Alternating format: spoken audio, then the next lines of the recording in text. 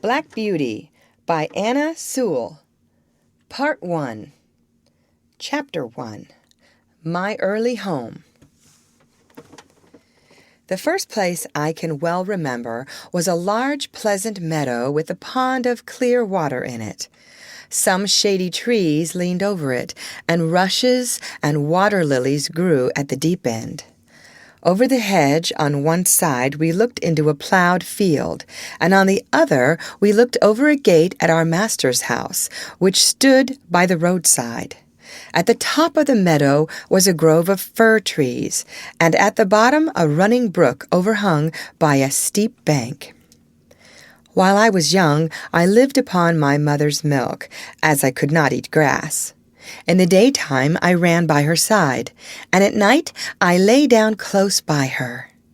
When it was hot, we used to stand by the pond in the shade of the trees, and when it was cold, we had a nice warm shed near the grove. As soon as I was old enough to eat grass, my mother used to go out to work in the daytime and come back in the evening. There were 6 young colts in the meadow besides me. They were older than I was. Some were nearly as large as grown-up horses. I used to run with them and had great fun. We used to gallop all together round and round the field as hard as we could go. Sometimes we had rather rough play, for they would frequently bite and kick as well as gallop.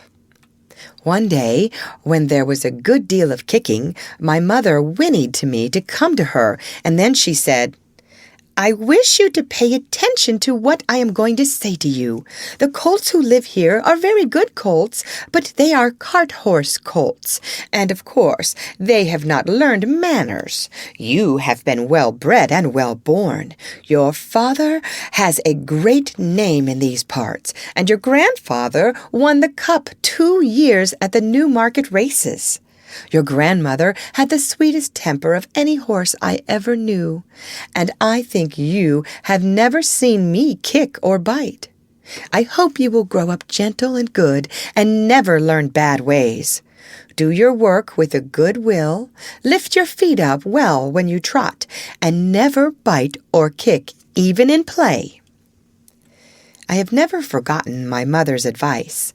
I knew she was a wise old horse, and our master thought a great deal of her. Her name was Duchess, but he often called her Pet. Our master was a good, kind man. He gave us good food, good lodging, and kind words. He spoke as kindly to us as he did to his little children. We were all fond of him, and my mother loved him very much. When she saw him at the gate, she would neigh with joy and trot up to him.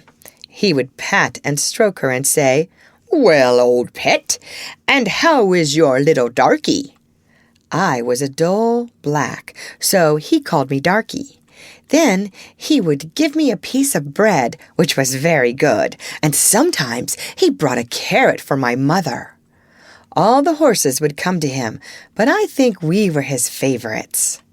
My mother always took him to the town on a market day in a light gig. There was a plowboy, Dick, who sometimes came into our field to pluck blackberries from the hedge.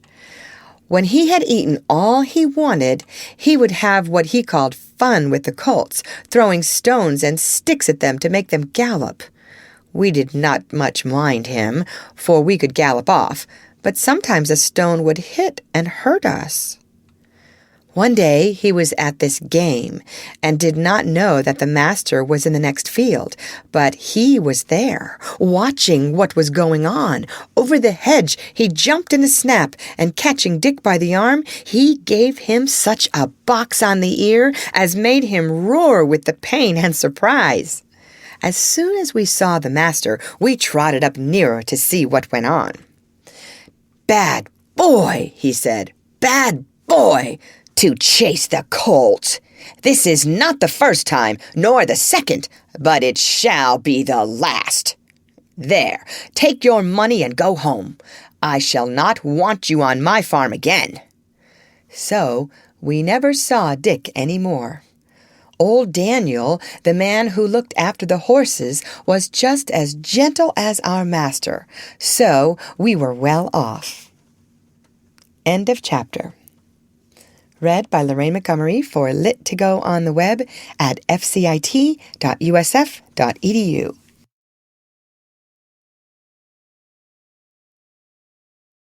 Black Beauty by Anna Sewell.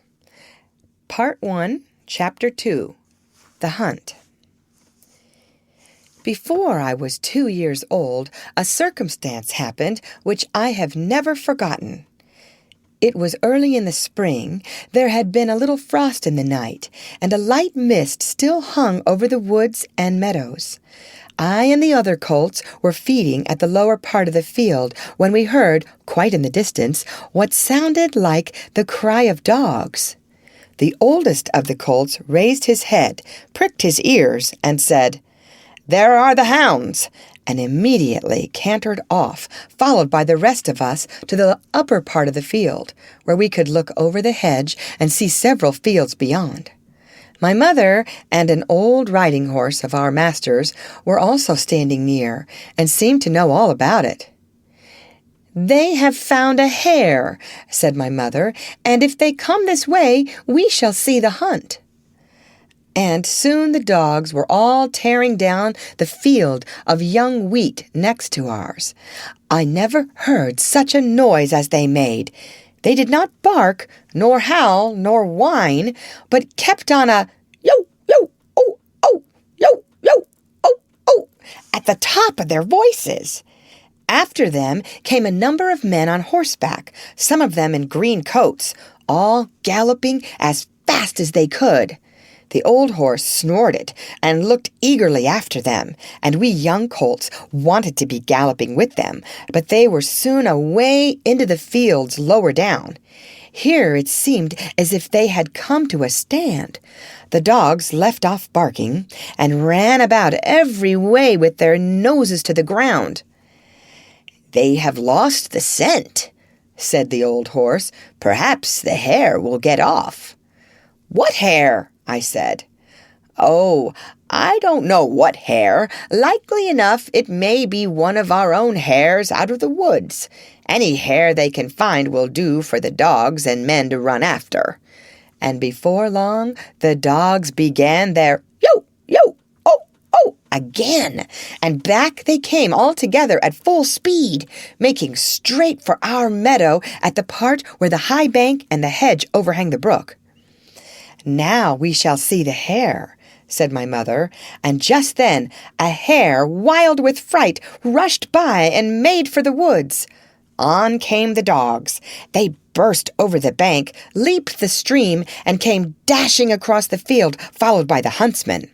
6 or 8 men leaped their horses clean over, close upon the dogs. The hare tried to get through the fence. It was too thick, and she turned sharp round to make for the road, but it was too late. The dogs were upon her with their wild cries. We heard one shriek, and that was the end of her.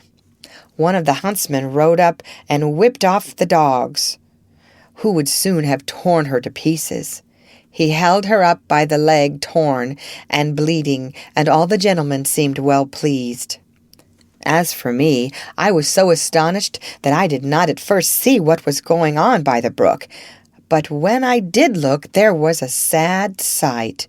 2 fine horses were down. One was struggling in the stream, and the other was groaning on the grass. One of the riders was getting out of the water covered with mud. The other lay quite still. "His neck is broke," said my mother. "And serve him right, too," said one of the colts. I thought the same, but my mother did not join with us. "Well, no," she said, "you must not say that. But though I am an old horse, and have seen and heard a great deal, I never yet could make out why men are so fond of this sport. They often hurt themselves, often spoil good horses, and tear up the fields, and all for a hare or a fox or a stag, that they could get more easily some other way. But we are only horses, and don't know." While my mother was saying this, we stood and looked on. Many of the riders had gone to the young man, but my master, who had been watching what was going on, was the first to raise him. His head fell back, and his arms hung down, and everyone looked very serious. There was no noise now. Even the dogs were quiet, and seemed to know that something was wrong. They carried him to our master's house. I heard afterward that it was young George Gordon, the squire's only son, a fine, tall young man, and the pride of his family. There was now riding off in all directions to the doctor's, to the farrier's, and no doubt to Squire Gordon's, to let him know about his son. When Mr. Bond, the farrier, came to look at the black horse that lay groaning on the grass, he felt him all over and shook his head. One of his legs was broken. Then someone ran to our master's house and came back with a gun. Presently there was a loud bang and a dreadful shriek, and then all was still. The black horse moved no more. My mother seemed much troubled. She said she had known that horse for years, and that his name was Rob Roy. He was a good horse, and there was no vice in him. She never would go to that part of the field afterward. Not many days after, we heard the church bell tolling for a long time, and looking over the gate, we saw a long, strange, black coach that was covered with black cloth and was drawn by black horses. After that came another, and another, and another, and all were black, while the bell kept tolling and tolling. They were carrying young Gordon to the churchyard to bury him. He would never ride again. What they did with Rob Roy I never knew, but 'twas all for one little hare. End of chapter. Read by Lorraine Montgomery for Lit to Go on the web at fcit.usf.edu.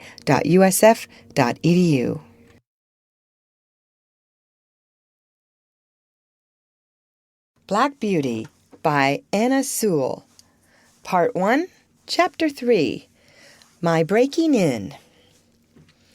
I was now beginning to grow handsome. My coat had grown fine and soft, and was bright black.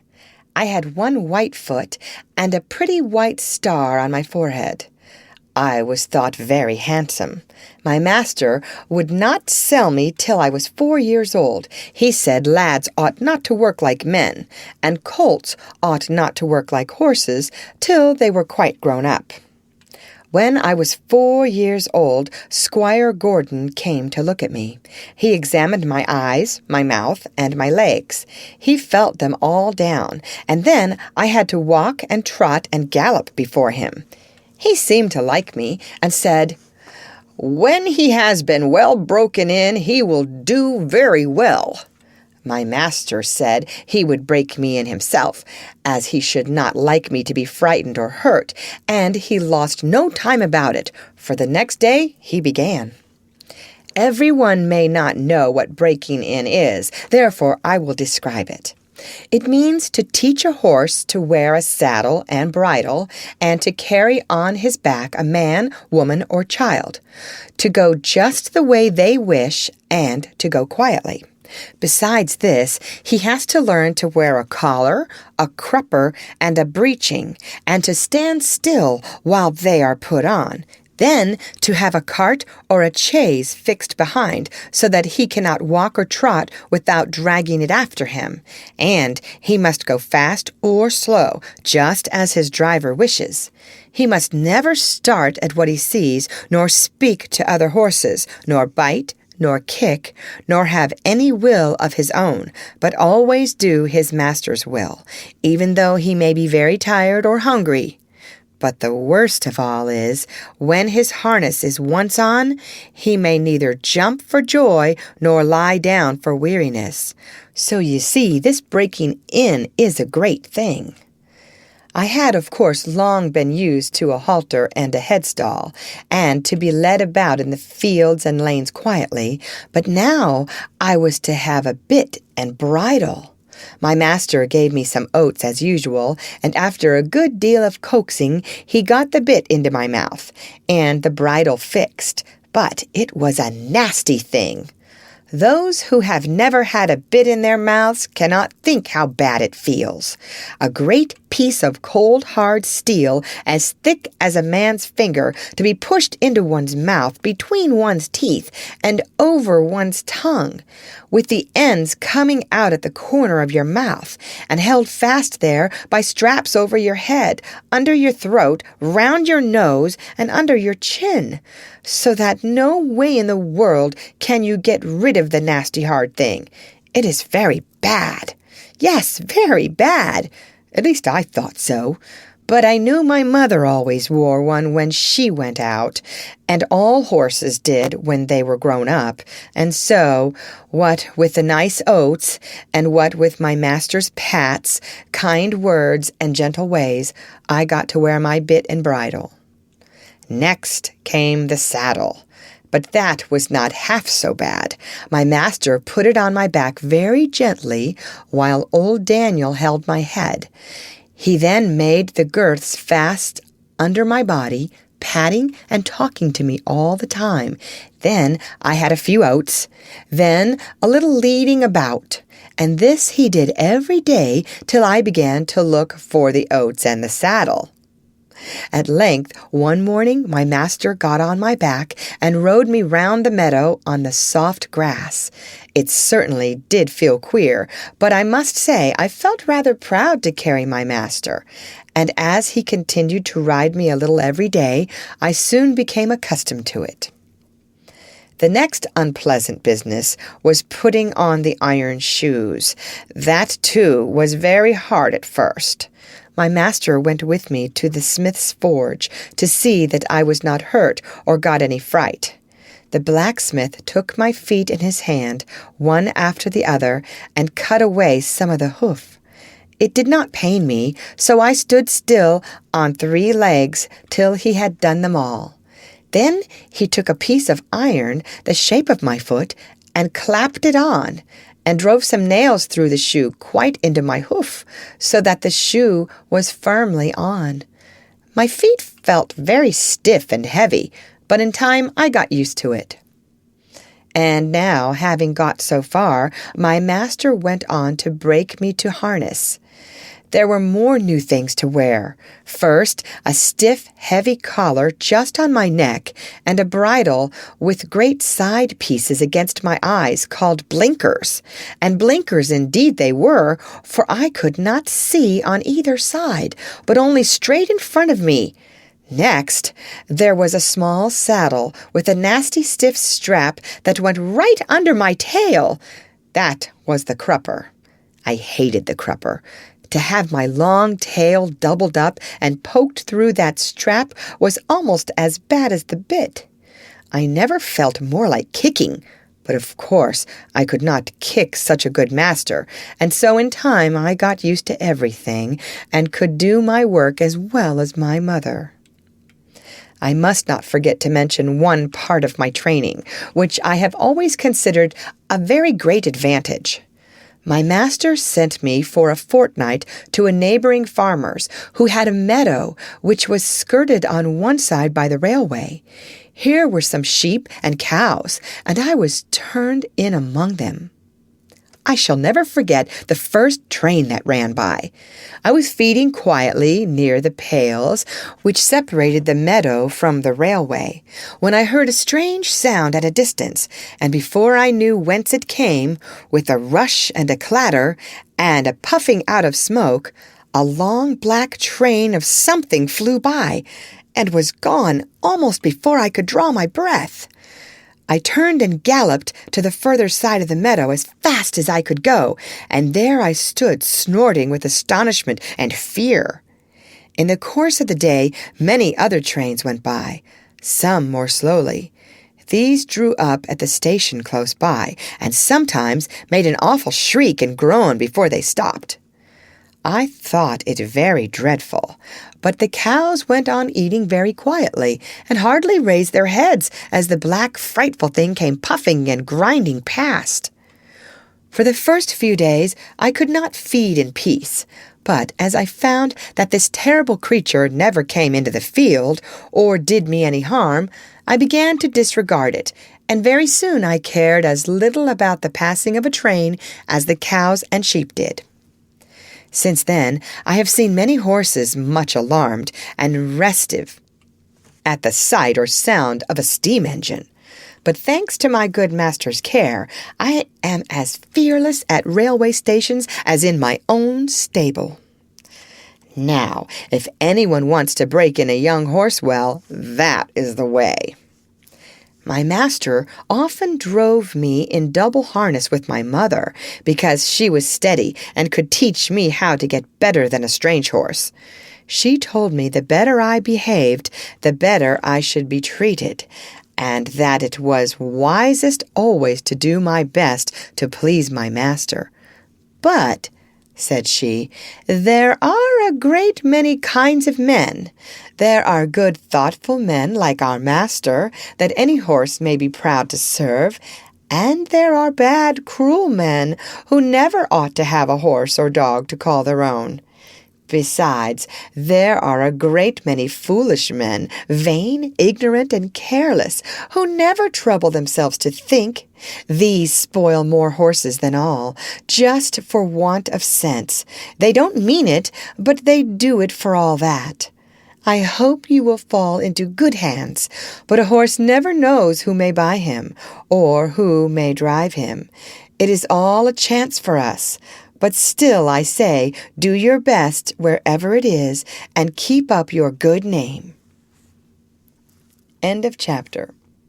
Read by Lorraine Montgomery for Lit to Go on the web at fcit.usf.edu.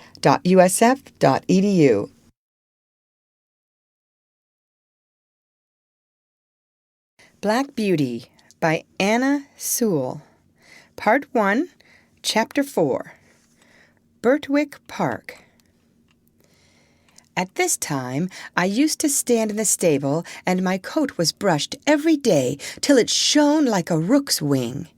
It was early in May, when there came a man from Squire Gordon's, who took me away to the hall.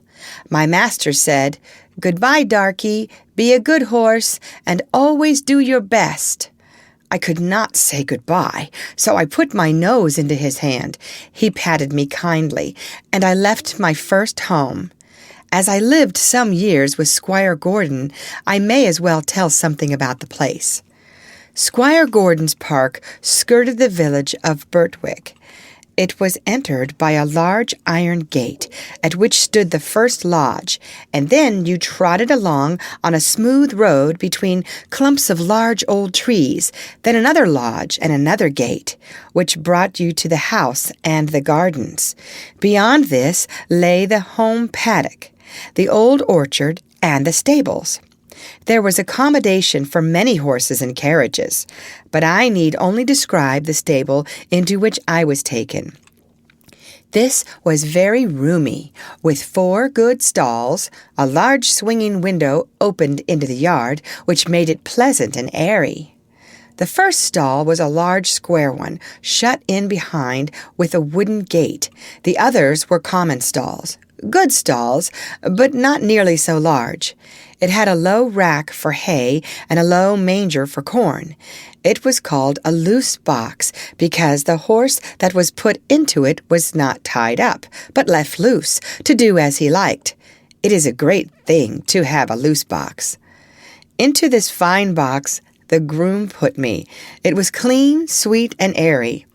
I never was in a better box than that, and the sides were not so high but that I could see all that went on through the iron rails that were at the top.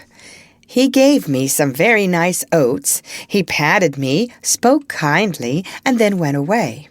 When I had eaten my corn, I looked round. In the stall next to mine stood a little fat gray pony with a thick mane and tail, a very pretty head, and a pert little nose.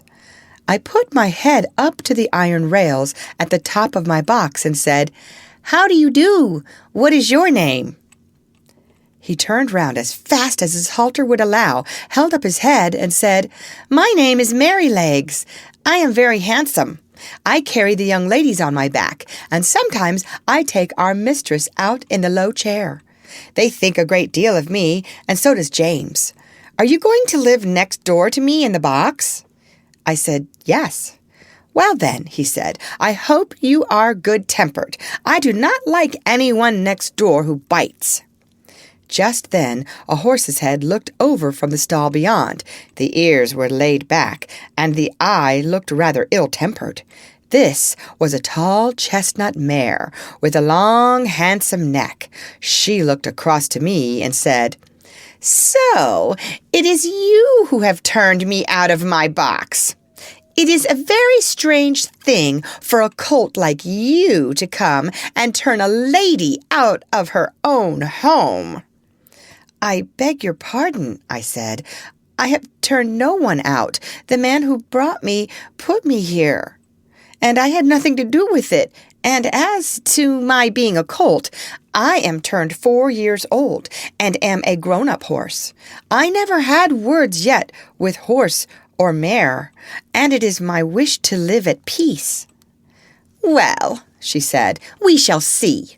Of course, I do not want to have words with a young thing like you. I said no more.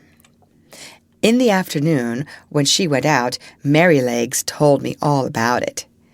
The thing is this, said Merrylegs. Ginger has a bad habit of biting and snapping. That is why they call her Ginger. And when she was in the loose box, she used to snap very much. One day, she bit James in the arm and made it bleed. And so Miss Flora and Miss Jessie, who are very fond of me, were afraid to come into the stable. They used to bring me nice things to eat, an apple or a carrot or a piece of bread. But after Ginger stood in that box, they dared not come, and I missed them very much. I hope they will now come again, if you do not bite or snap. I told him I never bit anything but grass, hay, and corn, and could not think what pleasure Ginger found it. Well, I don't think she does find pleasure, says Merrylegs. It is just a bad habit. She says no one was ever kind to her, and why should she not bite? Of course, it is a very bad habit, but I am sure if all she says be true, she must have been very ill-used before she came here. John does all he can to please her, and James does all he can, and our master never uses a whip if a horse acts right, so I think she might be good-tempered here. You see, he said, with a wise look, I am 12 years old. I know a great deal, and I can tell you there is not a better place for a horse all round the country than this. John is the best groom that ever was. He has been here 14 years, and you never saw such a kind boy as James is. So that it is all Ginger's own fault that she did not stay in that box. End of chapter. Read by Lorraine Montgomery for Lit to Go on the web at fcit.usf.edu.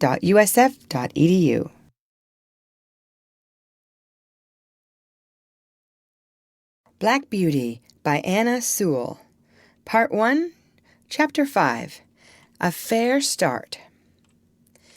The name of the coachman was John Manley.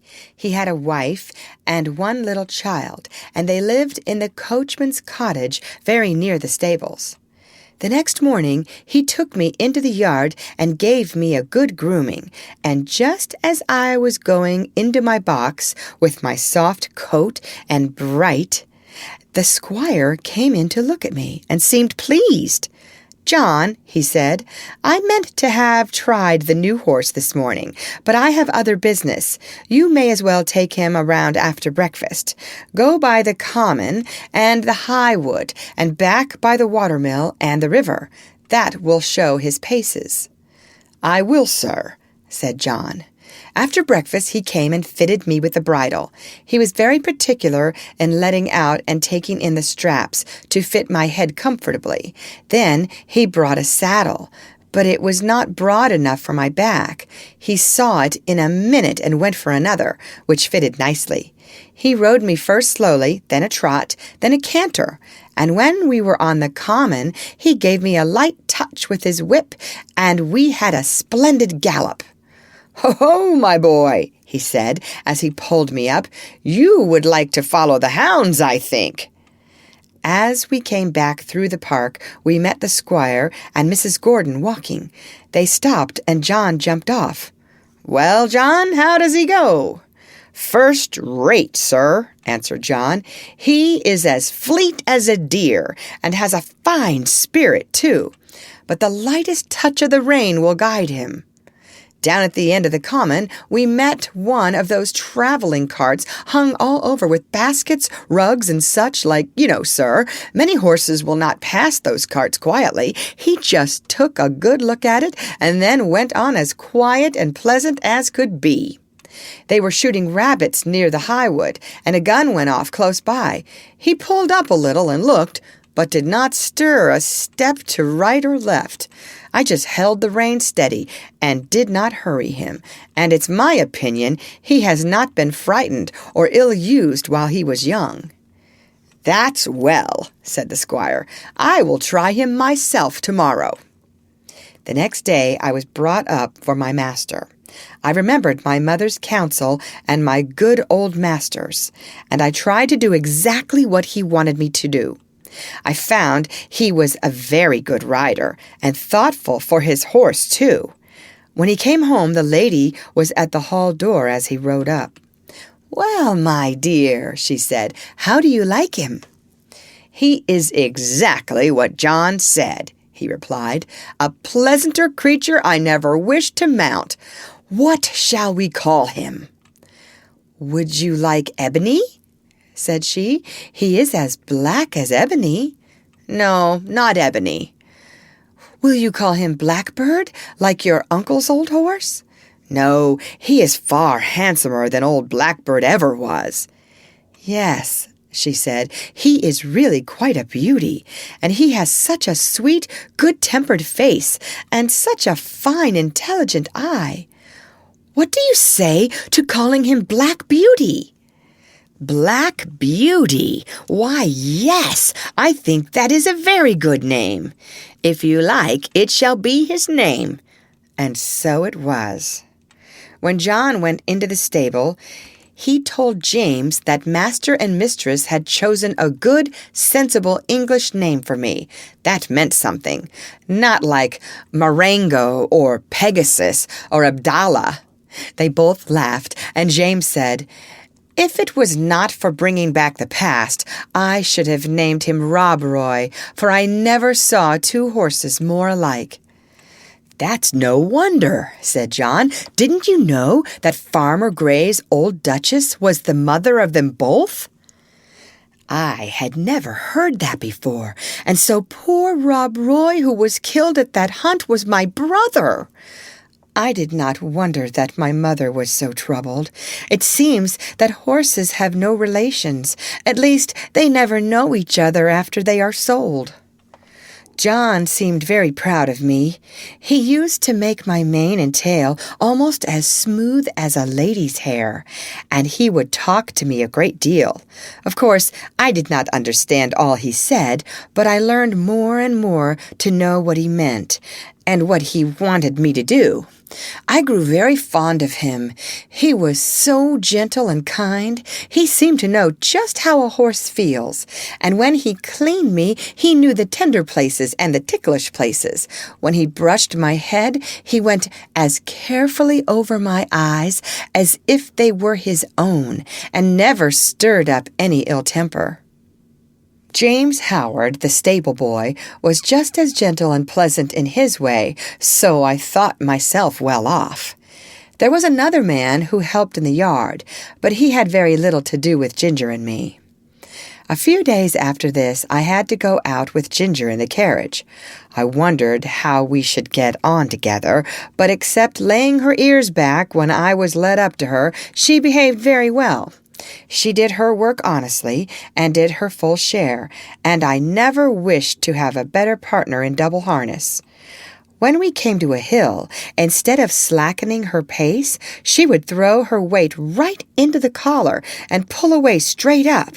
We had both the same sort of courage at our work, and John had oftener to hold us in than to urge us forward. He never had to use the whip with either of us. Then our paces were much the same, and I found it very easy to keep step with her when trotting, which made it pleasant, and Master always liked it when we kept step well, and so did John. After we had been out 2 or 3 times together, we grew quite friendly and sociable, which made me feel very much at home.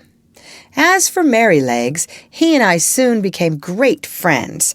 He was such a cheerful, plucky, good-tempered little fellow that he was a favorite with everyone, and especially with Miss Jessie and Flora, who used to ride him about in the orchard and have fine games with him and their little dog Frisky.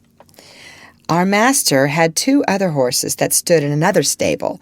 One was Justice, a roan cob used for riding or for the luggage cart. The other was an old brown hunter named Sir Oliver.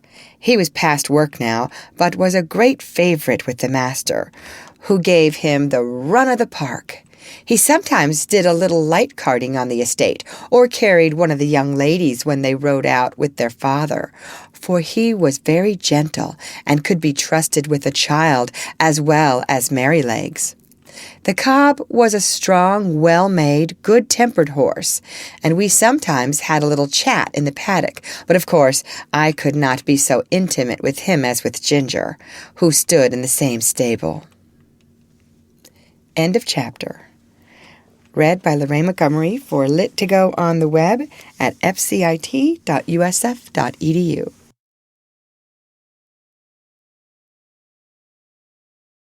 Black Beauty by Anna Sewell. Part 1, Chapter 6. Liberty. I was quite happy in my new place, and if there was one thing that I missed, it must not be thought I was discontented.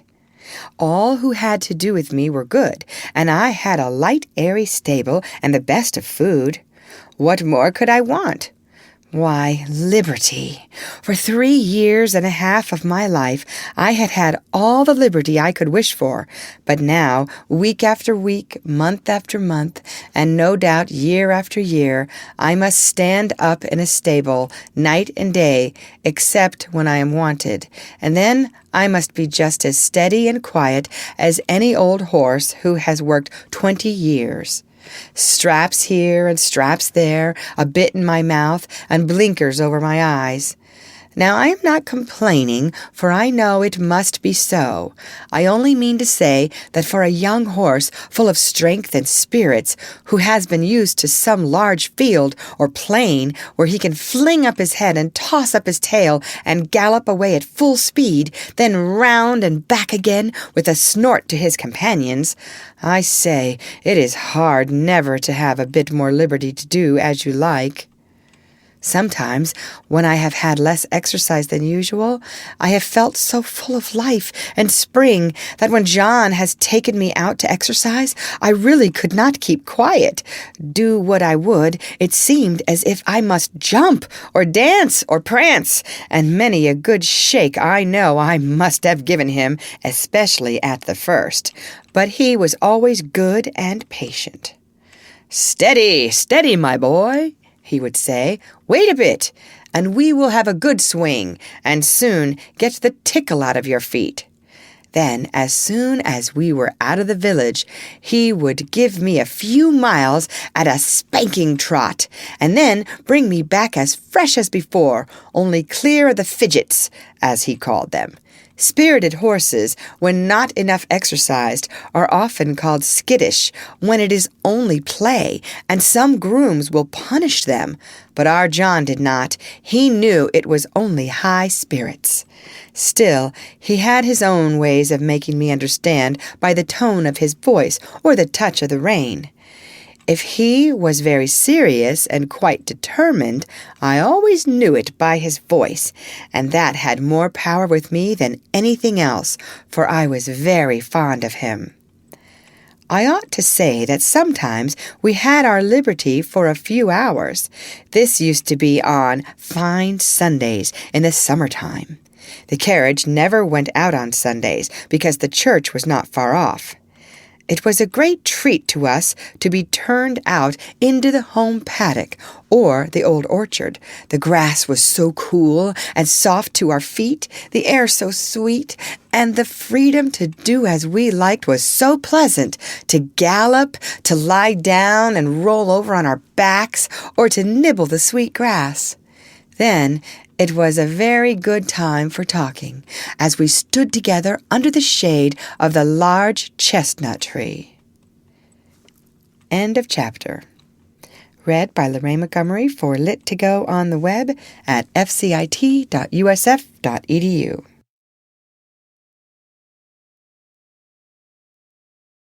Black Beauty by Anna Sewell. Part 1, Chapter 7, Ginger. One day, when Ginger and I were standing alone in the shade, we had a great deal of talk. She wanted to know all about my bringing up and breaking in, and I told her. "Well," said she, "if I had had your bringing up, I might have had as good a temper as you, but now I don't believe I ever shall." "Why not?" I said. "Because it has been all so different with me," she replied. "I never had anyone, horse or man, that was kind to me, or that I cared to please, for in the first place I was taken from my mother as soon as I was weaned, and put with a lot of other young colts. None of them cared for me, and I cared for none of them. There was no kind master like yours to look after me, and talk to me, and bring me nice things to eat. The man that had the care of us never gave me a kind word in my life. I do not mean that he ill-used me, but he did not care for us one bit further than to see that we had plenty to eat and shelter in the winter. A footpath ran through our field, and very often the great boys passing through would fling stones to make us gallop. I was never hit, but one fine young colt was badly cut in the face, and I should think it would be a scar for life. We did not care for them, but of course it made us more wild, and we settled it in our minds that boys were our enemies. We had very good fun in the free meadows, galloping up and down and chasing each other round and round the field, then standing still under the shade of the trees. But when it came to breaking in, that was a bad time for me.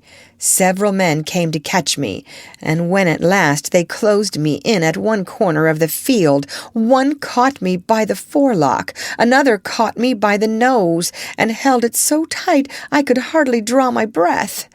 Then another took my underjaw in his hard hand and wrenched my mouth open, and so by force they got on the halter and the bar into my mouth. Then one dragged me along by the halter, another flogging behind, and this was the first experience I had of men's kindness. It was all force.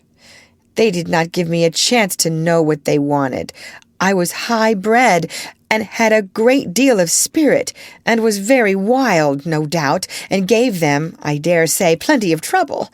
But then it was dreadful to be shut up in a stall day after day instead of having my liberty, and I fretted and pined and wanted to get loose. You know yourself it's bad enough when you have a kind master and plenty of coaxing, but there was nothing of that sort for me. There was one, the old master, Mr. Ryder, who I think could soon have brought me round, and could have done anything with me, but he had given up all the hard part of the trade to his son and to another experienced man, and he only came at times to oversee. His son was a strong, tall, bold man. They called him Samson, and he used to boast that he had never found a horse that could throw him. There was no gentleness in him, as there was in his father, but only hardness, a hard voice, a hard eye, a hard hand. and I felt from the first that what he wanted was to wear all the spirit out of me and just make me into a quiet, humble, obedient piece of horseflesh. Horseflesh! Yes, that is all that he thought about. And Ginger stamped her foot, as if the very thought of him made her angry. Then she went on. If I did not do exactly what he wanted, he would get put out and make me run round with that long rein in the training field till he had tired me out. I think he drank a good deal, and I am quite sure that the oftener he drank, the worse it was for me. One day he had worked me hard in every way he could, and when I lay down I was tired and miserable and angry. It all seemed so hard. The next morning he came for me early and ran me round again for a long time. I had scarcely had an hour's rest when he came again for me with a saddle and bridle and a new kind of bit. I could never quite tell how it came about. He had only just mounted me on the training ground when something I did put him out of temper, and he chucked me hard with the rein. The new bit was very painful, and I reared up suddenly, which angered him still more, and he began to flog me. I felt my whole spirit set against him, and I began to kick and plunge and rear as I had never done before, and we had a regular fight. For a long time he stuck to the saddle and punished me cruelly with his whip and spurs. But my blood was thoroughly up, and I cared for nothing he could do if only I could get him off. At last, after a terrible struggle, I threw him off backward.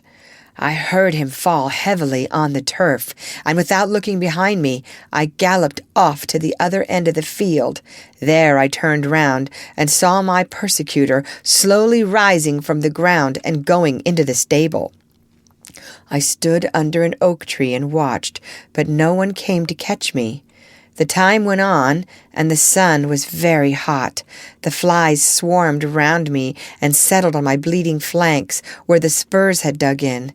I felt hungry, for I had not eaten since the early morning, but there was not enough grass in that meadow for a goose to live on. I wanted to lie down and rest, but with the saddle strapped tightly on there was no comfort, and there was not a drop of water to drink. The afternoon wore on, and the sun got low. I saw the other colts led in, and I knew they were having a good feed. At last, just as the sun went down, I saw the old master come out with a sieve in his hand. He was a very fine old gentleman with quite white hair, but his voice was what I should know him by among 1,000.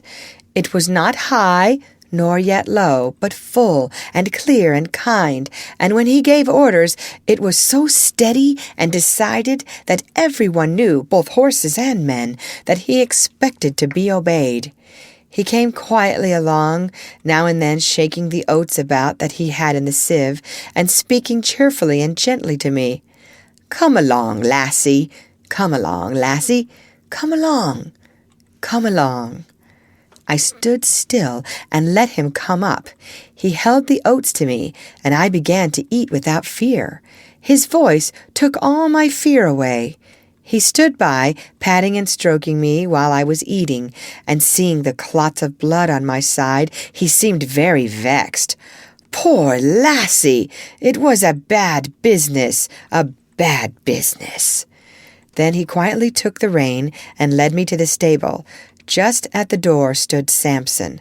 I laid my ears back and snapped at him. "Stand back," said the master, "and keep out of her way. You've done a bad day's work with this filly." He growled out something about a vicious brute. "Hark ye," said the father, "a bad-tempered man will never make a good-tempered horse. You've not learned your trade yet, Samson." Then he led me into my box, took off the saddle and bridle with his own hands, and tied me up. Then he called for a pail of warm water and a sponge, took off his coat, and while the stableman held the pail, he sponged my sides a good while, so tenderly that I was sure he knew how sore and bruised they were. "Whoa, my pretty one," he said. "Stand still, stand still." His very voice did me good, and the bathing was very comfortable. The skin was so broken at the corners of my mouth that I could not eat the hay. The stalks hurt me. He looked closely at it, shook his head, and told the man to fetch a good bran mash and put some meal into it. How good that mash was, and so soft and healing to my mouth. He stood by all the time I was eating, stroking me and talking to the man. "If a high-mettled creature like this," said he, "can't be broken by fair means, she will never be good for anything." After that, he often came to see me. And when my mouth was healed, the other breaker, Job, they called him, went on training me. He was steady and thoughtful, and I soon learned what he wanted. End of chapter. Read by Lorraine Montgomery for Lit2Go on the web at fcit.usf.edu.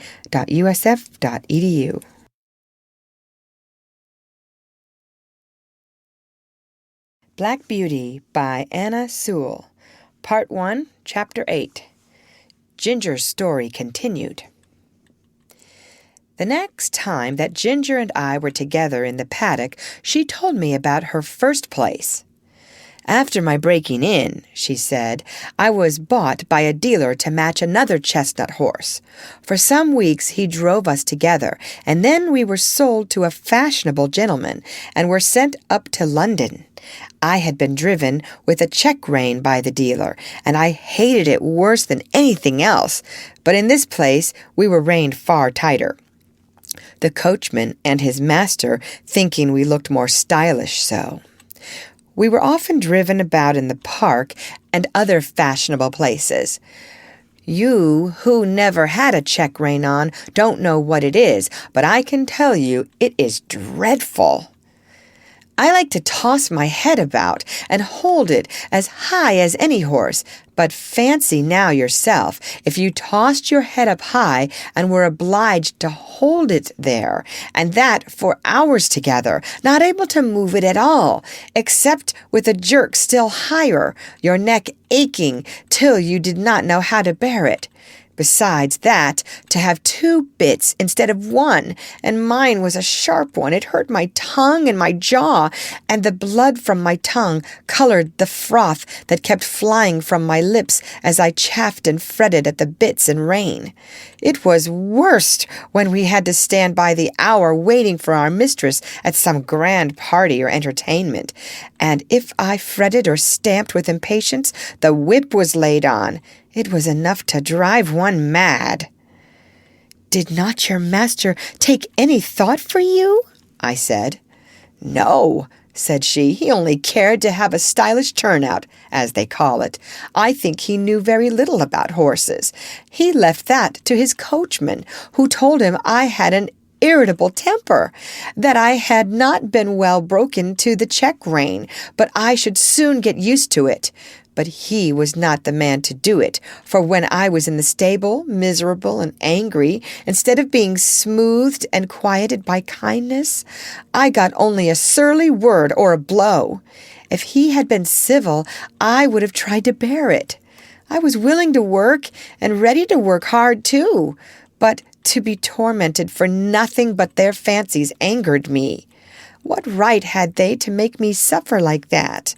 Besides, the soreness in my mouth and the pain in my neck, it always made my windpipe feel bad, and if I had stopped there long, I know it would have spoiled my breathing. But I grew more and more restless and irritable. I could not help it, and I began to snap and kick when anyone came to harness me. For this, the groom beat me, and one day, as they had just buckled us into the carriage and were straining my head up with that rein, I began to plunge and kick with all my might. I soon broke a lot of harness and kicked myself clear, so that was an end of that place. After this, I was sent to Tattersall's to be sold. Of course, I could not be warranted free from vice, so nothing was said about that. My handsome appearance and good paces soon brought a gentleman to bid for me, and I was bought by another dealer. He tried me in all kinds of ways and with different bits, and he soon found out what I could not bear. At last he drove me quite without a check-rein, and then sold me as a perfectly quiet horse to a gentleman in the country. He was a good master, and I was getting on very well. But his old groom left him, and a new one came. This man was as hard-tempered and hard-handed as Samson. He always spoke in a rough, impatient voice, and if I did not move in the stall the moment he wanted me, he would hit me above the hocks with his stable broom or the fork, whichever he might have in his hand. Everything he did was rough, and I began to hate him. He wanted to make me afraid of him, but I was too high-mettled for that, and one day, when he had aggravated me more than usual, I bit him, which of course put him in a great rage, and he began to hit me about the head with a riding whip. After that, he never dared to come into my stall again. Either my heels or my teeth were ready for him, and he knew it. I was quite quiet with my master, but of course he listened to what the man said, and so I was sold again. The same dealer heard of me and said he thought he knew one place where I should do well. 'Twas a pity, he said, that such a fine horse should go to the bad for want of a real good chance. And the end of it was that I came here not long before you did. But I had then made up my mind that men were my natural enemies, and that I must defend myself. Of course, it is very different here, but who knows how long it will last?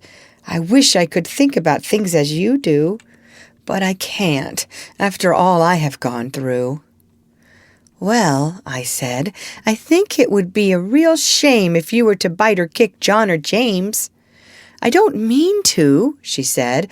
While they are good to me, I did bite James once pretty sharp, but John said, try her with kindness, and instead of punishing me as I expected, James came to me with his arm bound up and brought me a bran mash and stroked me, and I have never snapped at him since, and I won't either.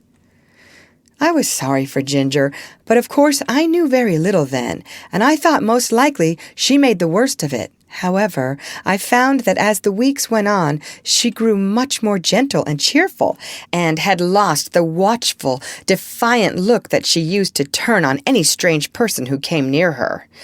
And one day James said, I do believe that mare is getting fond of me. She quite whinnied after me this morning when I had been rubbing her forehead. Aye, aye, Jim, 'tis the Birtwick balls, said John. She'll be as good as Black Beauty by and by. Kindness is all the physic she wants, poor thing. Master noticed the change too, and one day when he got out of the carriage and came to speak to us, as he often did, he stroked her beautiful neck. Well, my pretty one, well, how do things go with you now? You are a good bit happier than when you came to us, I think. She put her nose up to him in a friendly, trustful way, while he rubbed it gently. We shall make a cure of her, John, he said. Yes, sir, she's wonderfully improved. She's not the same creature that she was. It's the Birtwick balls, sir, said John, laughing. This was a little joke of John's. He used to say that a regular course of the Birtwick horse balls would cure almost any vicious horse. These balls, he said, were made up of patience and gentleness, firmness and petting, 1 pound of each to be mixed up with half a pint of common sense and given to the horse every day. End of chapter. Read by Lorraine Montgomery for Lit to Go on the web at fcit.usf.edu.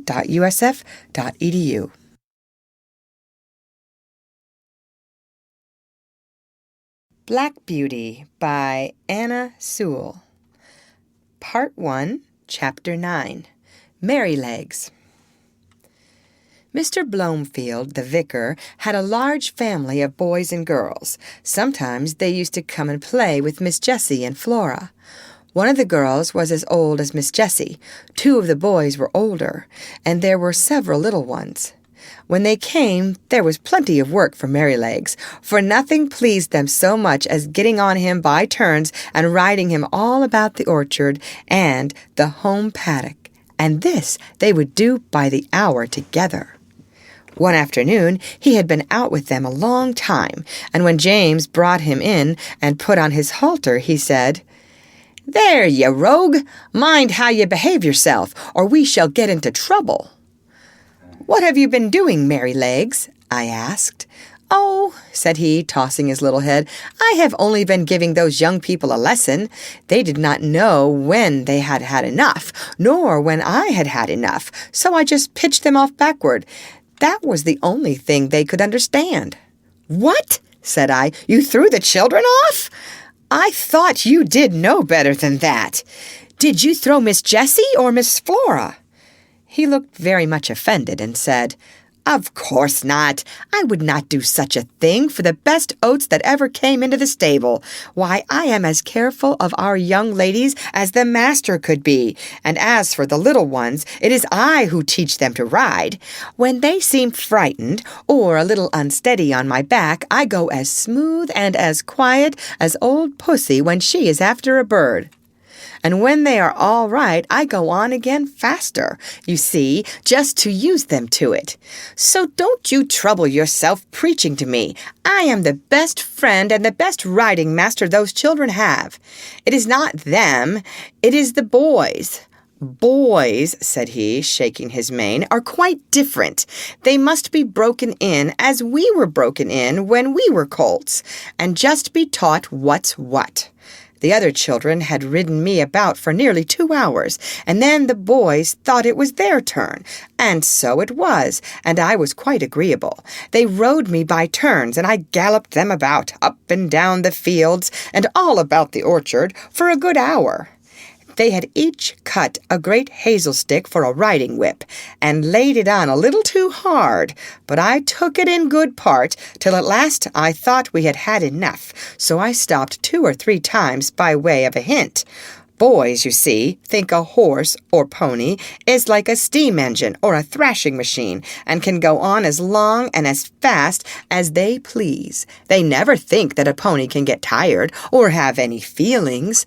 So as the one who was whipping me could not understand, I just rose up on my hind legs and let him slip off behind.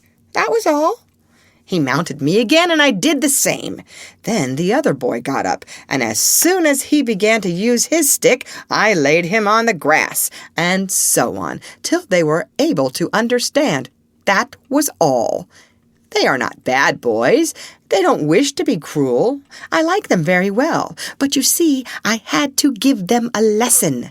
When they brought me to James and told him I think he was very angry to see such big sticks, he said they were only fit for drovers or gypsies, and not for young gentlemen.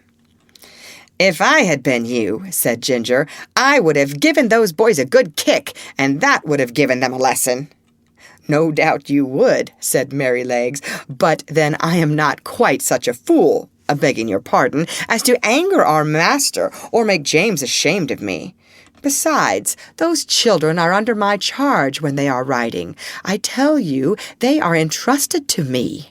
Why, only the other day I heard our master say to Mrs. Blomefield, 'My dear madam, you need not be anxious about the children. My old Merrylegs will take as much care of them as you or I could.' I assure you, I would not sell that pony for any money. He is so perfectly good-tempered and trustworthy. And do you think I am such an ungrateful brute as to forget all the kind treatment I have had here for 5 years, and all the trust they place in me, and turn vicious because a couple of ignorant boys used me badly? No, no, you never had a good place where they were kind to you, and so you don't know, and I'm sorry for you. But I can tell you good places make good horses. I wouldn't vex our people for anything. I love them, I do," said Merrylegs, and he gave a low ho-ho-ho through his nose, as he used to do in the morning when he heard James's footsteps at the door. "Besides," he went on. "If I took to kicking, where should I be? Why, sold off in a jiffy and no character, and I might find myself slaved about under a butcher's boy, or worked to death at some seaside place where no one cared for me, except to find out how fast I could go, or be flogged along in some cart with 3 or 4 great men in it, going out for a Sunday spree, as I have often seen in the place I lived in before I came here. No," said he, shaking his head, "I hope I shall never come to that." End of chapter. Read by Lorraine Montgomery for Lit to Go on the web at fcit.usf.edu.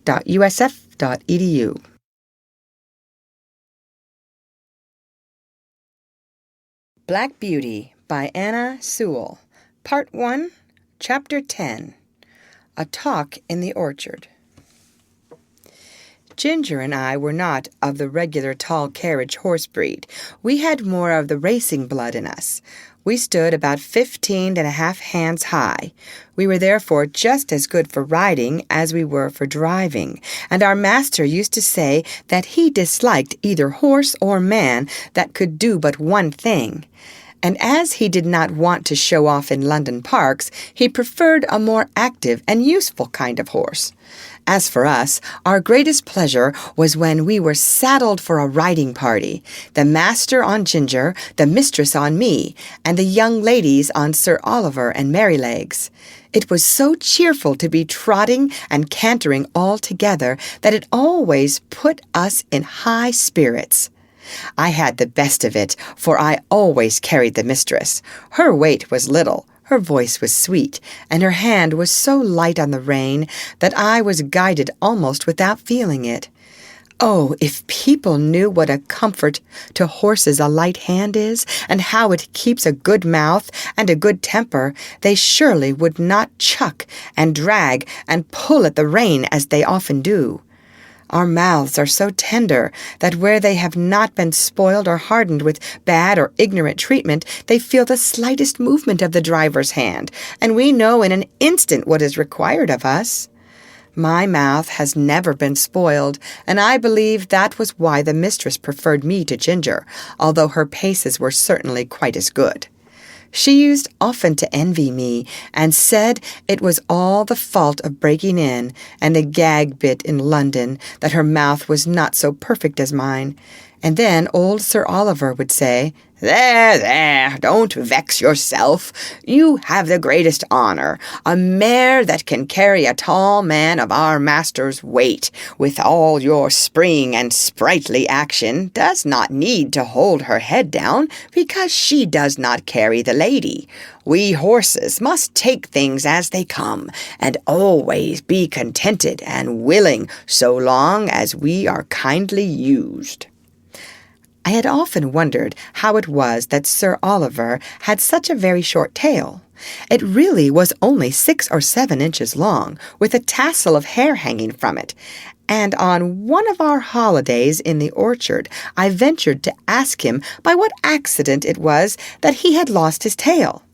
"Accident?" he snorted, with a fierce look. "It was no accident. It was a cruel, shameful, cold-blooded act. When I was young, I was taken to a place where these cruel things were done. I was tied up and made fast so that I could not stir. And then they came and cut off my long and beautiful tail, through the flesh and through the bone, and took it away." "How dreadful!" I exclaimed. "Dreadful? Ah, it was dreadful.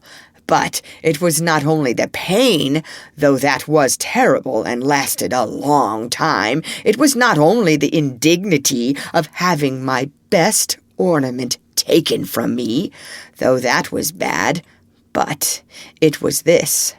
How could I ever brush the flies off my sides and my hind legs any more? You who have tails just whisk the flies off without thinking about it, and you can't tell what a torment it is to have them settle upon you and sting and have nothing in the world to lash them off with. I tell you, it is a lifelong wrong and a lifelong loss. But thank heaven they don't do it now." "What did they do it for then?" said Ginger. "For fashion," said the old horse with a stamp of his foot. "For fashion! If you know what that means, there was not a well-bred young horse in my time that had not his tail docked in that shameful way, just as if the good God that made us did not know what he wanted and what looked best."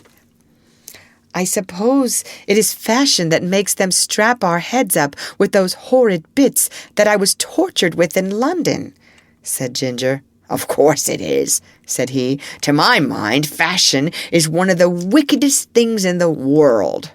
Now look, for instance, at the way they serve dogs, cutting off their tails to make them look plucky, and shearing up their pretty little ears to a point to make them both look sharp, forsooth.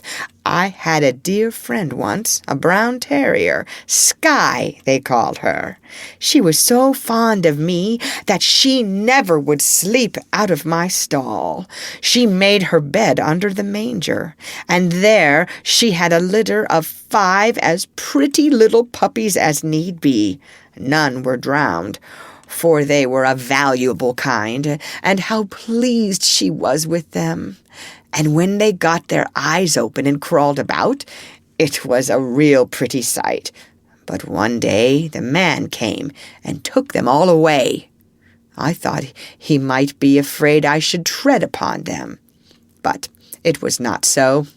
In the evening, poor Skye brought them back again, one by one in her mouth. Not the happy little things that they were, but bleeding and crying pitifully.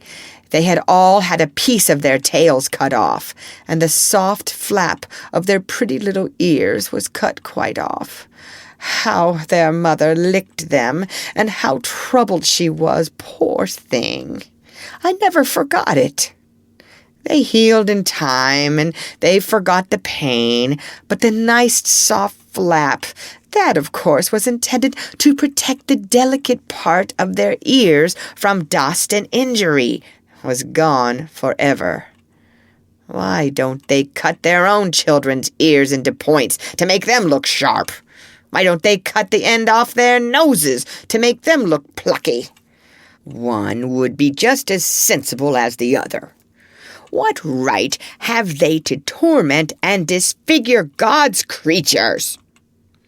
Sir Oliver, though he was so gentle, was a fiery old fellow, and what he said was all so new to me and so dreadful that I found a bitter feeling toward men rise up in my mind that I never had before. Of course, Ginger was very much excited. She flung up her head with flashing eyes and distended nostrils, declaring that men were both brutes and blockheads. "Who talks about blockheads?" said Merrylegs, who just came up from the old apple tree, where he had been rubbing himself against the low branch. "Who talks about blockheads? I believe that is a bad word." "Bad words were made for bad things," said Ginger, and she told him what Sir Oliver had said. "It is all true," said Merrylegs sadly, "and I've seen that about the dogs over and over again where I lived first. But we won't talk about it here. You know that Master and John and James are always good to us, and talking against men in such a place as this doesn't seem fair or grateful, and you know there are good masters and good grooms besides ours, though of course ours are the best." This wise speech of good little Merrylegs, which we knew was quite true, cooled us all down, especially Sir Oliver, who was dearly fond of his master, and to turn the subject, I said, "Can anyone tell me the use of blinkers?" "No," said Sir Oliver shortly, "because they are no use." "They are supposed," said Justice, the roan cob in his calm way, "to prevent horses from shying and starting and getting so frightened as to cause accidents." "Then why is the reason they do not put them on riding horses, especially on ladies' horses?" said I. "There is no reason at all," said he quietly, "except the fashion. They say that a horse would be so frightened to see the wheels of his own cart or carriage coming behind him that he would be sure to run away, although, of course, when he is ridden he sees them all about him if the streets are crowded. I admit they do sometimes come too close to be pleasant, but we don't run away. We are used to it and understand it. And if we never had blinkers put on, we should never want them. We should see what was there and know what was what, and be much less frightened then by only seeing bits of things that we can't understand. Of course, there may be some nervous horses who have been hurt or frightened when they were young, who may be the better for them, but as I never was nervous, I can't judge."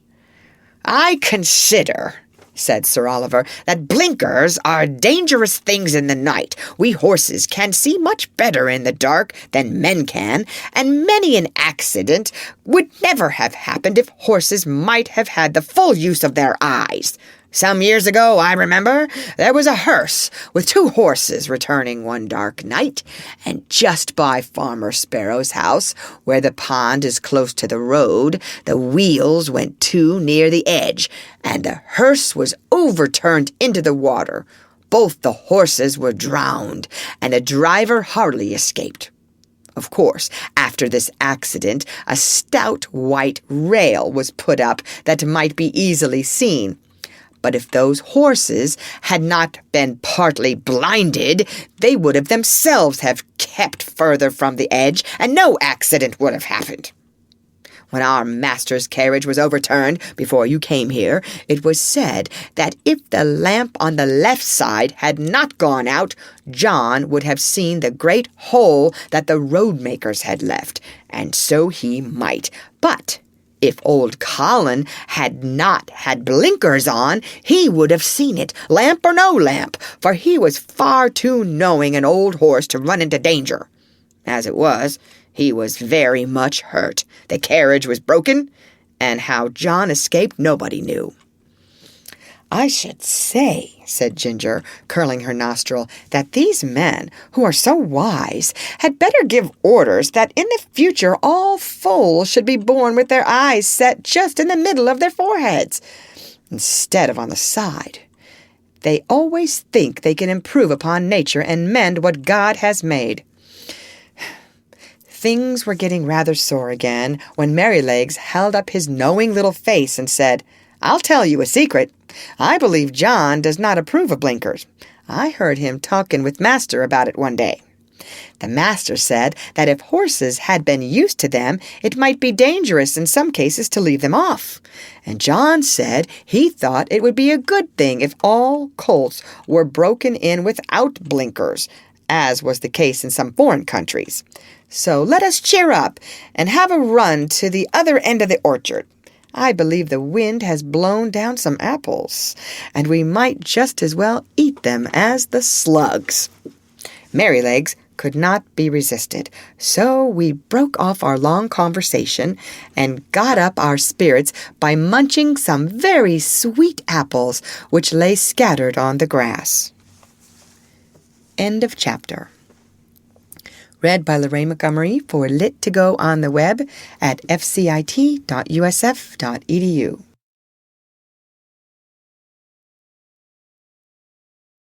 Black Beauty by Anna Sewell.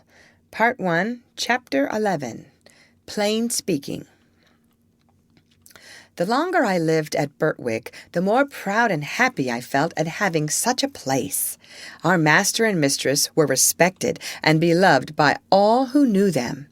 They were good and kind to everybody and everything, not only men and women, but horses and donkeys, dogs and cats, cattle and birds. There was no oppressed or ill-used creature that had not a friend in them, and their servants took the same tone. If any of the village children were known to treat any creature cruelly, they soon heard about it from the hall. The squire and Farmer Gray had worked together, as they said, for more than 20 years to get check reins on the cart horses done away with, and in our parts you seldom saw them. And sometimes, if mistress met a heavily laden horse with his head strained up, she would stop the carriage and get out, and reason with the driver in her sweet, serious voice, and try to show him how foolish and cruel it was. I don't think any man could withstand our mistress. I wish all ladies were like her. Our master, too, used to come down very heavy sometimes. I remember he was riding me toward home one morning when we saw a powerful man driving toward us in a light pony chaise, with a beautiful little bay pony with slender legs and a high-bred sensitive head and face. Just as he came to the park gates, the little thing turned toward them. The man, without word or warning, wrenched the creature's head round with such a force and suddenness that he nearly threw it on its haunches. Recovering itself, it was going on when he began to lash it furiously. The pony plunged forward, but the strong, heavy hand held the pretty creature back with force almost enough to break its jaw, while the whip still cut into him. It was a dreadful sight to me, for I knew what fearful pain it gave that delicate little mouth. But master gave me the word, and we were up with him in a second. "Sawyer," he cried in a stern voice, "is that pony made of flesh and blood?" "Flesh and blood and temper," he said. "He's too fond of his own will, and that won't suit me." He spoke as if he was in a strong passion. He was a builder who had often been to the park on business. "And do you think," said master sternly, "that treatment like this will make him fond of your will?" "He had no business to make that turn. His road was straight on," said the man roughly. "You have often driven that pony up to my place," said master. "It only shows the creature's memory and intelligence. How did he know that you were not going there again? But that was little to do with it. I must say, Mr. Sawyer, that a more unmanly, brutal treatment of a little pony it was never my painful lot to witness, and by giving way to such passion you injure your own character as much, nay, more, than you injure your horse. And remember, we shall all have to be judged according to our works, whether they be toward man or toward beast." Master rode me home slowly, and I could tell by his voice how the thing had grieved him. He was just as free to speak to gentlemen of his own rank as to those below him, for another day, when we were out, we met a Captain Langley, a friend of our master's. He was driving a splendid pair of greys in a kind of break. After a little conversation, the captain said, "What do you think of my new team, Mr. Douglas? You know you are the judge of horses in these parts, and I should like your opinion." The master backed me a little so as to get a good view of them. "They are an uncommonly handsome pair," he said, "and if they are as good as they look, I am sure you need not wish for anything better. But I see you still hold that pet scheme of yours for worrying your horses and lessening their power." "What do you mean?" said the other. "The check reins? Oh, I know, that's a hobby of yours. Well, the fact is, I like to see my horses hold their heads up." "So do I," said master, "as well as any man. But I don't like to see them held up. That takes all the shine out of it. Now, you are a military man, Langley, and no doubt like to see your regiment look well on parade, heads up and all that. But you would not take much credit for your drill if all your men had their heads tied to a backboard. It might not be much harm on parade, except to worry and fatigue them, but how would it be in a bayonet charge against the enemy, when they want the free use of every muscle, and all their strength thrown forward? I would not give much for their chance of victory. And it is just the same with horses. You fret and worry their tempers and decrease their power, You will not let them throw their weight against their work, and so they have to do too much with their joints and muscles, and of course it wears them up faster. You may depend upon it, horses were intended to have their heads free as men's are, and if we could act a little more according to common sense, and a good deal less according to fashion, we should find many things work easier. Besides, you know as well as I that if a horse makes a false step, he has much less chance of recovering himself if his head and neck are fastened back. And now, said the master, laughing, I have given my hobby a good trot out. Can't you make up your mind to mount him too, Captain? Your example would go a long way. I believe you are right in theory, said the other, and that's rather a hard hit about the soldiers. But, well, I'll think about it. And so they parted. End of chapter. Read by Lorraine Montgomery for Lit to Go on the web at fcit.usf.edu.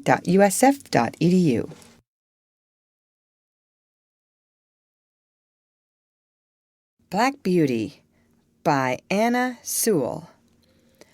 Part 1, Chapter 12, A Stormy Day.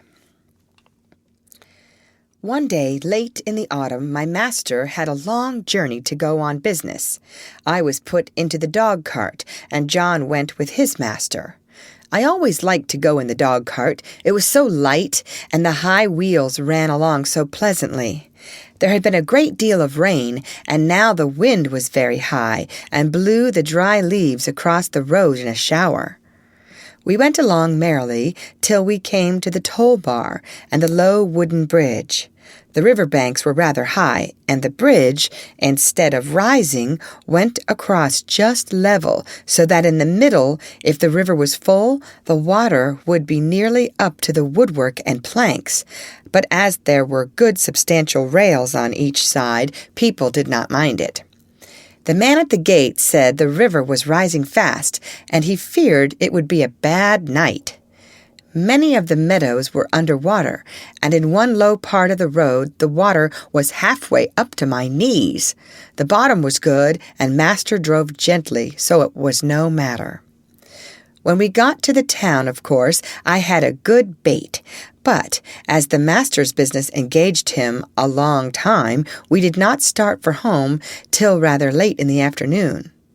The wind was then much higher, and I heard the master say to John that he had never been out in such a storm, and so I thought, as we went along the skirts of a wood, where the great branches were swaying about like twigs, and the rushing sound was terrible, I wish we were well out of this wood, said my master. Yes, sir, said John. It would be rather awkward if one of these branches came down upon us. The words were scarcely out of his mouth when there was a groan and a crack and a splitting sound, and tearing, crashing down among the other trees, came an oak torn up by the roots, and it fell right across the road just before us. I will never say I was not frightened, for I was. I stopped still, and I believe I trembled. Of course, I did not turn round or run away. I was not brought up to that. John jumped out and was in a moment at my head. That was a very near touch, said my master. What's to be done now? Well, sir, we can't drive over that tree, nor yet get round it. There will be nothing for it but to go back to the 4 crossways, and that will be a good 6 miles before we get round to the wooden bridge again. It will make us late, but the horse is fresh. So back we went and round by the crossroads. But by the time we got to the bridge, it was very nearly dark. We could just see that the water was over the middle of it, but as that happened sometimes when the floods were out, master did not stop. We were going along at a good pace, but the moment my feet touched the first part of the bridge, I felt sure there was something wrong. I dare not go forward, and I made a dead stop. "Go on, Beauty," said my master, and he gave me a touch with the whip, but I dare not stir. He gave me a sharp cut. I jumped, but I dare not go forward. "There's something wrong, sir," said John, and he sprang out of the dog-cart and came to my head and looked all about. He tried to lead me forward. "Come on, Beauty, what's the matter?" Of course, I could not tell him, but I knew very well that the bridge was not safe. Just then the man at the toll gate on the other side ran out of the house, tossing torch about like one mad. "Hoy! Hoy! Hoy! Hello! Stop!" he cried. "What's the matter?" shouted my master. "The bridge is broken in the middle, and part of it is carried away. If you come on, you'll be into the river." "Thank God," said my master. "You beauty," said John, and took the bridle and gently turned me round to the right-hand road by the riverside. The sun had set some time. The wind seemed to have lulled off after that furious blast which tore up the tree. It grew darker and darker, stiller and stiller. I trotted quietly along, the wheels hardly making a sound on the soft road. For a good while neither Master nor John spoke, and then Master began in a serious voice. I could not understand much of what they said, but I found they thought if I had gone on as the Master wanted me, most likely the bridge would have given way under us, and horse, chaise, master, and man would have fallen into the river, and as the current was flowing very strongly, and there was no light and no help at hand, it was more than likely we should all have been drowned. Master said God had given men reason by which they could find out things for themselves, but he had given animals knowledge, which did not depend on reason, and which was much more prompt and perfect in its way, and by which they had often saved the lives of men. John had many stories to tell of dogs and horses and the wonderful things they had done. He thought people did not value their animals half enough, nor make friends of them as they ought to do. I am sure he makes friends of them if ever a man did. At last we came to the park gates and found the gardener looking out for us. He said that Mistress had been in a dreadful way ever since dark, fearing some accident had happened, and that she had sent James off on Justice, the roan cob, toward the wooden bridge to make an inquiry after us. We saw a light at the hall door and at the upper windows, and as we came up, Mistress ran out, saying, "Are you really safe, my dear? Oh, I have been so anxious, fancying all sorts of things. Have you had no accident?" "No, my dear, but if your Black Beauty had not been wiser than we were, we should all have been carried down the river at the wooden bridge." I heard no more as they went into the house, and John took me to the stable. Oh, what a good supper he gave me that night! A good bran mash and some crushed beans with my oats, and such a thick bed of straw. And I was glad of it, for I was tired. End of chapter. Read by Lorraine Montgomery for Lit to Go on the web at fcit.usf.edu.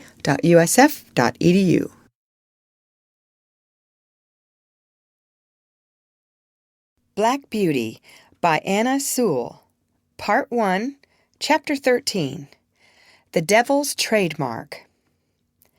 One day when John and I had been out on some business of our master's, and were returning gently on a long, straight road, at some distance we saw a boy trying to leap a pony over a gate.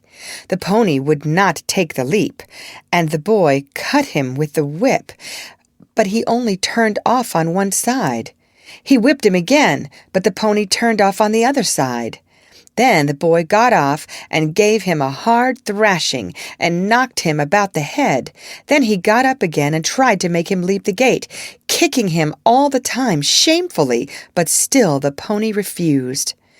When we were nearly at the spot, the pony put down his head and threw up his heels and sent the boy neatly over into a broad, quickset hedge, and with the rein dangling from his head, he set off home at a full gallop. John laughed out quite loud. "Served him right," he said. "Oh, oh, oh!" cried the boy as he struggled about among the thorns. "I say, Come and help me out." "Thank ye," said John. "I think you are quite in the right place, and maybe a little scratching will teach you not to leap a pony over a gate that is too high for him." And so with that John rode off. "It may be," said he to himself, "that young fellow is a liar as well as a cruel one. We'll just go home by Farmer Bushby's, Beauty, and then if anybody wants to know, you and I can tell 'em, you see." So we turned off to the right and soon came up to the stackyard and within sight of the house. The farmer was hurrying out into the road, and his wife was standing at the gate, looking very frightened. "Have you seen my boy?" said Mr. Bushby as we came up.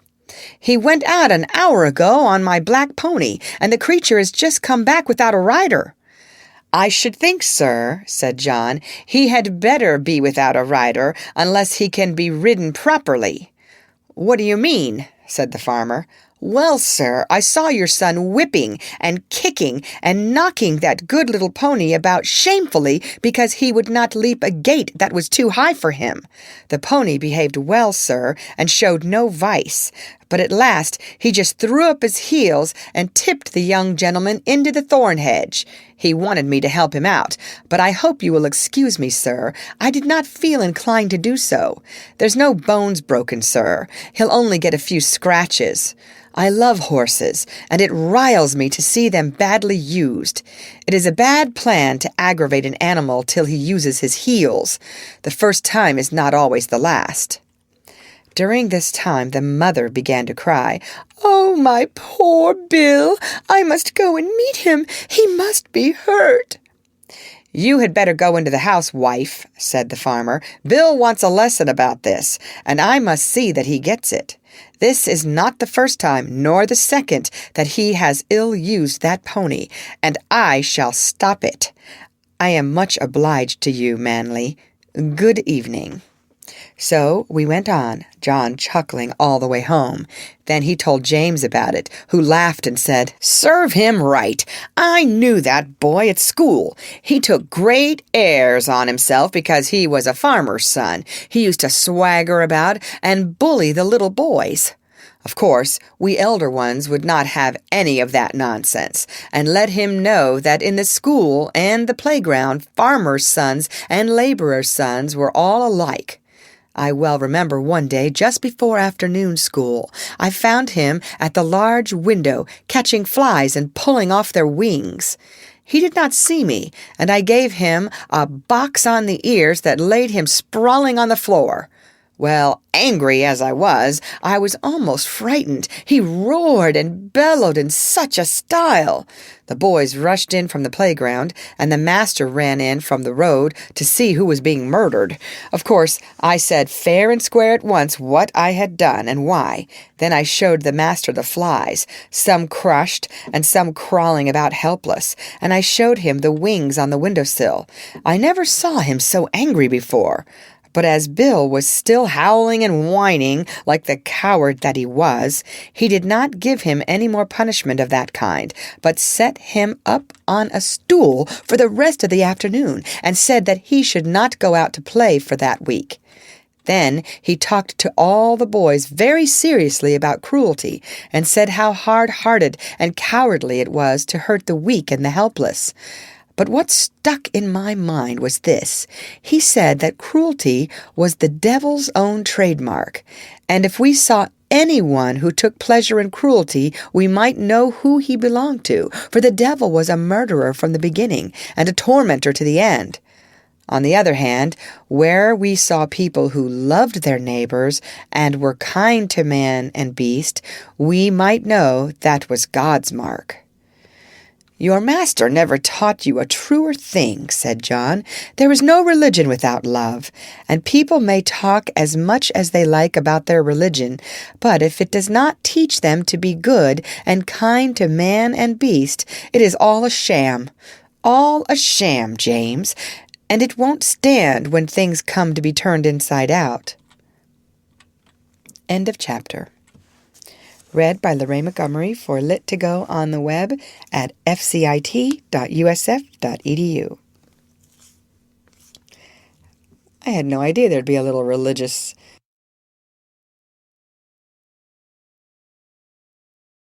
Black Beauty by Anna Sewell. Part 1, Chapter 14. James Howard. Early one morning in December, John had just led me into my box after my daily exercise and was strapping my cloth on, and James was coming in from the corn chamber with some oats when the master came into the stable. He looked rather serious and held an open letter in his hand. John fastened the door of my box, touched his cap, and waited for orders. "Good morning, John," said the master. "I want to know if you have any complaint to make of James." "Complaint, sir?" "No, sir." "Is he industrious at his work and respectful to you?" "Yes, sir, always." "You never find he slights his work when your back is turned?" "Never, sir." "That's well, but I must put another question. Have you no reason to suspect when he goes out with the horses to exercise them or to take a message that he stops about talking to his acquaintances or goes into houses where he has no business leaving the horses outside?" "No, sir, certainly not. And if anybody has been saying that about James, I don't believe it. And I don't mean to believe it unless I have it fairly proved before witnesses. It's not for me to say who has been trying to take away James's character, but I will say this, sir, that a steadier, pleasanter, honester, smarter young fellow I never had in this stable. I can trust his word, and I can trust his work. He is gentle and clever with the horses, and I would rather have them in charge with him than with half the young fellows I know of in laced hats and liveries." "And whoever wants a character of James Howard," said John, with a decided jerk of his head, "let them come to John Manley." The master stood all this time grave and attentive, but as John finished his speech, a broad smile spread over his face, and looking kindly across at James, who all this time had stood still at the door, he said, "James, my lad, set down the oats and come here. I am very glad to find that John's opinion of your character agrees so exactly with my own. John is a cautious man," he said, with a droll smile, "and it is not always easy to get his opinion about people. So I thought if I beat the bush on this side, the birds would fly out, and I should learn what I wanted to know quickly. So now we will come to business. I have a letter from my brother-in-law, Sir Clifford Williams of Clifford Hall. He wants me to find him a trustworthy young groom, about 20 or 21, who knows his business. His old coachman, who has lived with him 30 years, is getting feeble, and he wants a man to work with him and get into his ways, who would be able, when the old man was pensioned off, to step into his place. He would have 18 shillings a week at first, a stable suit, a driving suit, a bedroom over the coach-house, and a boy under him. Sir Clifford is a good master, and if you could get the place, it would be a good start for you. I don't want to part with you, and if you left us, I know John would lose his right hand." "That I should, sir," said John, "but I would not stand in his light for the world." "How old are you, James?" said master. 19 next May, sir." "That's young. What do you think, John?" "Well, sir, it is young, but he is as steady as a man, and is strong and well grown, and though he has not had much experience in driving, he has a light, firm hand and a quick eye, and he is very careful, and I am quite sure no horse of his will be ruined for want of having his feet and shoes looked after."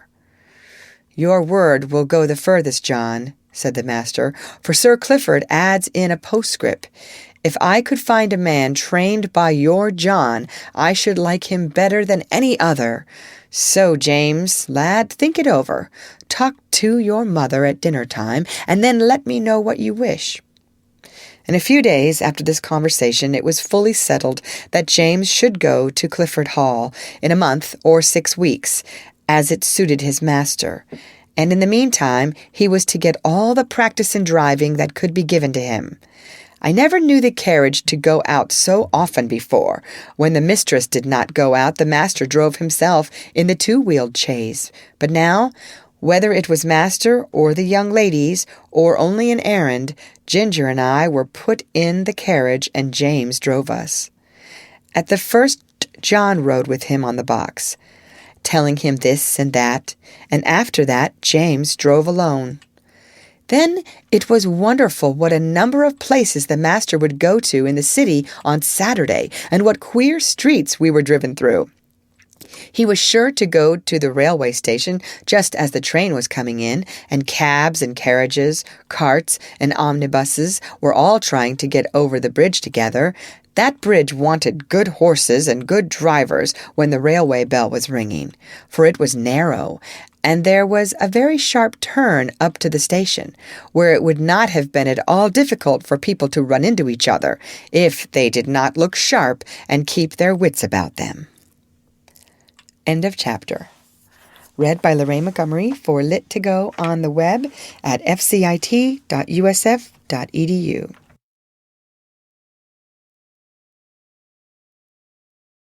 Black Beauty by Anna Sewell. Part 1, Chapter 15. The Old Hostler. After this, it was decided by my master and mistress to pay a visit to some friends who lived about 46 miles from our home, and James was to drive them. The first day we traveled 32 miles. There were some long, heavy hills, but James drove so carefully and thoughtfully that we were not at all harassed. He never forgot to put on the brake as we went downhill, nor to take it off at the right place. He kept our feet on the smoothest part of the road, and if the uphill was very long, he set the carriage wheels a little across the road so as not to run back, and gave us a breathing. All these little things help a horse very much, particularly if he gets kind words into the bargain. We stopped once or twice on the road, and just as the sun was going down, we reached the town where we were to spend the night. We stopped at the principal hotel, which was in the marketplace. It was a very large one. We drove under an archway into a long yard, at the further end of which were the stables and coach houses. 2 hostlers came to take us out. The head hostler was a pleasant, active little man with a crooked leg and a yellow striped waistcoat. I never saw a man unbuckle harness so quickly as he did, and with a pat and a good word he led me to a long stable with 6 or 8 stalls in it and 2 or 3 horses. The other man brought Ginger. James stood by while we were rubbed down and cleaned. I never was cleaned so lightly and quickly as by that little old man. When he had done, James stepped up and felt me over as if he thought I could not be thoroughly done, but he found my coat as clean and smooth as silk. "Well," he said, "I thought I was pretty quick, but our John quicker still. But you do beat all I ever saw for being quick and thorough at the same time." "Practice makes perfect," said the crooked little hostler, "and 'twould be a pity if it didn't. 40 years' practice and not perfect? Ha ha! That would be a pity. And as to being quick, why, bless you, that is only a matter of habit. If you get into the habit of being quick, it is just as easy as being slow. Easier, I should say. In fact, it don't agree with my health to be hulking about over a job twice as long as it need take. Bless you! I couldn't whistle if I crawled over my work as some folks do. You see, I have been about horses ever since I was 12 years old, in hunting stables and racing stables, and being small, you see, I was jockey for several years. But at the Goodwood, you see, the turf was very slippery, and my poor larkspur got a fall, and I broke my knee. And so, of course, I was of no more use there. But I could not live without horses. Of course I couldn't. So I took to the hotels. And I can tell ye it is a downright pleasure to handle an animal like this, well-bred, well-mannered, well cared for, bless ye. I can tell how a horse is treated. Give me the handling of a horse for 20 minutes, and I'll tell you what sort of a groom he has had. Look at this one. Pleasant, quiet, turns about just as you want him, holds up his feet to be cleaned out, or anything else you please to wish. Then you'll find another fidgety, fretty, won't move the right way, or starts across the stall, tosses up his head as soon as you come near him, lays his ears, and seems afraid of you, or else squares about at you with his heels. Poor things! I know what sort of treatment they have had. If they are timid, it makes them start or shy. If they are high-mettled, it makes them vicious or dangerous. Their tempers are mostly made when they are young. Bless you, they are like children. Train 'em up in the way they should go, as the good book says, and when they are old, they will not depart from it, if they have a chance. I like to hear you talk, said James. That's the way we lay it down at home, at our master's. Who is your master, young man? If it be a proper question, I should judge he is a good one from what I see. He is Squire Gordon of Birtwick Park, the other side of Beacon Hills, said James. Ah, so, I have heard of him. Fine judge of horses, ain't he? The best rider in the county.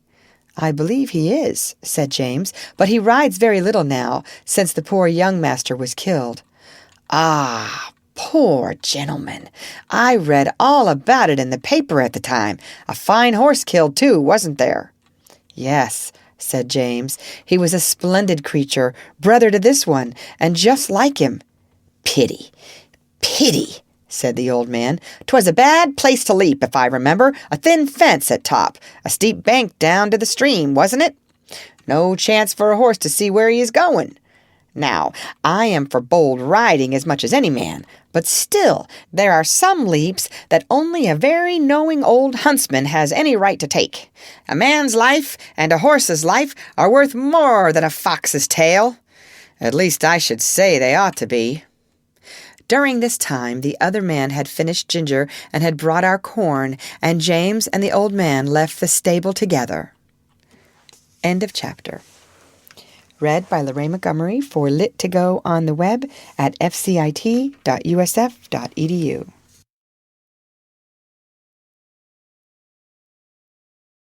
Black Beauty by Anna Sewell.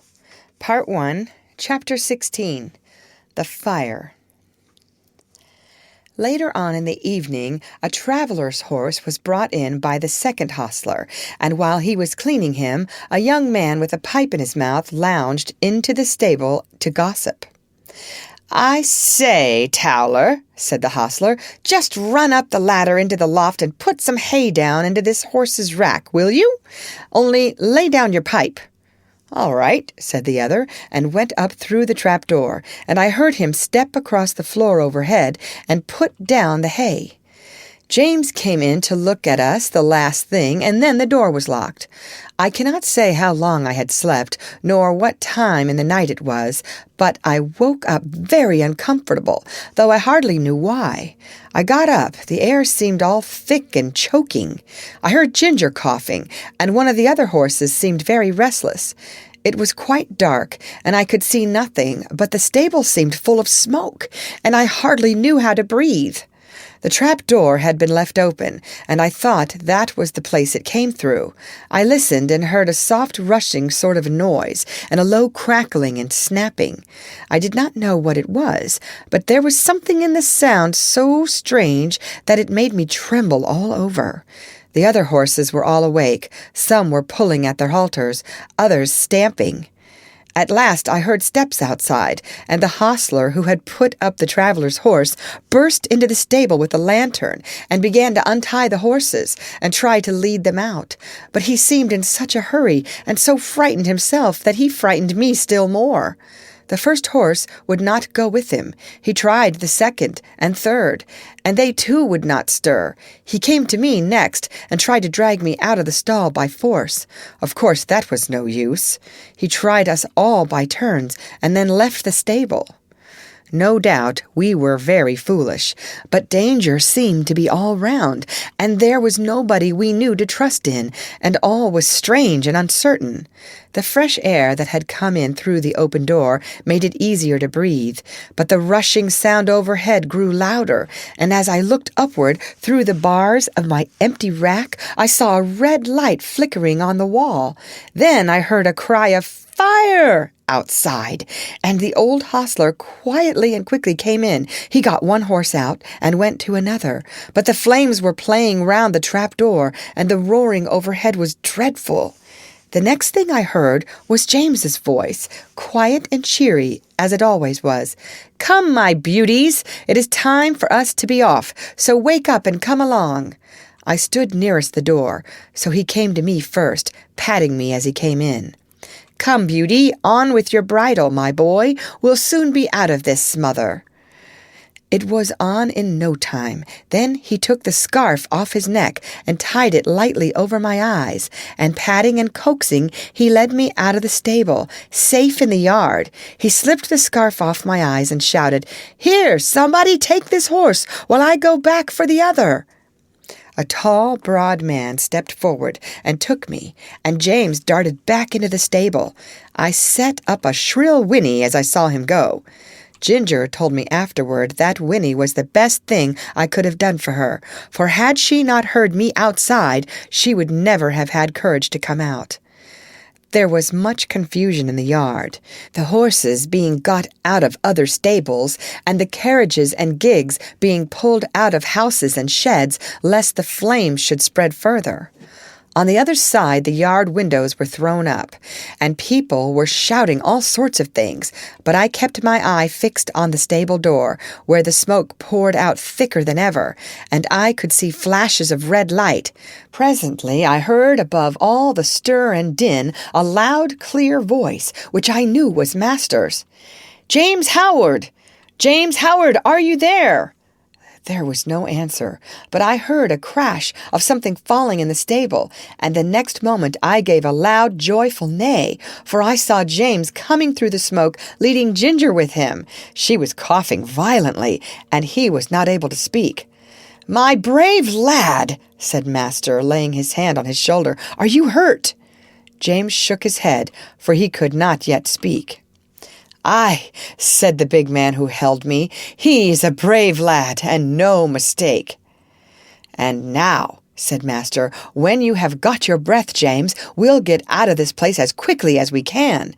And we were moving toward the entry, when from the marketplace there came a sound of galloping feet and loud rumbling wheels. "'Tis the fire engine! The fire engine!" shouted 2 or 3 voices. "Stand back! Make way!" And clattering and thundering over the stones, 2 horses dashed into the yard with a heavy engine behind them. The firemen leaped to the ground. There was no need to ask where the fire was. It was rolling up in a great blaze from the roof. We got out as fast as we could into the broad, quiet marketplace. The stars were shining, and except the noise behind us, all was still.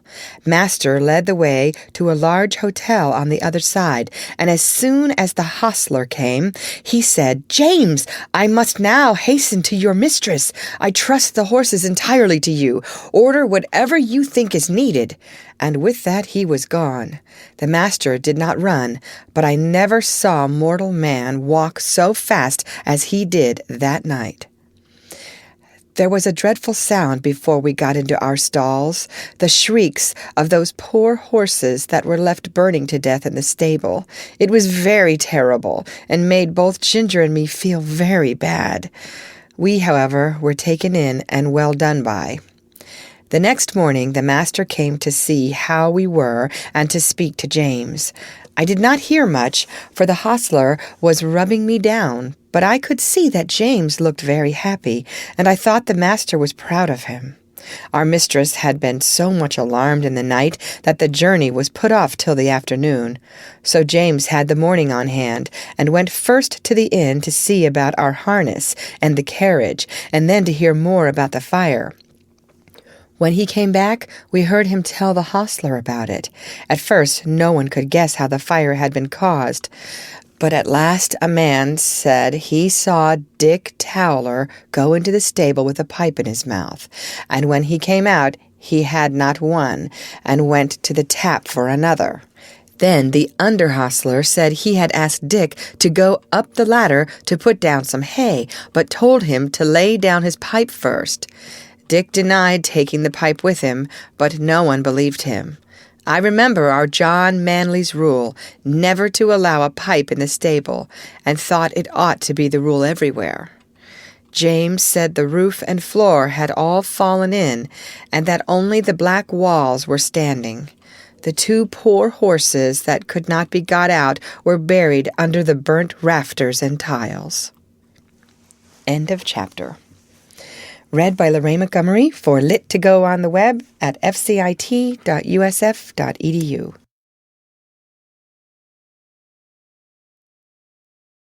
Black Beauty by Anna Sewell.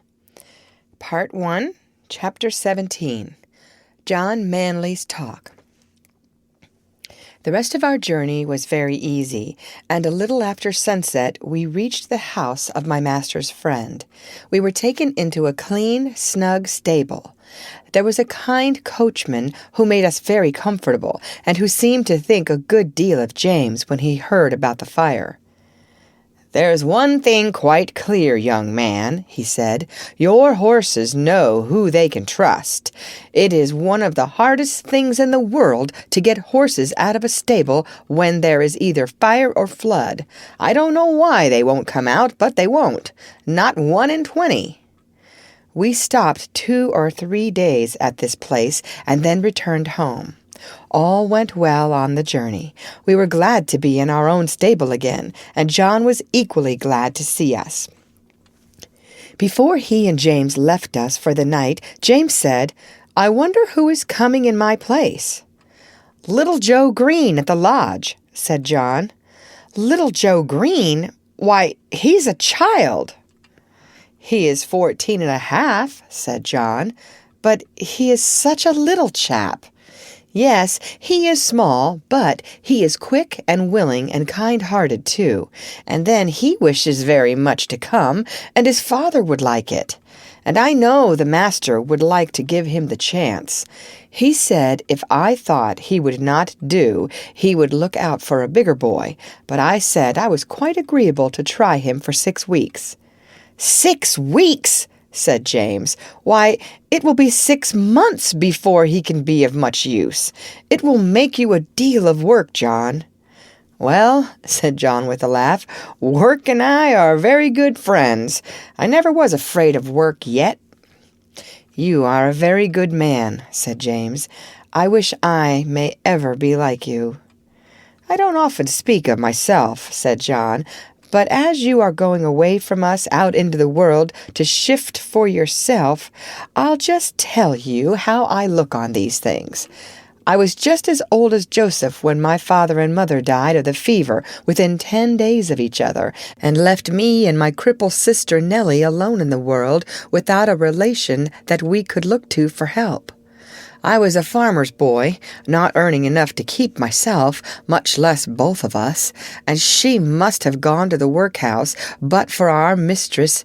Nellie calls her angel, and she has good right to do so. She went and hired a room for her with old widow Mallet, and she gave her knitting and needlework when she was able to do it, and when she was ill she sent her dinners and many nice comfortable things, and was like a mother to her. Then the master, he took me into the stable under old Norman, the coachman that was then. I had my food at the house, and my bed in the loft, and a suit of clothes, and 3 shillings a week, so that I could help Nellie. Then there was Norman. He might have turned round and said at his age he could not be troubled with a raw boy from the plough-tail, but he was like a father to me, and took no end of pains with me. when the old man died some years after I stepped into his place, and now, of course, I have top wages, and can lay by for a rainy day, or a sunny day, as it may happen, and Nellie is as happy as a bird. So you see, James, I am not the man that should turn up his nose at a little boy and vex a good, kind master. No, no. I shall miss you very much, James, but we shall pull through, and there's nothing like doing a kindness when 'tis put in your way, and I am glad I can do it." "Then," said James, "you don't hold with that saying, 'Everybody look after himself and take care of number one'?" "No, indeed," said John. "Where should I and Nellie have been if master and mistress and old Norman had only taken care of number one? Why, she in the workhouse, and I hoeing turnips. Where would Black Beauty and Ginger have been if you had only thought of number one? Why, roasted to death. No, Jim, no, that is a selfish, heathenish saying, whoever uses it. And any man who thinks he has nothing to do but take care of number one, why, it's a pity but what he had been drowned like a puppy or a kitten before he got his eyes open. That's what I think," said John, with a very decided jerk of his head. James laughed at this, but there was a thickness in his voice when he said, "You have been my best friend, except my mother. I hope you won't forget me." "No, lad, no," said John, "and if ever I can do you a good turn, I hope you won't forget me." The next day Joe came to the stables to learn all he could before James left. He learned to sweep the stable, to bring in the straw and hay. He began to clean the harness and helped to wash the carriage. As he was quite too short to do anything in the way of grooming Ginger and me, James taught him upon Merrylegs, for he was to have full charge of him under John. He was a nice little bright fellow, and always came whistling to his work. Merrylegs was a good deal put out at being mauled about, as he said, by a boy who knew nothing. But toward the end of the second week he told me confidentially that he thought the boy would turn out well. At last the day came when James had to leave us. Cheerful as he always was, he looked quite downhearted that morning. "You see," he said to John, "I am leaving a great deal behind. My mother and Betsy and you, and a good master and mistress, and then the horses, and my old Merrylegs. At the new place there will not be a soul that I shall know.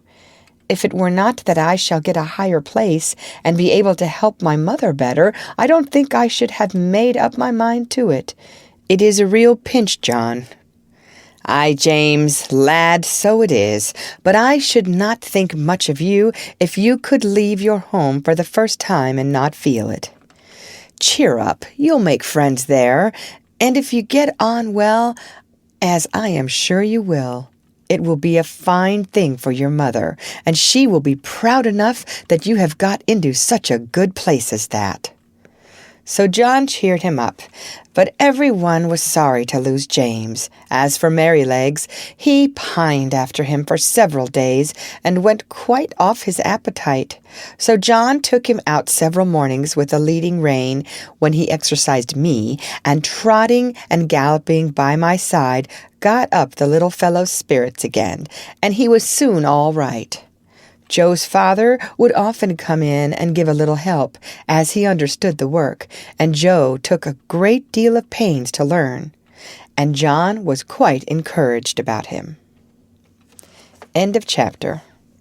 Read by Lorraine Montgomery for Lit2Go on the web at fcit.usf.edu.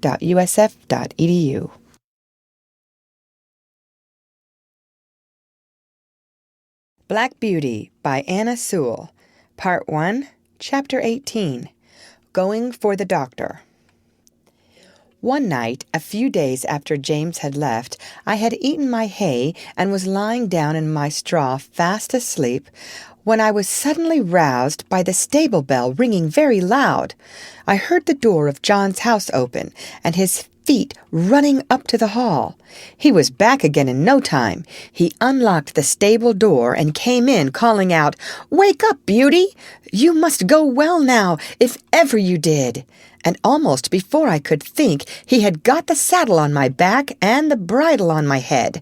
He just ran round for his coat and then took me at a quick trot up to the hall door. The squire stood there with a lamp in his hand. "Now, John," he said, "ride for your life, that is, for your mistress's life. There is not a moment to lose. Give this note to Dr. White. Give your horse a rest at the inn, and be back as soon as you can." John said, "Yes, sir," and was on my back in a minute. The gardener, who lived at the lodge, had heard the bell ring and was ready with the gate open, and away we went through the park and through the village and down the hill till we came to the toll gate. John called very loud and thumped upon the door. The man was soon out and flung open the gate.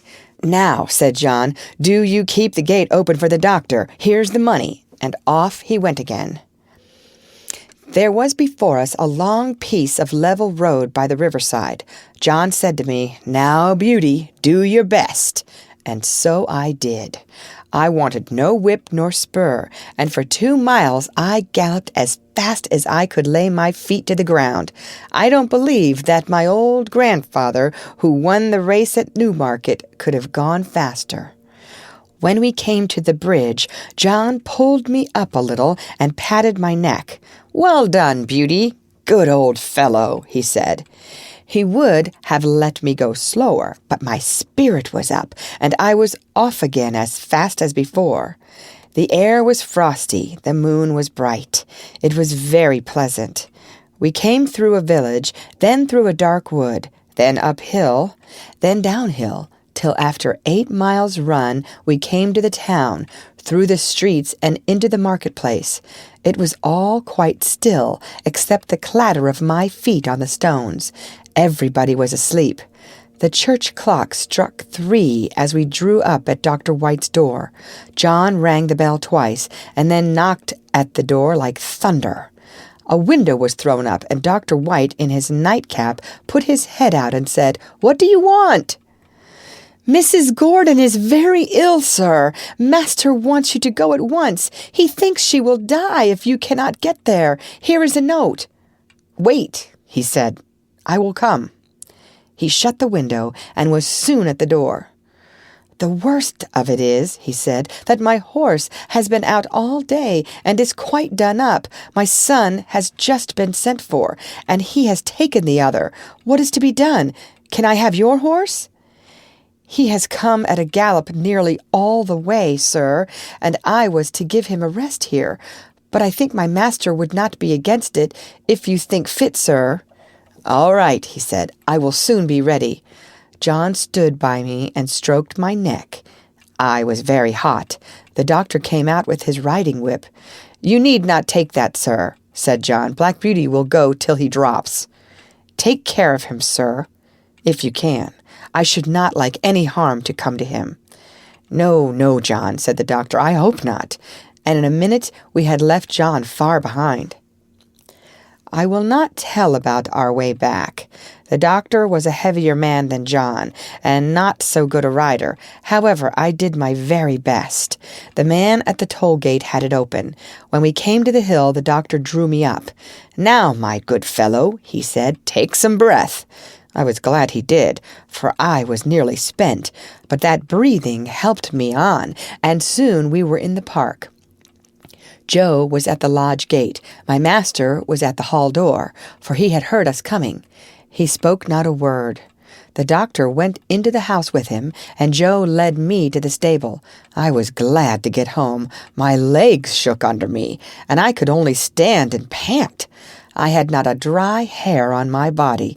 The water ran down my legs, and I steamed all over. Joe used to say, "like a pot on the fire." Poor Joe! He was young and small, and as yet he knew very little, and his father, who would have helped him, had been sent to the next village. But I am sure he did the very best he knew. He rubbed my legs and my chest, but he did not put my warm cloth on me. He thought I was so hot I should not like it. Then he gave me a pail full of water to drink. It was cold and very good, and I drank it all. Then he gave me some hay and some corn, and thinking he had done right, he went away. Soon I began to shake and tremble and turn deadly cold. My legs ached, my loins ached, and my chest ached, and I felt sore all over. Oh, how I wished for my warm, thick cloth as I stood and trembled. I wished for John, but he had 8 miles to walk, so I lay down in my straw and tried to go to sleep. After a long while I heard John at the door. I gave a low moan, for I was in great pain. He was at my side in a moment, stooping down by me. I could not tell him how I felt, but he seemed to know it all. He covered me up with 2 or 3 warm cloths, and then ran to the house for some hot water. He made me some warm gruel, which I drank, and then I think I went to sleep. John seemed to be very much put out. I heard him say to himself over and over again, "Stupid boy, stupid boy, no cloth put on." And I dare say the water was cold too. Boys are no good. But Joe was a good boy after all. I was now very ill. A strong inflammation had attacked my lungs, and I could not draw my breath without pain. John nursed me night and day. He would get up 2 or 3 times in the night to come to me. My master, too, often came to see me. "My poor Beauty," he said one day, "my good horse, you saved your mistress's life, Beauty." "Yes, you saved her life." I was very glad to hear that, for it seemed the doctor had said if we had been a little longer, it would have been too late. John told my master he never saw a horse go so fast in his life. It seemed as if the horse knew what was the matter. Of course I did, though John thought not. At least I knew as much as this, that John and I must go at the top of our speed, and that it was for the sake of the mistress. End of chapter. Read by Lorraine Montgomery for Lit to Go on the web at fcit.usf.edu.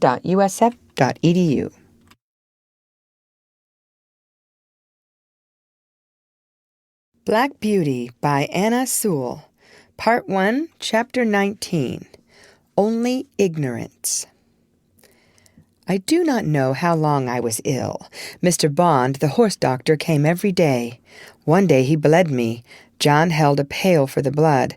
I felt very faint after it and thought I should die, and I believe they all thought so too. Ginger and Merrylegs had been moved into the other stable so that I might be quiet, for the fever made me very quick of hearing. Any little noise seemed quite loud, and I could tell everyone's footstep going to and from the house. I knew all that was going on. One night John had to give me a draught. Thomas Green came in to help him. After I had taken it, and John had made me as comfortable as he could, he said he should stay half an hour to see how the medicine settled. Thomas said he would stay with him, so they went and sat down on a bench that had been brought into Merryleg's stall and put down the lantern at their feet, that I might not be disturbed with the light. For a while both men sat silent, and then Tom Green said in a low voice, "I wish, John, you'd say a bit of a kind word to Joe. The boy is quite broken-hearted. He can't eat his meals, and he can't smile. He says he knows it was all his fault, though he is sure he did the best he knew, and he says if Beauty dies, no one will ever speak to him again. It goes to my heart to hear him. I think you might give him just a word. He is not a bad boy." After a short pause, John said slowly, "You must not be too hard upon me, Tom. I know he meant no harm. I never said he did. I know he is not a bad boy. But you see, I am sore myself. That horse is the pride of my heart, to say nothing of his being such a favorite with the master and mistress, and to think that his life may be flung away in this manner is more than I can bear. But if you think I am hard on the boy, I will try to give him a good word tomorrow. That is, I mean, if Beauty is better." "Well, John, thank you. I knew you did not wish to be too hard, and I am glad you see it was only ignorance." John's voice almost startled me as he answered, "Only ignorance? Only ignorance? How can you talk about only ignorance? Don't you know that it is the worst thing in the world next to wickedness? And which does the most mischief, heaven only knows. If people can say, 'Oh, I did not know, I did not mean any harm,' they think it is all right. I suppose Martha Mulwash did not mean to kill that baby when she dosed it with Dalby and soothing syrups, but she did kill it, and was tried for manslaughter." "And serve her right, too," said Tom. "A woman should not undertake to nurse a tender little child without knowing what is good and what is bad for it." "Bill Starkey," continued John, "did not mean to frighten his brother into fits when he dressed up like a ghost and ran after him in the moonlight, but he did, and that bright, handsome little fellow that might have been the pride of any mother's heart is just no better than an idiot, and never will be, if he lives to be 80 years old. You were a good deal cut up yourself, Tom, 2 weeks ago, when those young ladies left your hothouse door open, with a frosty east wind blowing right in. You said it killed a good many of your plants." "A good many," said Tom. "There was not one of the tender cuttings that was not nipped off. I shall have to strike all over again, and the worst of it is that I don't know where to go to get fresh ones. I was nearly mad when I came in and saw what was done." "And yet," said John, "I am sure the young ladies did not mean it. It was only ignorance." I heard no more of this conversation, for the medicine did well and sent me to sleep, and in the morning I felt much better, but I often thought of John's words when I came to know more of the world. End of chapter. Read by Lorraine Montgomery for Lit to Go on the web at fcit.usf.edu.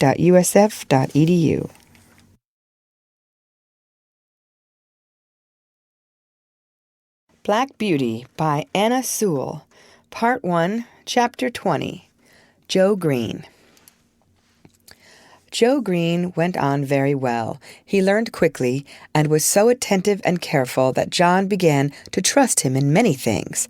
But as I have said, he was small of his age, and it was seldom that he was allowed to exercise either Ginger or me. But it so happened one morning that John was out with Justice in the luggage cart, and the master wanted a note to be taken immediately to a gentleman's house about 3 miles distant, and sent his orders for Joe to saddle me and take it, adding the caution that he was to ride steadily. The note was delivered, and we were quietly returning when we came to the brick field.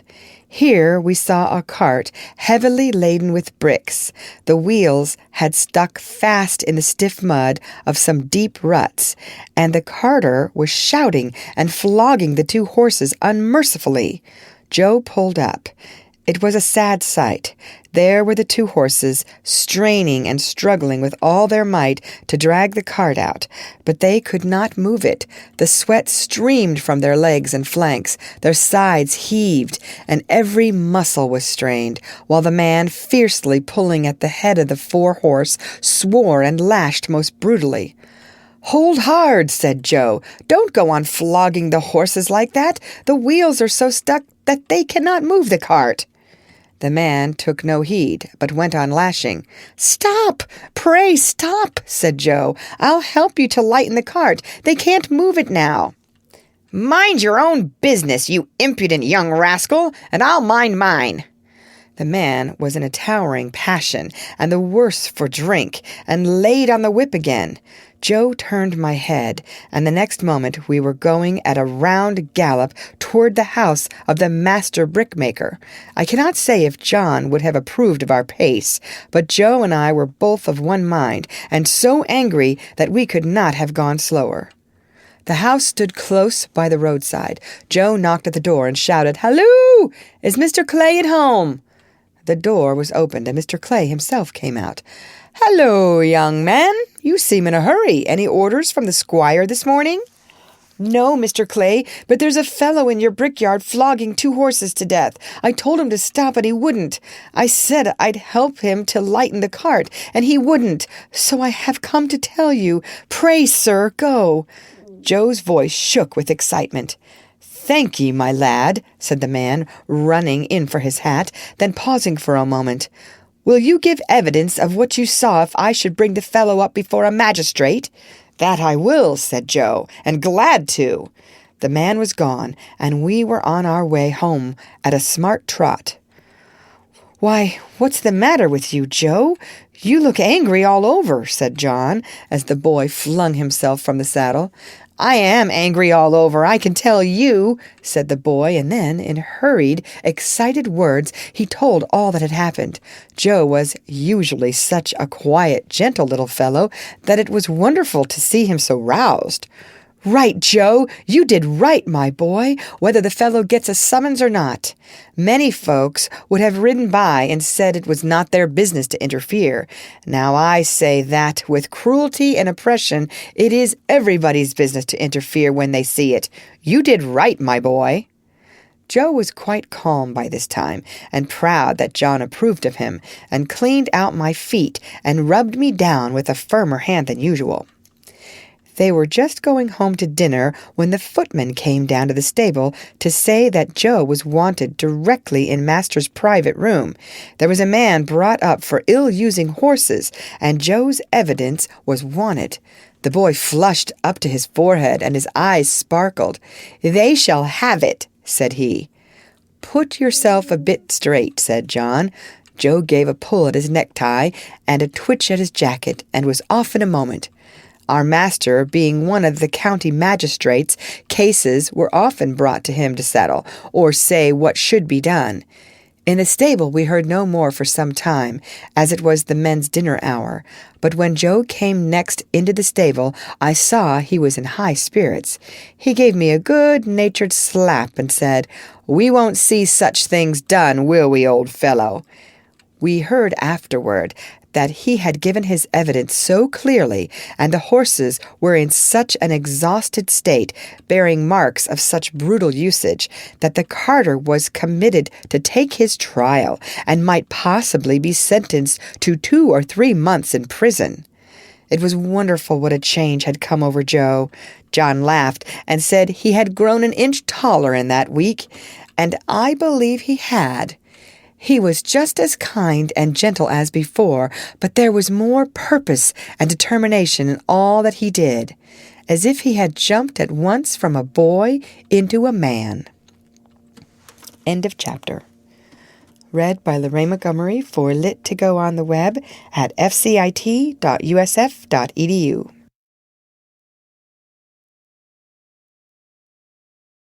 Black Beauty by Anna Sewell. Part 1, Chapter 21, The Parting. Now I had lived in this happy place 3 years, but sad changes were about to come over us. We heard from time to time that our mistress was ill. The doctor was often at the house, and the master looked grave and anxious. Then we heard that she must leave her home at once and go to a warm country for 2 or 3 years. The news fell upon the household like the tolling of a death bell. Everybody was sorry, but the master began directly to make arrangements for breaking up his establishment and leaving England. We used to hear it talked about in our stable. Indeed, nothing else was talked about. John went about his work silent and sad, and Joe scarcely whistled. There was a great deal of coming and going. Ginger and I had full work. The first of the party who went were Miss Jessie and Flora with their governess. They came to bid us good-bye. They hugged poor Merrylegs like an old friend, and so indeed he was. Then we heard what had been arranged for us. Master had sold Ginger and me to his old friend the Earl, for he thought we should have a good place there. Merrylegs he had given to the vicar, who was wanting a pony for Mrs. Blomefield. But it was on the condition that he should never be sold, and that when he was past work he should be shot and buried. Joe was engaged to take care of him and to help in the house, so I thought that Merrylegs was well off. John had the offer of several good places, but he said he should wait a little and look round.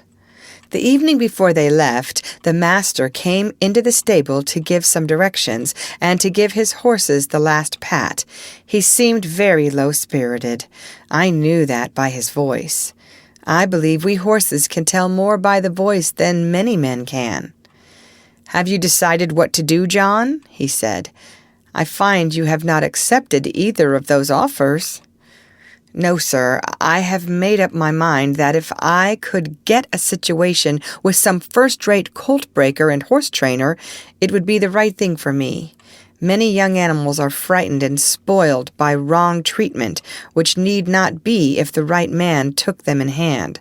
I always get on well with horses, and if I could help some of them to a fair start, I should feel as if I was doing some good.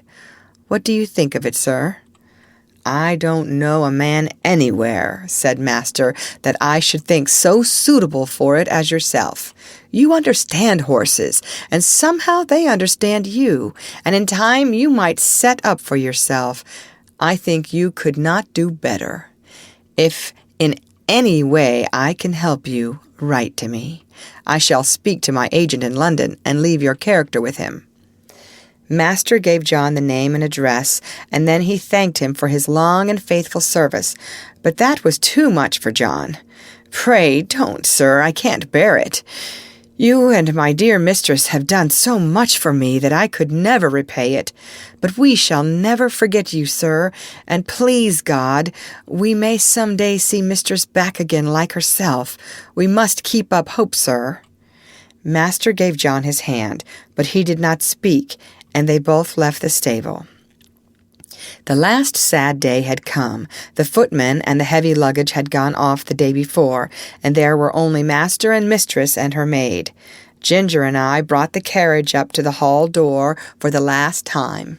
The servants brought out cushions and rugs and many other things, and when all were arranged, Master came down the steps carrying the mistress in his arms. I was on the side next to the house and could see all that went on. He placed her carefully in the carriage, while the house servants stood round crying. "Goodbye again," he said. "We shall not forget any of you." And he got in. "Drive on, John." Joe jumped up, and we trotted slowly through the park and through the village, where the people were standing at their doors to have a last look and to say, "God bless them." When we reached the railway station, I think mistress walked from the carriage to the waiting room. I heard her say in her own sweet voice, "Goodbye, John. God bless you." I felt the rein twitch, but John made no answer. Perhaps he could not speak. As soon as Joe had taken the things out of the carriage, John called him to stand by the horses, while he went on the platform. Poor Joe! He stood close to our heads to hide his tears. Very soon the train came puffing up into the station. Then 2 or 3 minutes, and the doors were slammed to, the guard whistled, and the train glided away, leaving behind it only clouds of white smoke and some very heavy hearts. When it was quite out of sight, John came back. "We shall never see her again," he said. "Never." He took the reins, mounted the box, and with Joe drove slowly home. But it was not our home now. End of chapter. Read by Lorraine Montgomery for Lit to Go on the web at fcit.usf.edu.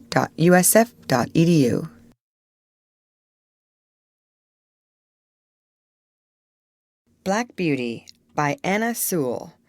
Part 2. Chapter 22. Earlshall. The next morning after breakfast, Joe put Merrylegs into the mistress's low chaise to take him to the vicarage. He came first and said good-bye to us, and Merrylegs neighed to us from the yard. Then John put the saddle on Ginger and the leading rein on me, and rode us across the country about 15 miles to Earlshall Park, where the Earl lived. There was a very fine house and a great deal of stabling. We went into the yard through a stone gateway, and John asked for Mr. York. It was some time before he came. He was a fine-looking middle-aged man, and his voice said at once that he expected to be obeyed. He was very friendly and polite to John, and after giving us a slight look, he called a groom to take us to our boxes and invited John to take some refreshment. We were taken to a light, airy stable and placed in boxes adjoining each other, where we were rubbed down and fed. In about half an hour, John and Mr. York, who was to be our new coachman, came in to see us. "Now, Mr. Manley," he said, after carefully looking at us both, "I can see no fault in these horses. But we all know that horses have their peculiarities as well as men, and that sometimes they need different treatment. I should like to know if there is anything particular in either of these that you would like to mention." "Well," said John, "I don't believe there is a better pair of horses in the country, and right grieved I am to part with them, but they are not alike. The black one is the most perfect temper I ever knew. I suppose he has never known a hard word or a blow since he was foaled, and all his pleasure seems to be to do what you wish. But the chestnut, I fancy, must have had bad treatment. We heard as much from the dealer. She came to us snappish and suspicious, but when she found what sort of place ours was, it all went off by degrees. For 3 years I have never seen the smallest sign of temper, and if she is well treated, there is not a better, more willing animal than she is. But she is naturally a more irritable constitution than the black horse. Flies tease her more, anything wrong in the harness frets her more, and if she were ill-used or unfairly treated, she would not be unlikely to give tit for tat. You know that many high-mettled horses will do so." "Of course," said York, "I quite understand, but you know it is not easy in stables like these to have all the grooms just what they should be. I do my best, and there I must leave it. I'll remember what you have said about the mare." They were going out of the stable when John stopped and said, "I had better mention that we have never used the check rein with either of them. The black horse never had one on, and the dealer said it was the gag bit that spoiled the other's temper." "Well," said York, "if they come here, they must wear the check rein. I prefer a loose rein myself, and his lordship is always very reasonable about horses. But my lady, that's another thing. She will have style, and if her carriage horses are not reined up tight, she wouldn't look at them. I always stand out against the gag bit, and shall do so, but it must be tight up when my lady rides." "I am sorry for it, very sorry," said John, "but I must go now, or I shall lose the train." He came round to each of us to pat and speak to us for the last time. His voice sounded very sad. I held my face close to him. That was all I could do to say goodbye, and then he was gone, and I have never seen him since. The next day Lord W. came to look at us. He seemed pleased with our appearance. "I have great confidence in these horses," he said, "from the character my friend Mr. Gordon has given me of them. Of course, they are not a match in color, but my idea is that they will do very well for the carriage while we are in the country. Before we go to London, I must try to match Baron. The black horse, I believe, is perfect for riding." York then told him what John had said about us. "Well," said he, "you must keep an eye to the mare, and put the check rein easy. I dare say they will do very well with a little humouring at first. I'll mention it to your lady." In the afternoon we were harnessed and put in the carriage, and as the stable clock struck 3, we were led round to the front of the house. It was all very grand, and 3 or 4 times as large as the old house at Birtwick, but not half so pleasant, if a horse may have an opinion. 2 footmen were standing ready, dressed in drab livery, with scarlet breeches and white stockings. Presently we heard the rustling sound of silk as my lady came down the flight of stone steps. She stepped round to look at us. She was a tall, proud-looking woman, and did not seem pleasant about something, but she said nothing and got into the carriage. This was the first time of wearing a check-rein, and I must say, though it certainly was a nuisance not to be able to get my head down now and then, it did not pull my head higher than I was accustomed to carry it. I felt anxious about Ginger, but she seemed to be quiet and content. The next day at 3 o'clock we were again at the door, and the footman as before. We heard the silk dress rustle, and the lady came down the steps, and in an imperious voice she said, "York, you must put those horses' heads higher. They are not fit to be seen." York got down and said very respectfully, "I beg your pardon, my lady, but these horses have not been reined up for 3 years, and my lord said it would be safer to bring them to it by degrees. But if your ladyship pleases, I can take them up a little more." "Do so," she said. York came round to our heads and shortened the rein himself, 1 hole, I think. Every little makes a difference, be it for better or worse, and that day we had a steep hill to go up. Then I began to understand what I had heard of. Of course, I wanted to put my head forward and take the carriage up with a will, as we had been used to do, but no, I had to pull with my head up now, and that took all the spirit out of me, and the strain came on my back and legs. When we came in, Ginger said, "Now you see what it is like, but this is not bad, and if it does not get much worse than this, I shall say nothing about it, for we are very well treated here. But if they strain me up tight, why, let 'em look out. I can't bear it, and I won't." Day by day, hole by hole, our bearing reins were shortened, and instead of looking forward with pleasure to having my harness put on, as I used to do, I began to dread it. Ginger, too, seemed restless, though she said very little. At last I thought the worst was over. For several days there was no more shortening, and I determined to make the best of it and do my duty, though it was now a constant harass instead of a pleasure. But the worst was not come. End of chapter. Read by Lorraine Montgomery for Lit to Go on the web at fcit.usf.edu.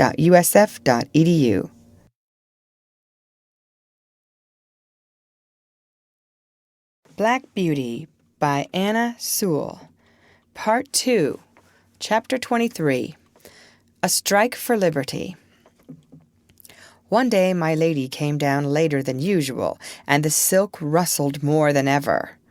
"Drive to the Duchess's," she said, and then after a pause, "Are you never going to get those horses' heads up, York? Raise them at once, and let us have no more of this humoring and nonsense." York came to me first, while the groom stood at Ginger's head. He drew my head back and fixed the rein so tight that it was almost intolerable. Then he went to Ginger, who was impatiently jerking her head up and down against the bit, as was her way now.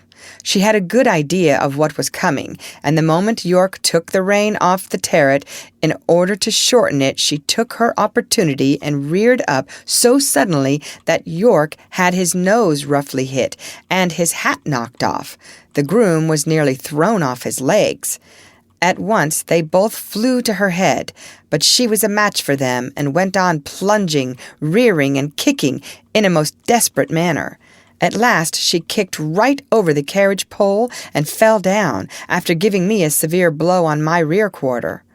There is no knowing what further mischief she might have done had not York promptly sat himself down flat on her head to prevent her struggling, at the same time calling out, "Unbuckle the black horse! Run for the winch and unscrew the carriage pole!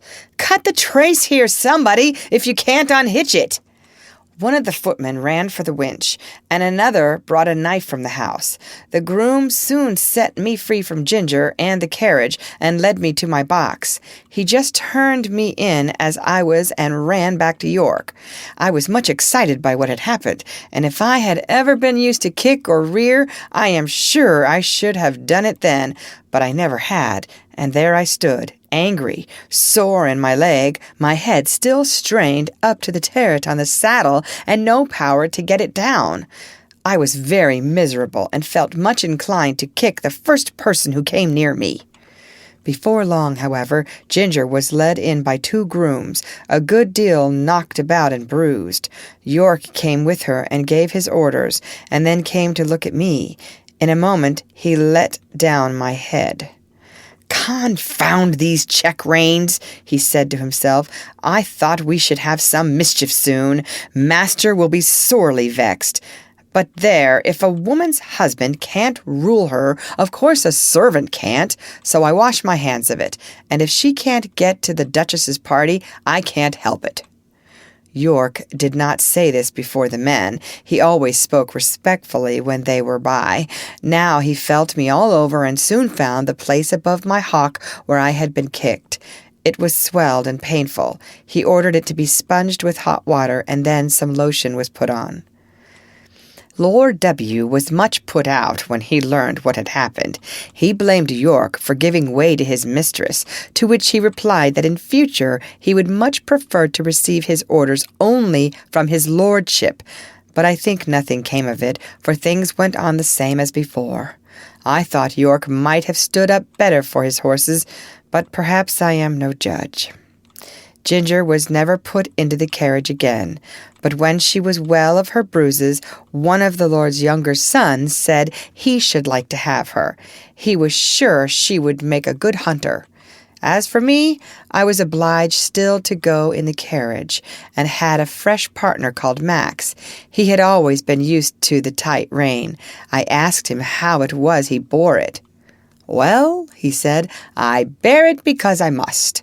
But it is shortening my life, and it will shorten yours too if you have to stick to it." "Do you think," I said, "that our masters know how bad it is for us?"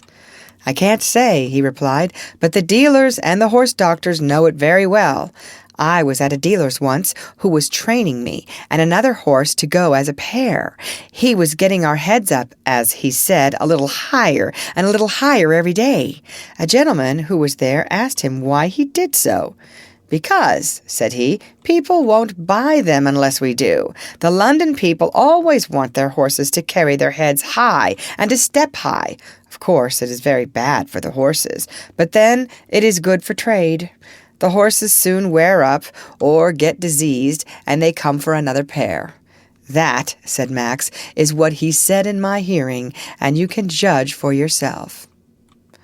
What I suffered with that rein for 4 long months in my lady's carriage it would be hard to describe, but I am quite sure that had it lasted much longer, either my health or my temper would have given way. Before that, I never knew what it was to foam at the mouth, but now the action of the sharp bit on my tongue and jaw, and the constrained position of my head and throat always caused me to froth at the mouth more or less. Some people think it is very fine to see this, and say, "What fine, spirited creatures!" But it is just as unnatural for horses as for men to foam at the mouth.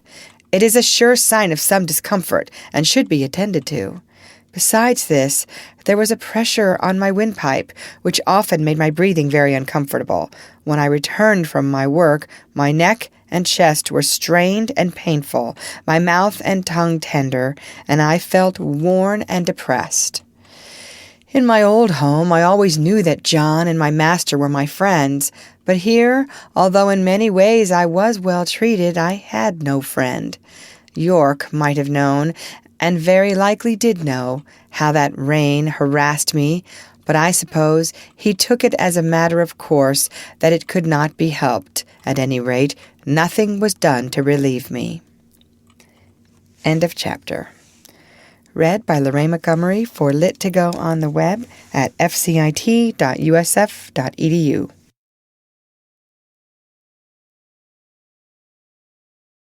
Black Beauty by Anna Sewell. Part 2, Chapter 24. The Lady Anne, or a Runaway Horse. Early in the spring, Lord W. and part of his family went up to London and took York with them. I and Ginger and some other horses were left at home for use, and the head groom was left in charge. The Lady Harriet, who remained at the hall, was a great invalid and never went out in the carriage, and the Lady Anne preferred riding on horseback with her brother or cousins. She was a perfect horsewoman and as gay and gentle as she was beautiful. She chose me for her horse and named me Black Auster. I enjoyed these rides very much in the clear, cold air, sometimes with Ginger, sometimes with Lizzie. This Lizzie was a bright bay mare, almost thoroughbred, and a great favorite with the gentlemen on account of her fine action and lively spirit, but Ginger, who knew more of her than I did, told me she was rather nervous. There was a gentleman of the name of Blantyre staying at the hall. He always rode Lizzie, and praised her so much that one day Lady Anne ordered the side saddle to be put on her, and the other saddle on me. When we came to the door, the gentleman seemed very uneasy. "How is this?" he said. "Are you tired of your good Black Auster?" "Oh, no, not at all," she replied, "but I am amiable enough to let you ride him for once, and I will try your charming Lizzie. You must confess that in size and appearance she is far more like a lady's horse than my own favorite." "Do let me advise you not to mount her," he said. "She is a charming creature, but she is too nervous for a lady. I assure you she is not perfectly safe. Let me beg you to have the saddles changed." "My dear cousin," said Lady Anne, laughing, "pray do not trouble your good, careful head about me. I have been a horsewoman ever since I was a baby, and I have followed the hounds a great many times, though I know you do not approve of ladies' hunting. But still, that is the fact, and I intend to try this Lizzie that you gentlemen are all so fond of, so please help me to mount, like a good friend as you are." There was no more to be said. He placed her carefully on the saddle, looked to the bit and curb, gave the reins gently into her hand, and then mounted me. Just as we were moving off, a footman came out with a slip of paper and message from the Lady Harriet. Would they ask this question for her at Dr. Ashley's and bring the answer? The village was about a mile off, and the doctor's house was the last in it. We went along gaily enough till we came to his gate. There was a short drive up to the house between tall evergreens. Blantyre alighted at the gate, and was going to open it for Lady Anne, but she said, "I will wait for you here, and you can hang Auster's rein on the gate." He looked at her doubtfully. "I will not be 5 minutes," he said. "Oh, do not hurry yourself. Lizzie and I shall not run away from you."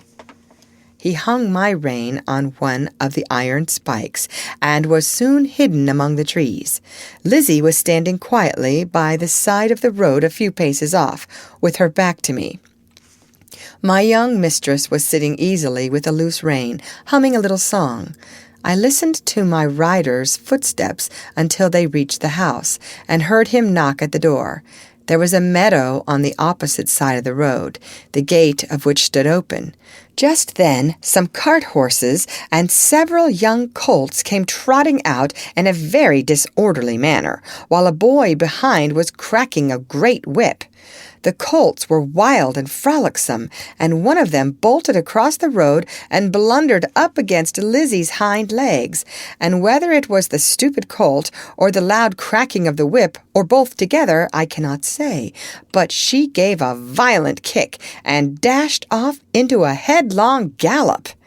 It was so sudden that Lady Anne was nearly unseated, but she soon recovered herself. I gave a loud, shrill neigh for help. Again and again I neighed, pawing the ground impatiently and tossing my head to get the rein loose. I had not long to wait. Blantyre came running to the gate. He looked anxiously about, and just caught sight of the flying figure, now far away on the road. In an instant he sprang to the saddle. I needed no whip, no spur, for I was as eager as my rider. He saw it, and giving me a free rein and leaning a little forward, we dashed after them. For about 1.5 miles the road ran straight, and then bent to the right, after which it divided into 2 roads. Long before we came to the bend, she was out of sight. Which way had she turned? A woman was standing at her garden gate, shading her eyes with her hand, and looking eagerly up the road. Scarcely drawing the rein, Blantyre shouted, "Which way?" "To the right," cried the woman, pointing with her hand, and away we went up the right-hand road. Then, for a moment, we caught sight of her. Another bend, and she was hidden again. Several times we caught glimpses and then lost them. We scarcely seemed to gain ground upon them at all. An old road mender was standing near a heap of stones, his shovel dropped, and his hands raised. As we came near, he made a sign to speak. Blantyre drew the rein a little. To the common, sir. She has turned off there." I knew this common very well. It was, for the most part, very uneven ground, covered with heather and dark green furze bushes, with here and there a scrubby old thorn tree. There were also open spaces of fine short grass, with ant-hills and mole-turns everywhere, the worst place I ever knew for a headlong gallop. We had hardly turned on the common when we caught sight again of the green habit flying on before us. My lady's hat was gone, and her long brown hair was streaming behind her. Her head and body were thrown back, as if she were pulling with all her remaining strength, and as if that strength were nearly exhausted. It was clear that the roughness of the ground had very much lessened Lizzie's speed, and there seemed a chance that we might overtake her. While we were on the high road, Blantyre had given me my head, but now, with a light hand and a practised eye, he guided me over the ground in such a masterly manner that my pace was scarcely slackened, and we were decidedly gaining on them. About halfway across the heath there had been a wide dike recently cut, and the earth from the cutting was cast up roughly on the other side. Surely this would stop them. But no, with scarcely a pause, Lizzie took the leap, stumbled among the rough clods, and fell. Blantyre groaned, "Now, Auster, do your best!" He gave me a steady rein. I gathered myself well together, and with one determined leap cleared both dike and bank. Motionless among the heather, with her face to the earth, lay my poor young mistress. Blantyre kneeled down and called her name. There was no sound.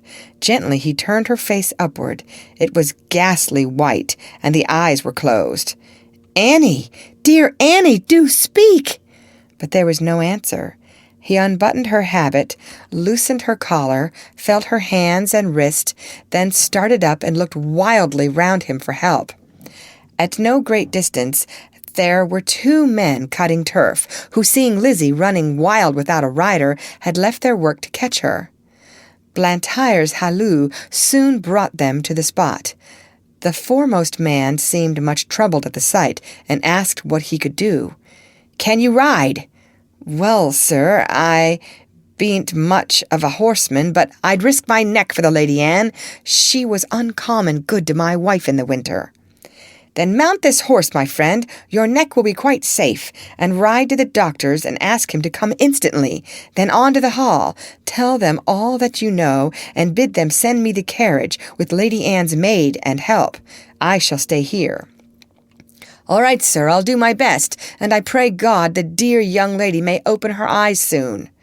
Then, seeing the other man, he called out, "Here, Joe, run for some water, and tell my missus to come as quick as she can to the Lady Anne." He then somehow scrambled into the saddle, and with a gee up and a clap on my sides with both his legs, he started on his journey, making a little circuit to avoid the dike. He had no whip, which seemed to trouble him, but my pace soon cured that difficulty, and he found the best thing he could do was to stick to the saddle and hold me in, which he did manfully. I shook him as little as I could help, but once or twice on the rough road he called out, "Steady! Whoa! Steady!" On the high road we were all right, and at the doctor's and the hall he did his errand like a good man and true. They asked him in to take a drop of something. No, he said. I'll be back to him again by a short cut through the fields, and be there afore the carriage. There was a great deal of hurry and excitement after the news became known. I was just turned into my box, the saddle and bridle were taken off, and a cloth thrown over me. Ginger was saddled and sent off in great haste for Lord George, and I soon heard the carriage roll out of the yard. It seemed a long time before Ginger came back, and before we were left alone, and then she told me all that she had seen. I can't tell much, she said. We went to Gallop nearly all the way, and got there just as the doctor rode up. There was a woman sitting on the ground with a lady's head in her lap. The doctor poured something into her mouth, but all that I heard was, "She is not dead." Then I was led off by a man to a little distance. After a while she was taken to the carriage, and we came home together. I heard my master say to a gentleman who stopped him to inquire that he hoped no bones were broken, but that she had not spoken yet. When Lord George took Ginger for hunting, York shook his head. He said it ought to be a steady hand to train a horse for the first season, and not a random rider like Lord George. Ginger used to like it very much, but sometimes when she came back I could see that she had been very much strained, and now and then she gave a short cough. She had too much spirit to complain, but I could not help feeling anxious about her. 2 days after the accident, Blantyre paid me a visit. He patted me and praised me very much. He told Lord George that he was sure the horse knew of Annie's danger as well as he did.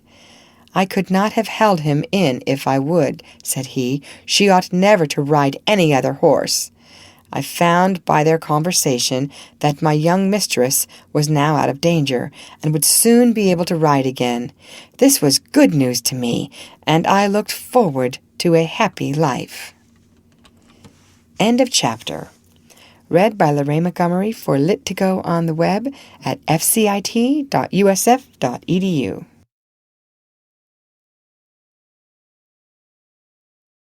Black Beauty by Anna Sewell. Part 2, Chapter 25. Reuben Smith. Now I must say a little about Reuben Smith, who was left in charge of the stables when York went to London. No one more thoroughly understood his business than he did, and when he was all right, there could not be a more faithful or valuable man. He was gentle and very clever in his management of horses, and could doctor them almost as well as a farrier, for he had lived 2 years with a veterinary surgeon. He was a first-rate driver. He could take a 4 in hand or a tandem as easily as a pair. He was a handsome man, a good scholar, and had very pleasant manners. I believe everybody liked him. Certainly the horses did. The only wonder was that he should be in an under situation and not in the place of a head coachman like York. But he had one great fault, and that was the love of drink. He was not, like some men, always at it. He used to keep steady for weeks or months together, and then he would break out and have a bout of it, as York called it, and be a disgrace to himself, a terror to his wife, and a nuisance to all that had to do with him. He was, however, so useful that 2 or 3 times York had hushed the matter up and kept it from the Earl's knowledge. But one night, when Reuben had to drive a party home from a ball, he was so drunk that he could not hold the reins, and a gentleman of the party had to mount the box and drive the ladies home. Of course, this could not be hidden, and Reuben was at once dismissed. His poor wife and little children had to turn out of the pretty cottage by the park gate and go where they could. Old Max told me all this, for it happened a good while ago. But shortly before Ginger and I came, Smith had been taken back again. York had interceded for him with the Earl, who is very kind-hearted, and the man had promised faithfully that he would never taste another drop as long as he lived there. He had kept his promise so well that York thought he might be safely trusted to fill his place while he was away, and he was so clever and honest that no one else seemed so well fitted for it. It was now early in April, and the family was expected home sometime in May. The light brougham was to be fresh done up, and as Colonel Blantyre was obliged to return to his regiment, it was arranged that Smith should drive him to the town in it and ride back. For this purpose he took the saddle with him, and I was chosen for the journey. At the station the colonel put some money into Smith's hand and bid him good-bye, saying, "Take care of your young mistress, Reuben, and don't let Black Auster be hacked about by any random young prig that wants to ride him. Keep him for the lady." We left the carriage at the maker's, and Smith rode me to the White Lion and ordered the hostler to feed me well and have me ready for him at 4 o'clock. A nail in one of my front shoes had started as I came along, but the hostler did not notice it till just about 4 o'clock. Smith did not come into the yard till 5, and then he said he should not leave till 6, as he had met with some old friends. The man then told him of the nail, and asked if he should have the shoe looked to. "No," said Smith, "that will be all right till we get home." He spoke in a very loud, offhand way, and I thought it very unlike him not to see about the shoe, as he was generally wonderfully particular about loose nails in our shoes. He did not come at 6, nor 7, nor 8, and it was nearly 9 o'clock before he called for me, and then it was with a loud, rough voice. He seemed in a very bad temper, and abused the hostler, though I could not tell what for. The landlord stood at the door and said, "Have a care, Mr. Smith," but he answered angrily with an oath, and almost before he was out of the town he began to gallop, frequently giving me a sharp cut with his whip, though I was going at full speed. The moon had not yet risen, and it was very dark. The roads were stony, having been recently mended. Going over them at this pace my shoe became looser, and as we neared the turnpike gate it came off. If Smith had been in his right senses, he would have been sensible of something wrong in my pace, but he was too drunk to notice. Beyond the turnpike was a long piece of road, upon which fresh stones had just been laid, large, sharp stones, over which no horse could be driven quickly without risk of danger.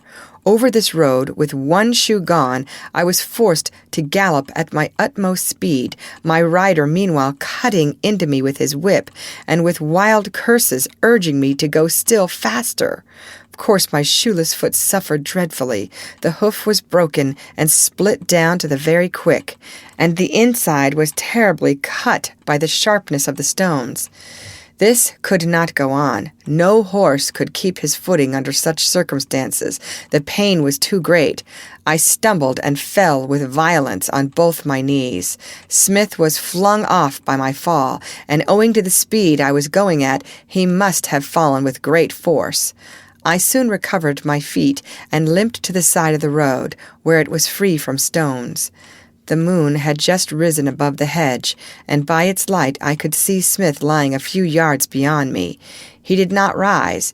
He made one slight effort to do so, and then there was a heavy groan.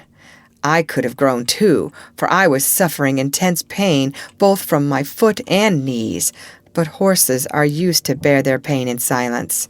I uttered no sound, but I stood there and listened. One more heavy groan from Smith, but though he now lay in the full moonlight, I could see no motion.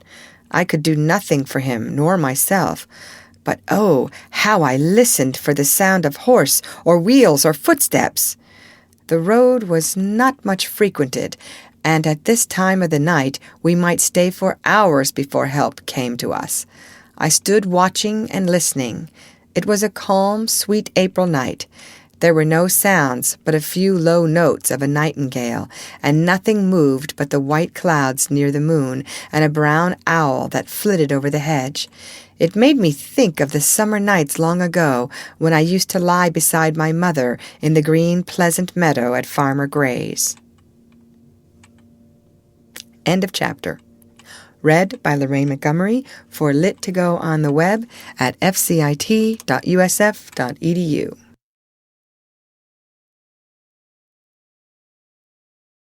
Black Beauty by Anna Sewell. Part 2, Chapter 26. How It Ended. It must have been nearly midnight when I heard, at a great distance, the sound of a horse's feet. Sometimes the sound died away, then it grew clearer again and nearer. The road to Earlshall led through woods that belonged to the Earl. The sound came in that direction, and I hoped it might be someone coming in search of us. As the sound came nearer and nearer, I was almost sure I could distinguish Ginger's step. A little nearer still, and I could tell she was in the dog-cart. I neighed loudly, and was overjoyed to hear an answering neigh from Ginger and men's voices. They came slowly over the stones and stopped at the dark figure that lay upon the ground. One of the men jumped out and stooped down over it. "It is Reuben," he said, "and he does not stir." The other man followed and bent over him. "He's dead," he said. "Feel how cold his hands are." They raised him up, but there was no life, and his hair was soaked with blood. They laid him down again, and came and looked at me. They soon saw my cut knees. "Why, the horse has been down and thrown him. Who would have thought the black horse would have done that? Nobody thought he could fall. Reuben must have been lying here for hours. Odd, too, that the horse has not moved from the place." Robert then attempted to lead me forward. I made a step, but almost fell again. "Halloo! He's bad in his foot as well as his knees. Look here, his hoof is cut all to pieces. He might well come down, poor fellow. I tell you what, Ned, I'm afraid it hasn't been all right with Reuben. Just think of his riding a horse over these stones without a shoe. Why, if he had been in his right senses, he would just as soon have tried to ride him over the moon. I'm afraid it has been the old thing over again. Poor Susan. She looked awfully pale when she came to my house to ask if he had not come home. She made believe she was not a bit anxious, and talked of a lot of things that might have kept him. But for all that, she begged me to go and meet him. But what must we do? There's the horse to get home as well as the body, and that will be no easy matter. Then followed a conversation between them, till it was agreed that Robert, as the groom, should lead me, and that Ned must take the body. It was a hard job to get it into the dog-cart, for there was no one to hold Ginger. But she knew as well as I did what was going on, and stood as still as a stone. I noticed that, because if she had a fault, it was that she was impatient in standing. Ned started off very slowly with his sad load, and Robert came and looked at my foot again. Then he took his handkerchief and bound it closely round, and so he led me home. I shall never forget that night walk. It was more than 3 miles. Robert led me on very slowly, and I limped and hobbled on as well as I could with great pain. I am sure he was sorry for me, for he often patted and encouraged me, talking to me in a pleasant voice. At last I reached my own box and had some corn, and after Robert had wrapped up my knees in wet cloths, he tied up my foot in a bran poultice to draw out the heat and cleanse it before the horse doctor saw it in the morning, and I managed to get myself down on the straw and slept in spite of the pain. The next day, after the farrier had examined my wounds, he said he hoped the joint was not injured, and if so, I should not be spoiled for work, but I should never lose the blemish. I believe they did the best to make a good cure, but it was a long and painful one. Proud flesh, as they called it, came up in my knees, and it was burned out with caustic. And when at last it was healed, they put a blistering fluid over the front of both knees to bring all the hair off. They had some reason for this, and I suppose it was all right. As Smith's death had been so sudden, and no one was there to see it, there was an inquest held. The landlord and hostler at the White Lion, with several other people, gave evidence that he was intoxicated when he started from the inn. The keeper of the toll gate said he rode at a hard gallop through the gate, and my shoe was picked up among the stones, so that the cause was quite plain to them, and I was cleared of all blame. Everybody pitied Susan. She was nearly out of her mind. She kept saying over and over again, "Oh, he was so good, so good. It was all that cursed drink. Why will they sell that cursed drink? Oh, Reuben, Reuben." So she went on till after he was buried, and then, as she had no home or relations, she, with her 6 little children, was obliged once more to leave the pleasant home by the tall oak trees and go into that great gloomy Union House. End of chapter. Read by Lorraine Montgomery for Lit to Go on the web at fcit.usf.edu.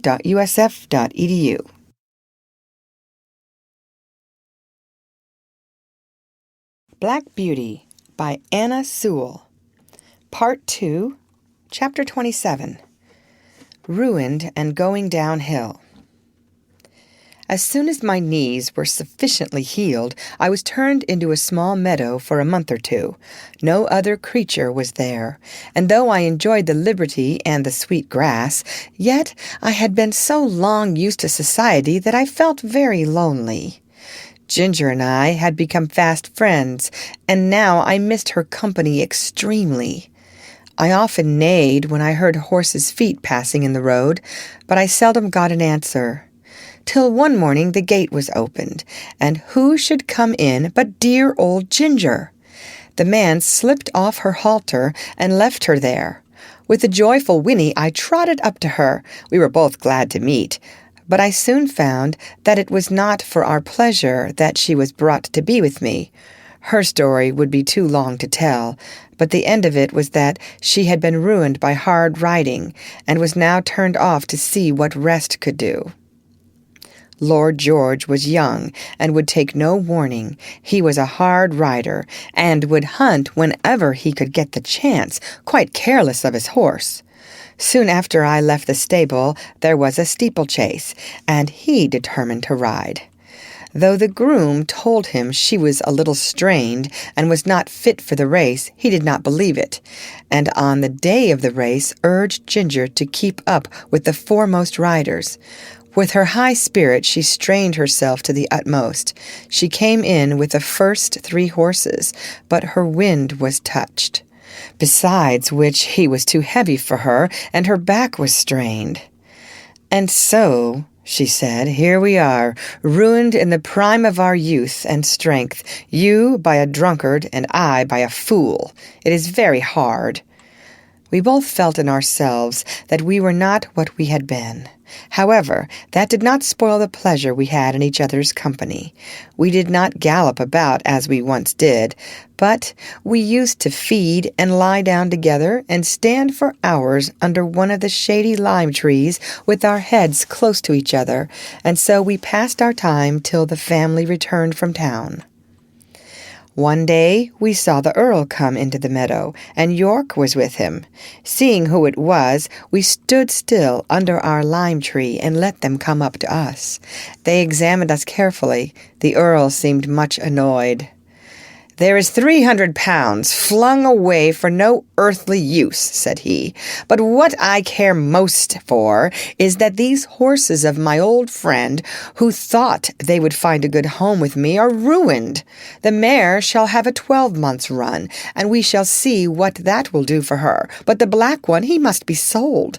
'Tis a great pity, but I could not have knees like these in my stables." "No, my lord, of course not," said York, "but he might get a place where appearance is not of much consequence, and still be well treated.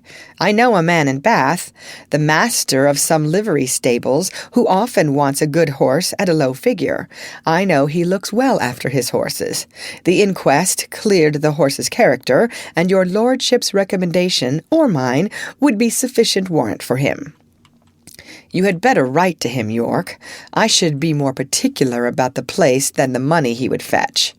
After this they left us.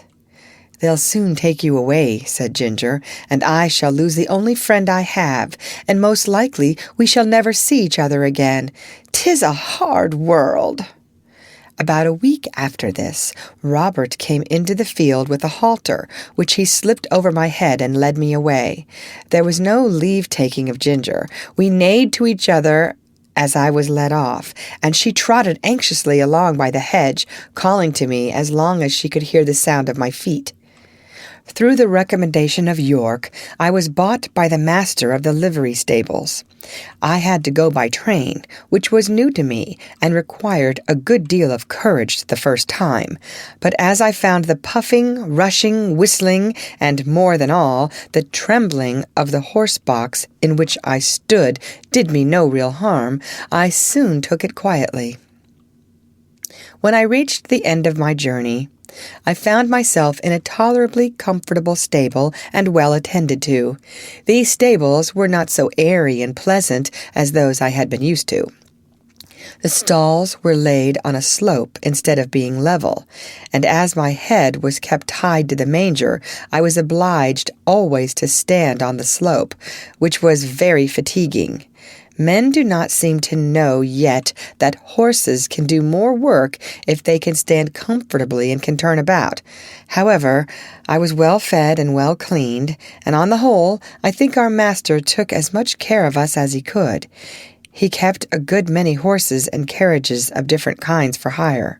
Sometimes his own men drove them, at others the horse and chaise were let to gentlemen or ladies who drove themselves.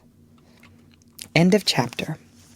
Read by Lorraine Montgomery for Lit2Go on the web at fcit.usf.edu.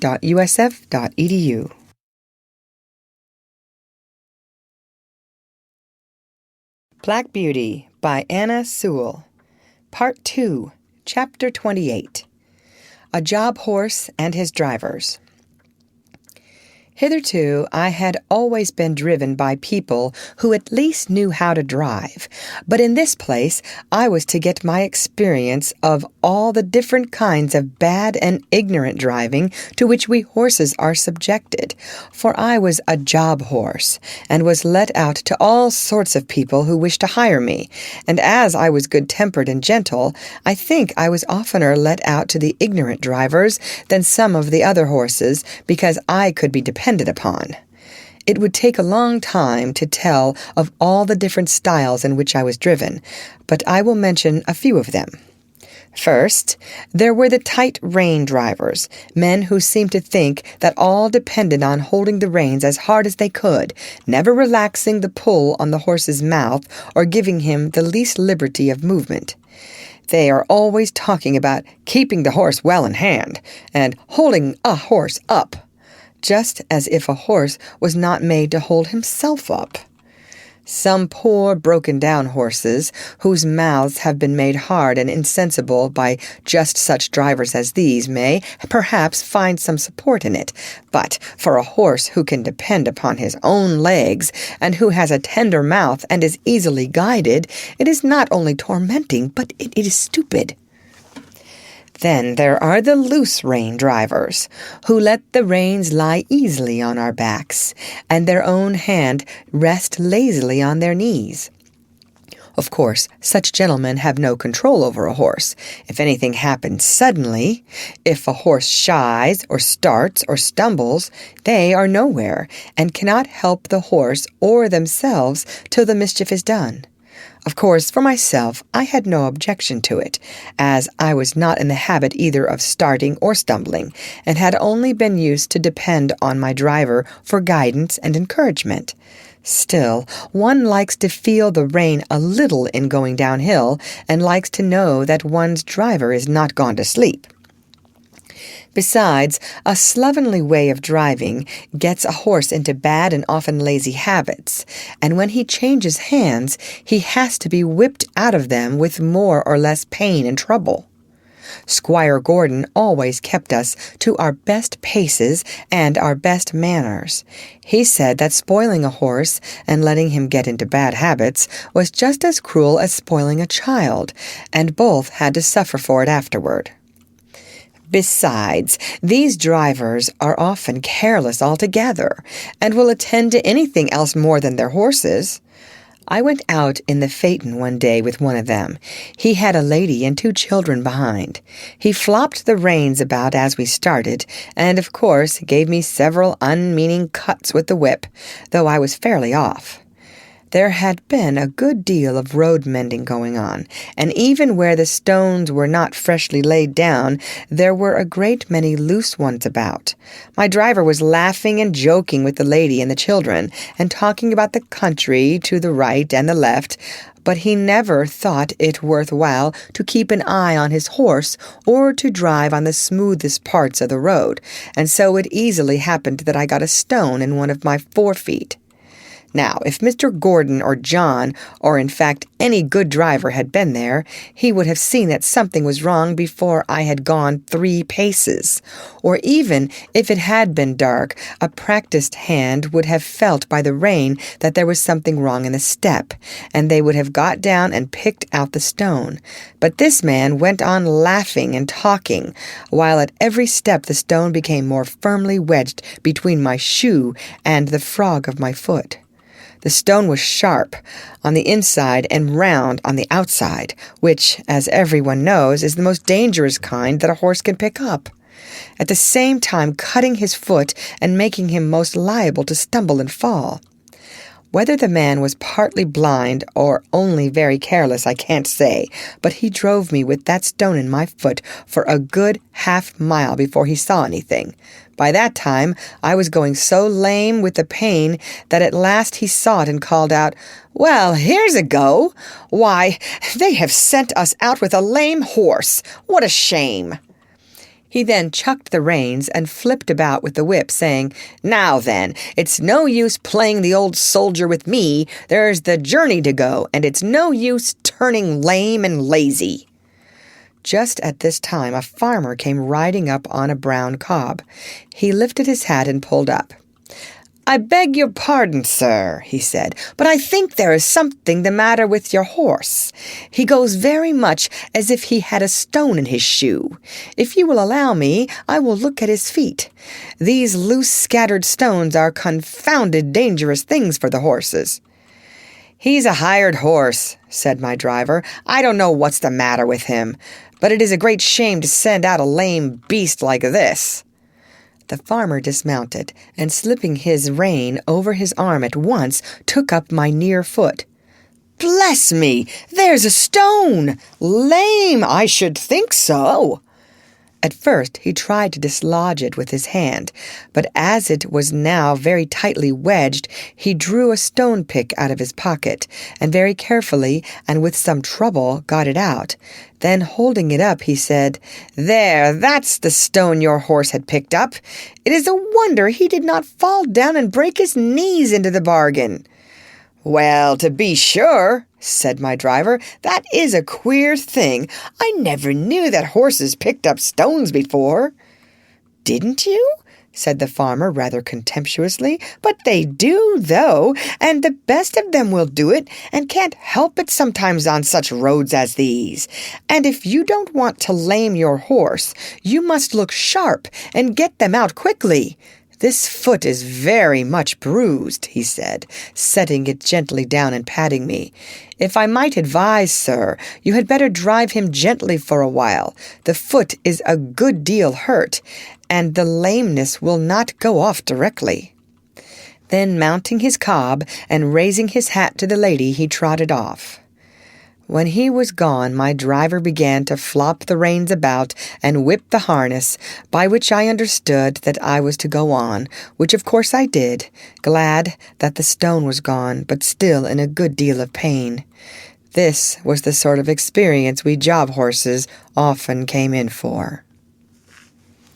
End of chapter. Read by Lorraine Montgomery for Lit to Go on the web at fcit.usf.edu.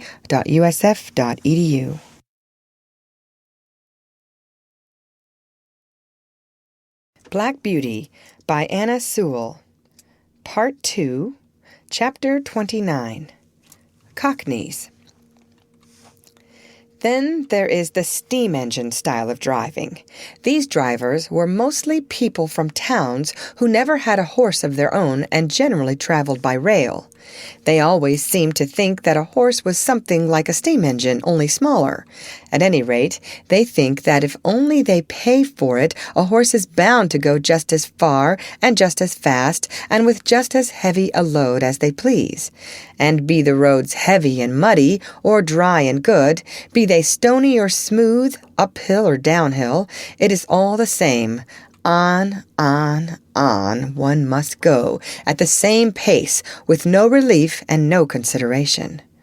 These people never think of getting out to walk up a steep hill. Oh no, they have paid to ride, and ride they will. The horse? Oh, he's used to it. What were horses made for, if not to drag people uphill? Walk? A good joke indeed. And so the whip is plied, and the rein is chucked, and often a rough, scolding voice cries out, "Go along, you lazy beast!" And then another slash of the whip, when all the time we are doing our very best to get along, uncomplaining and obedient, though often sorely harassed and downhearted. This steam engine style of driving wears us up faster than any other kind. I would far rather go 20 miles with a good considerate driver than I would go 10 with some of these. It would take less out of me. Another thing, they scarcely ever put on the brake, however steep the downhill may be, and thus bad accidents sometimes happen. Or, if they do put it on, they often forget to take it off at the bottom of the hill, and more than once I have had to pull halfway up the next hill with one of the wheels held by the brake before my driver chose to think about it, and that is a terrible strain on a horse. Then these cockneys, instead of starting at an easy pace as a gentleman would do, generally set off at full speed from the very stable yard, and when they want to stop, they first whip us and then pull up so suddenly that we are nearly thrown on our haunches and our mouths jagged with the bit. They call that pulling up with a dash, and when they turn a corner, they do it as sharply as if there were no right side or wrong side of the road. I well remember one spring evening I and Rory had been out for the day. Rory was the horse that mostly went with me when a pair was ordered, and a good honest fellow he was. We had our own driver, and as he was always considerate and gentle with us, we had a very pleasant day. We were coming home at a good smart pace about twilight. Our road turned sharp to the left, but as we were close to the hedge on our own side, and there was plenty of room to pass, our driver did not pull us in. As we neared the corner, I heard a horse and 2 wheels coming rapidly down the hill toward us. The hedge was high, and I could see nothing, but the next moment we were upon each other. Happily for me, I was on the side next to the hedge. Rory was on the left side of the pole, and had not even a shaft to protect him. The man who was driving was making straight for the corner, and when he came in sight of us, he had no time to pull over to his own side. The whole shock came upon Rory. The gig shaft ran right into the chest, making him stagger back with a cry that I shall never forget. The other horse was thrown upon his haunches, and one shaft broken. It turned out that it was a horse from our own stables, with the high-wheeled gig that the young men were so fond of. The driver was one of those random, ignorant fellows who don't even know which is their own side of the road, or, if they know, don't care. And there was poor Rory, with his flesh torn open and bleeding, and the blood streaming down. They said if it had been a little more to one side, it would have killed him, and a good thing for him, poor fellow, if it had. As it was a long time before the wound healed, and then he was sold for coal carting, and what that is, up and down those steep hills, only horses know.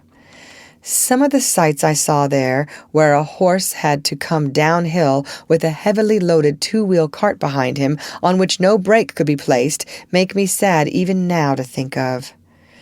After Rory was disabled, I often went in the carriage with a mare named Peggy, who stood in the next stall to mine. She was a strong, well-made animal of a bright dun color, beautifully dappled, and with a dark brown mane and tail. There was no high breeding about her, but she was very pretty and remarkably sweet-tempered and willing. Still, there was an anxious look about her eye, by which I knew that she had some trouble. The first time we went out together, I thought she had a very odd pace. She seemed to go partly a trot, partly a canter, 3 or 4 paces, and then a little jump forward. It was very unpleasant for any horse who pulled with her, and made me quite fidgety. When we got home, I asked her what made her go in that odd, awkward way. "Ah," she said in a troubled manner, "I know my paces are very bad, but what can I do? It really is not my fault. It is just because my legs are so short. I stand nearly as high as you, but your legs are a good 3 inches longer above your knee than mine. And of course, you can take a much longer step and go much faster. You see, I did not make myself. I wish I could have done so. I would have had long legs then. All my troubles come from my short legs," said Peggy in a desponding tone. "But how is it," I said, "when you are so strong and good-tempered and willing?" "Why, you see," said she, "men will go so fast, and if one can't keep up to the other horses, it is nothing but whip, whip, whip all the time. And so I have had to keep up as I could, and have got into this ugly shuffling pace. It was not always so. When I lived with my first master, I always went a good regular trot, but then he was not in such a hurry. He was a young clergyman in the country, and a good, kind master he was. He had 2 churches a good way apart, and a great deal of work, but he never scolded or whipped me for not going faster. He was very fond of me. I only wish I was with him now, but he had to leave and go to a large town, and then I was sold to a farmer. Some farmers, you know, are capital masters, but I think this one was a low sort of man. He cared nothing about good horses or good driving. He only cared for going fast. I went as fast as I could, but that would not do. And he was always whipping. So I got into this way of making a spring forward to keep up. On market nights, he used to stay very late at the inn and then drive home at a gallop. One dark night he was galloping home as usual, when all of a sudden the wheel came against some great heavy thing in the road and turned the gig over in a minute.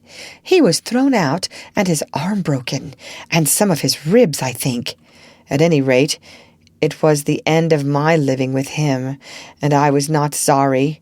But, you see, it will be the same everywhere for me, if men must go so fast. I wish my legs were longer." Poor Peggy! I was very sorry for her, and I could not comfort her, for I knew how hard it was upon slow-paced horses to be put with fast ones. All the whipping comes to their share, and they can't help it. She was often used in the phaeton, and was very much liked by some of the ladies, because she was so gentle, and some time after this she was sold to 2 ladies who drove themselves and wanted a safe, good horse. I met her several times out in the country, going a good steady pace, and looking as gay and contented as a horse could be. I was very glad to see her, for she deserved a good place. After she left us, another horse came in her stead. He was young, and had a bad name for shying and starting, by which he had lost a good place.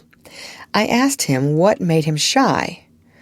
"Well, I hardly know," he said. "I was timid when I was young, and was a good deal frightened several times, and if I saw anything strange, I used to turn and look at it. You see, with our blinkers one can't see or understand what a thing is unless one looks round, and then my master always gave me a whipping, which of course made me start on, and did not make me less afraid. I think if he would have let me just look at things quietly and see that there was nothing to hurt me, it would have been all right, and I should have got used to them. One day an old gentleman was riding with him, and a large piece of white paper or rag blew across just on one side of me. I shied and started forward. My master, as usual, whipped me smartly, but the old man cried out, "You're wrong! You're wrong! You should never whip a horse for shying. He shies because he is frightened, and you only frighten him more and make the habit worse. So I suppose all men don't do so. I am sure I don't want to shy for the sake of it. But how should one know what is dangerous and what is not if one is never allowed to get used to anything? I am never afraid of what I know. Now, I was brought up in a park where there were deer. Of course, I knew them as well as I did a sheep or a cow, but they are not common, and I know many sensible horses who are frightened at them, and who will kick up quite a shindy before they will pass a paddock where there are deer." I knew what my companion said was true, and I wished that every young horse had as good masters as Farmer Gray and Squire Gordon. Of course, we sometimes came in for good driving here. I remember one morning I was put into the light gig and taken to a house in Pulteney Street. 2 gentlemen came out. The taller of them came round to my head. He looked at the bit and bridle and just shifted the collar with his hand to see if it fitted comfortably. "Do you consider this horse wants a curb?" he said to the hostler. "Well," said the man, "I should say he would go just as well without. He has an uncommon good mouth, and though he has a fine spirit, he has no vice, but we generally find people like the curb." "I don't like it," said the gentleman. "Be so good as to take it off, and put the rein in at the cheek. An easy mouth is a great thing on a long journey, is it not, old fellow?" he said, patting my neck. Then he took the reins, and they both got up.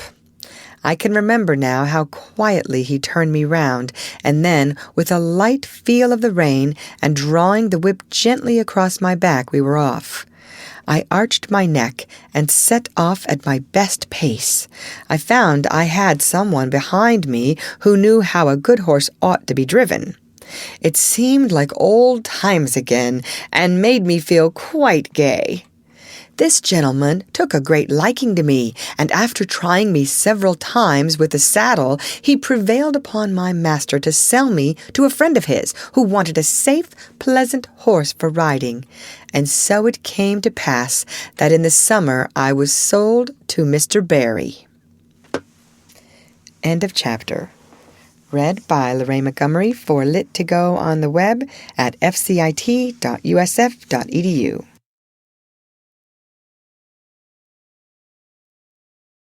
Black Beauty by Anna Sewell. Part 2, Chapter 30. A Thief. My new master was an unmarried man. He lived at Bath and was much engaged in business. His doctor advised him to take horse exercise, and for this purpose he bought me. He hired a stable a short distance from his lodgings and engaged a man named Filcher as groom. My master knew very little about horses, but he treated me well, and I should have had a good and easy place but for circumstances of which he was ignorant. He ordered the best hay with plenty of oats, crushed beans and bran with vetches or ryegrass, as the man might think needful. I heard the master give the order, so I knew there was plenty of good food, and I thought I was well off. For a few days all went on well. I found that my groom understood his business. He kept the stable clean and airy, and he groomed me thoroughly, and was never otherwise than gentle. He had been a hostler in one of the great hotels in Bath. He had given that up, and now cultivated fruit and vegetables for the market, and his wife bred and fattened poultry and rabbits for sale. After a while it seemed to me that my oats came very short. I had the beans, but bran was mixed with them instead of oats, of which there were very few, certainly not more than a quarter of what there should have been. In 2 or 3 weeks this began to tell upon my strength and spirits. The grass food, though very good, was not the thing to keep up my condition without corn. However, I could not complain, nor make known my wants, so it went on for about 2 months, and I wondered that my master did not see that something was the matter. However, one afternoon he rode out into the country to see a friend of his, a gentleman farmer, who lived on the road to Wells. This gentleman had a very quick eye for horses, and after he had welcomed his friend, he said, casting his eye over me, "It seems to me, Barry, that your horse does not look so well as he did when you first had him. Has he been well?" "Yes, I believe so," said my master, "but he is not nearly so lively as he was. My groom tells me that horses are always dull and weak in the autumn, and that I must expect it." "Autumn fiddlesticks," said the farmer. "Why, this is only August, and with your light work and good food, he ought not to go down like this, even if it was autumn. How do you feed him?" My master told him. The other shook his head slowly and began to feel me over. "I can't say who eats your corn, my dear fellow, but I am much mistaken if your horse gets it. Have you ridden very fast?" "No, very gently." "Then just put your hand here," said he, passing his hand over my neck and shoulder. "He is as warm and damp as a horse just come up from grass. I advise you to look into your stable a little more. I hate to be suspicious, and thank heaven I have no cause to be, for I can trust my men, present or absent. But there are mean scoundrels, wicked enough to rob a dumb beast of his food. You must look into it." And turning to his man, who had come to take me, "Give this horse a right good feed of bruised oats, and don't stint him." "Dumb beasts! Yes, we are. But if I could have spoken, I could have told my master where his oats went to." My groom used to come every morning about 6 o'clock, and with him a little boy, who always had a covered basket with him. He used to go with his father into the harness room where the corn was kept, and I could see them, when the door stood ajar, fill a little bag with oats out of the bin, and then he used to be off. 5 or 6 mornings after this, just as the boy had left the stable, the door was pushed open, and a policeman walked in, holding the child tight by the arm. Another policeman followed, and locked the door on the inside, saying, "Show me the place where your father keeps his rabbit's food." The boy looked very frightened and began to cry, but there was no escape, and he led the way to the corn bin. Here the policeman found another empty bag like that which was found full of oats in the boy's basket. Filcher was cleaning my feet at the time, but they soon saw him, and though he blustered a good deal, they walked him off to the lockup, and his boy with him. I heard afterward that the boy was not held to be guilty, but the man was sentenced to prison for 2 months. End of chapter. Read by Lorraine Montgomery for Lit to Go on the web at fcit.usf.edu.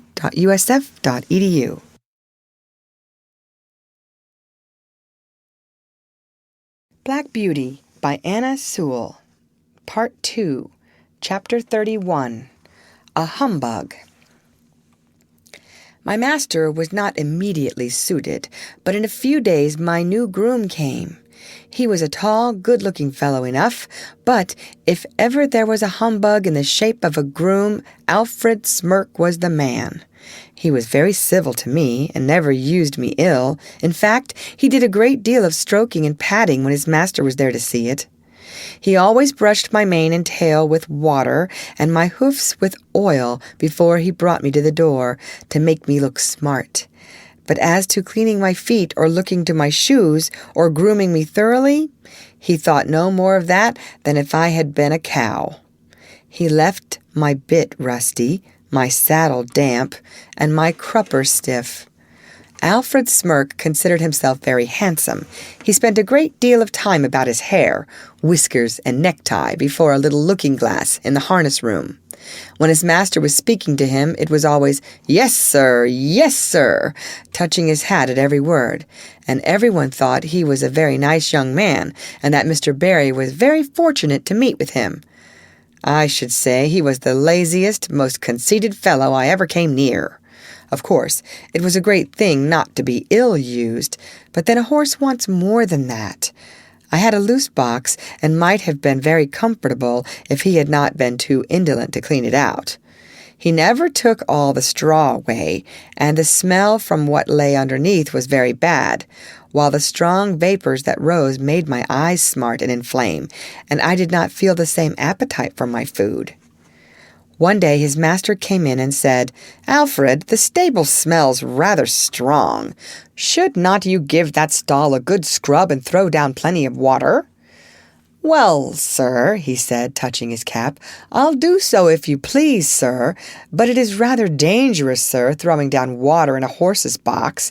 They are very apt to take cold, sir. I should not like to do him an injury, but I'll do it if you please, sir." "Well," said his master, "I should not like him to take cold, but I don't like the smell of the stable. Do you think the drains are all right?" "Well, sir, now you mention it, I think the drain does sometimes send back a smell. There may be something wrong, sir." "Then send for the bricklayer and have it seen to," said his master. "Yes, sir, I will." The bricklayer came and pulled up a great many bricks, but found nothing amiss, so he put down some lime and charged the master 5 shillings, and the smell in my box was as bad as ever. But that was not all. Standing as I did on a quantity of moist straw, my feet grew unhealthy and tender, and the master used to say, "I don't know what is the matter with this horse. He goes very fumble-footed. I am sometimes afraid he will stumble." "Yes, sir," said Alfred. "I have noticed the same myself when I have exercised him." Now the fact was that he hardly ever did exercise me, and when the master was busy, I often stood for days together without stretching my legs at all, and yet being fed just as high as if I were at hard work. This often disordered my health, and made me sometimes heavy and dull, but more often restless and feverish. He never even gave me a meal of green food or a bran mash, which would have cooled me, for he was altogether as ignorant as he was conceited. And then, instead of exercise or change of food, I had to take horse balls and draughts, which, beside the nuisance of having them poured down my throat, used to make me feel ill and uncomfortable. One day my feet were so tender that trotting over some fresh stones with my master on my back, I made 2 such serious stumbles that as he came down, Lansdowne into the city, he stopped at the farrier's and asked him to see what was the matter with me. The man took up my feet one by one and examined them. Then standing up and dusting his hands one against the other, he said, "Your horse has got the thrush, and badly too. His feet are very tender. It is fortunate that he has not been down. I wonder your groom has not seen to it before. This is the sort of thing we find in foul stables, where the litter is never properly cleaned out. If you will send him here tomorrow, I will attend to the hoof, and I will direct your man how to apply the liniment, which I will give him." The next day I had my feet thoroughly cleansed and stuffed with tow, soaked in some strong lotion, and an unpleasant business it was. The farrier ordered all the litter to be taken out of my box day by day, and the floor kept very clean. Then I was to have bran mashes, a little green food, and not so much corn till my feet were well again. With this treatment I soon regained my spirits, but Mr. Barry was so much disgusted at being twice deceived by his grooms that he determined to give up keeping a horse, and to hire when he wanted one. I was therefore kept till my feet were quite sound, and was then sold again. End of chapter. Read by Lorraine Montgomery for Lit to Go on the web at fcit.usf.edu.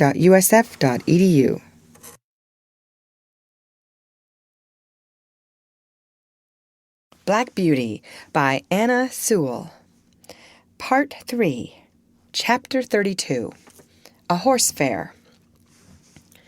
No doubt a horse fair is a very amusing place to those who have nothing to lose. At any rate, there is plenty to see.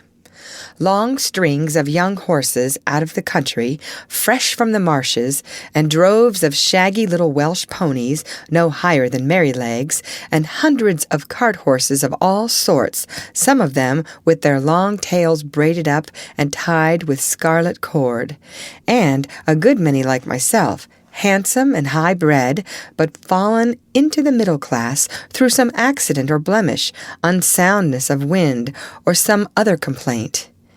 There were some splendid animals quite in their prime, and fit for anything. They were throwing out their legs and showing off their paces in high style as they were trotted out with a leading rein, the groom running by the side.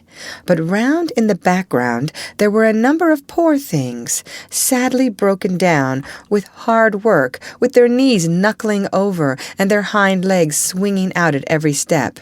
And there were some very dejected-looking old horses, with the underlip hanging down and the ears lying back heavily as if there were no more pleasure in life and no more hope.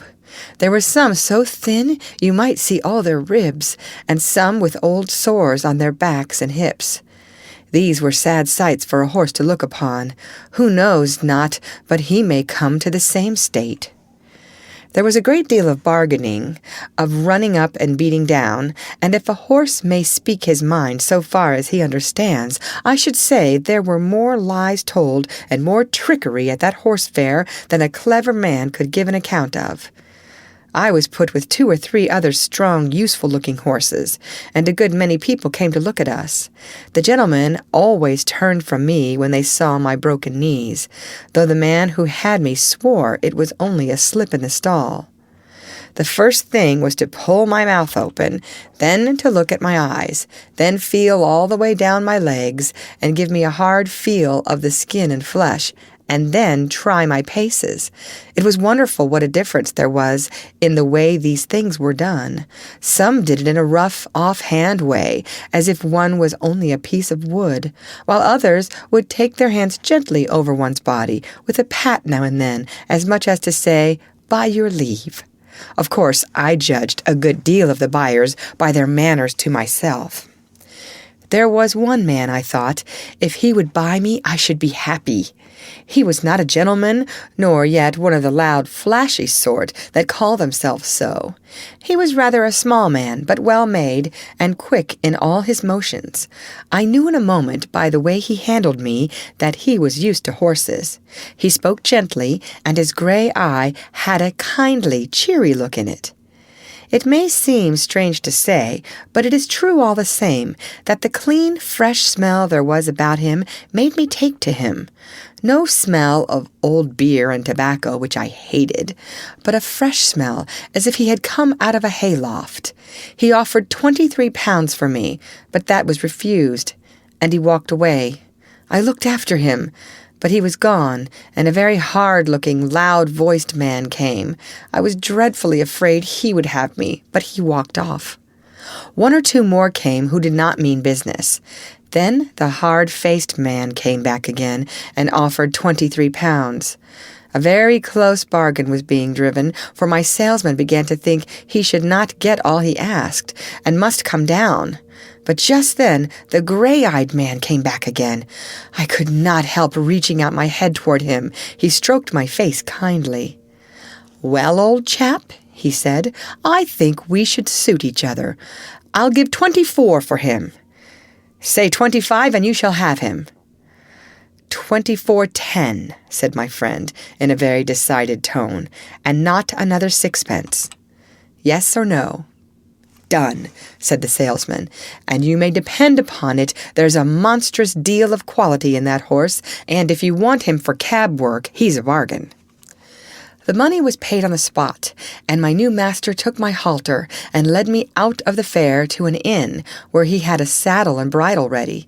He gave me a good feed of oats and stood by while I ate it, talking to himself and talking to me. Half an hour after, we were on our way to London, through pleasant lanes and country roads, until we came into the great London thoroughfare, on which we travelled steadily, till in the twilight we reached the great city. The gas lamps were already lighted. There were streets to the right and streets to the left, and streets crossing each other, for mile upon mile. I thought we should never come to the end of them. At last, in passing through one, we came to a long cab stand, when my rider called out in a cheery voice, "Good night, governor." "Halloo!" cried a voice. "Have you got a good one?" "I think so," replied my owner. "I wish you luck with him." "Thank you, Governor." And he rode on.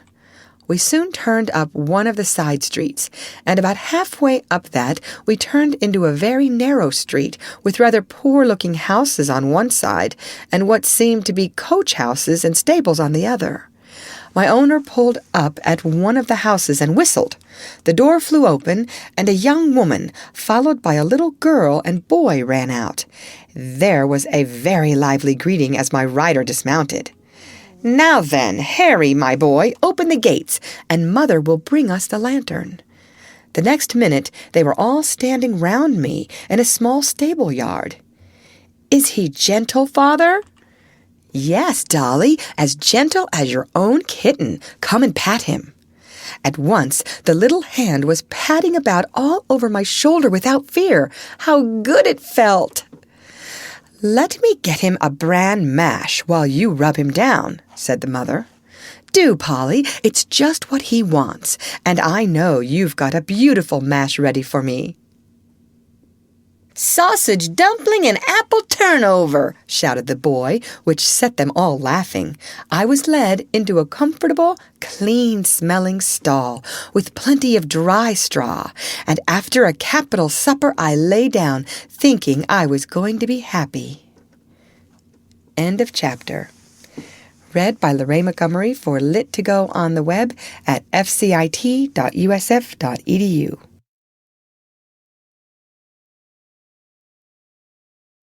Black Beauty by Anna Sewell. Part 3, Chapter 33, A London Cab Horse. Jeremiah Barker was my new master's name, but as everyone called him Jerry, I shall do the same. Polly, his wife, was just as good a match as a man could have. She was a plump, trim, tidy little woman, with smooth dark hair, dark eyes, and a merry little mouth.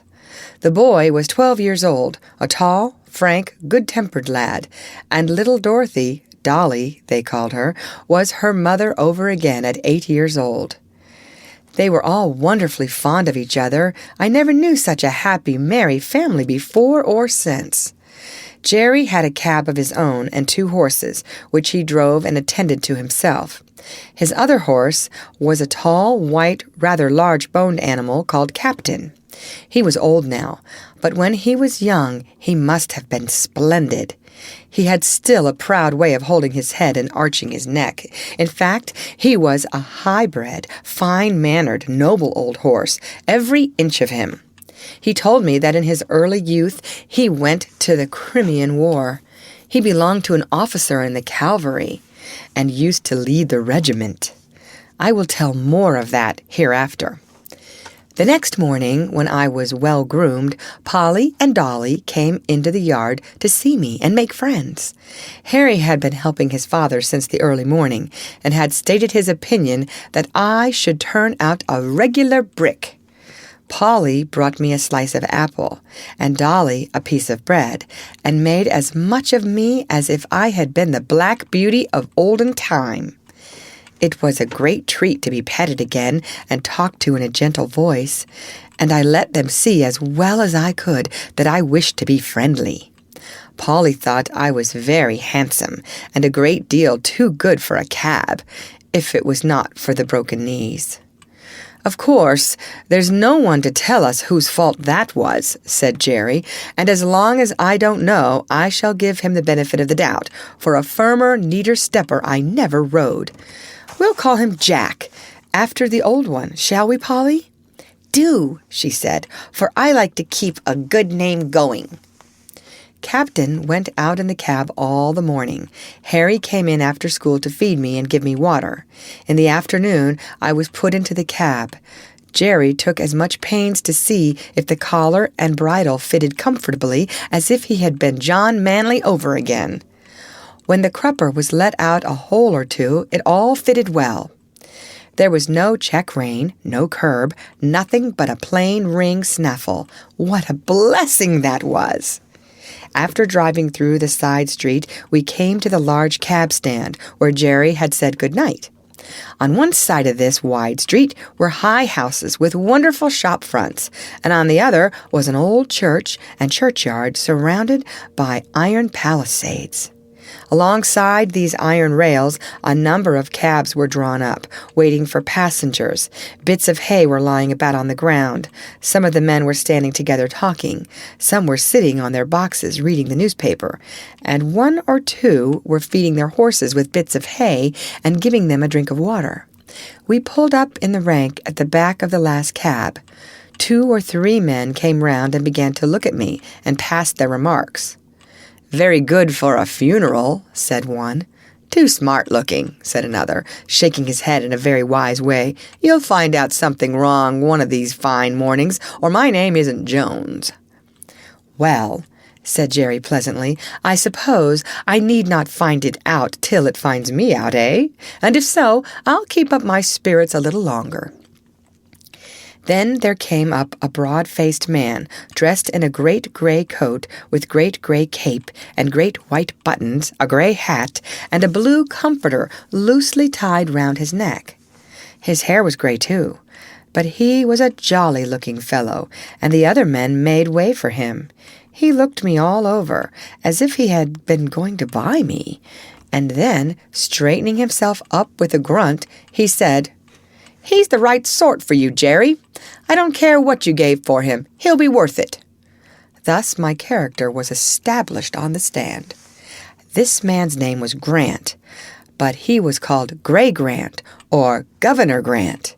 He had been the longest on that stand of any of the men, and he took it upon himself to settle matters and stop disputes. He was generally a good-humored, sensible man, but if his temper was a little out, as it was sometimes when he had drunk too much, nobody liked to come too near his fist, for he could deal a very heavy blow. The first week of my life as a cab horse was very trying.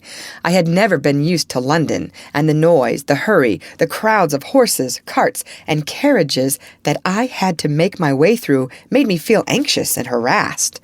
But I soon found that I could perfectly trust my driver, and then I made myself easy and got used to it. Jerry was as good a driver as I had ever known, and what was better, he took as much thought for his horses as he did for himself. He soon found out that I was willing to work and do my best, and he never laid the whip on me unless it was gently drawing the end of it over my back when I was to go on. But generally I knew this quite well by the way in which he took up the reins, and I believe his whip was more frequently stuck up by his side than in his hand. In a short time I and my master understood each other as well as horse and man can do.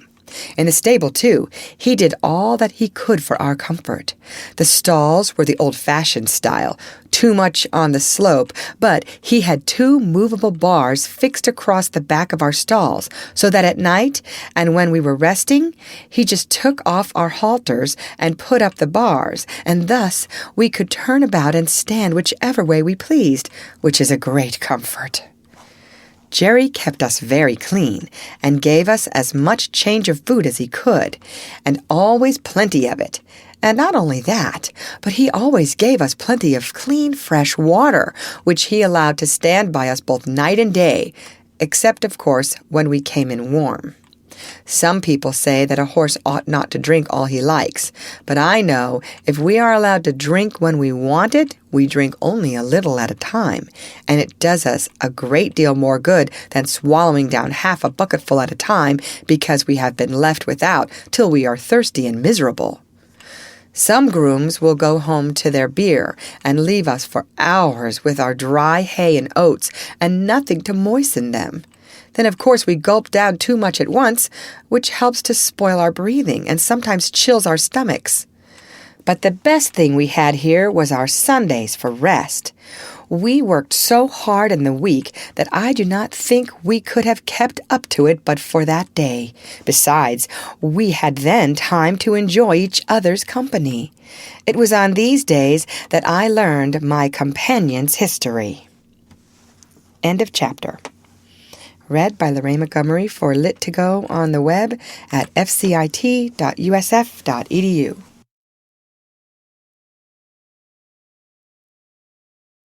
Black Beauty by Anna Sewell. Part 3, Chapter 34, An Old War Horse. Captain had been broken in and trained for an army horse. His first owner was an officer of cavalry going out to the Crimean War. He said he quite enjoyed the training with all the other horses, trotting together, turning together, to the right hand or the left, halting at the word of command, or dashing forward at full speed at the sound of the trumpet or signal of the officer. He was, when young, a dark, dappled iron gray, and considered very handsome. His master, a young, high-spirited gentleman, was very fond of him, and treated him from the first with the greatest care and kindness. He told me he thought the life of an army horse was very pleasant, but when it came to being sent abroad over the sea in a great ship, he almost changed his mind. "That part of it," said he, "was dreadful. Of course, we could not walk off the land into the ship, so they were obliged to put strong straps under our bodies, and then we were lifted off our legs in spite of our struggles, and were swung through the air over the water to the deck of the great vessel. There we were placed in small, close stalls, and never for a long time saw the sky, or were able to stretch our legs. The ship sometimes rolled about in high winds, and we were knocked about and felt bad enough. However, at last it came to an end, and we were hauled up and swung over again to the land. We were very glad, and snorted and neighed for joy when we once more felt firm ground under our feet. We soon found that the country we had come to was very different from our own, and that we had many hardships to endure besides the fighting.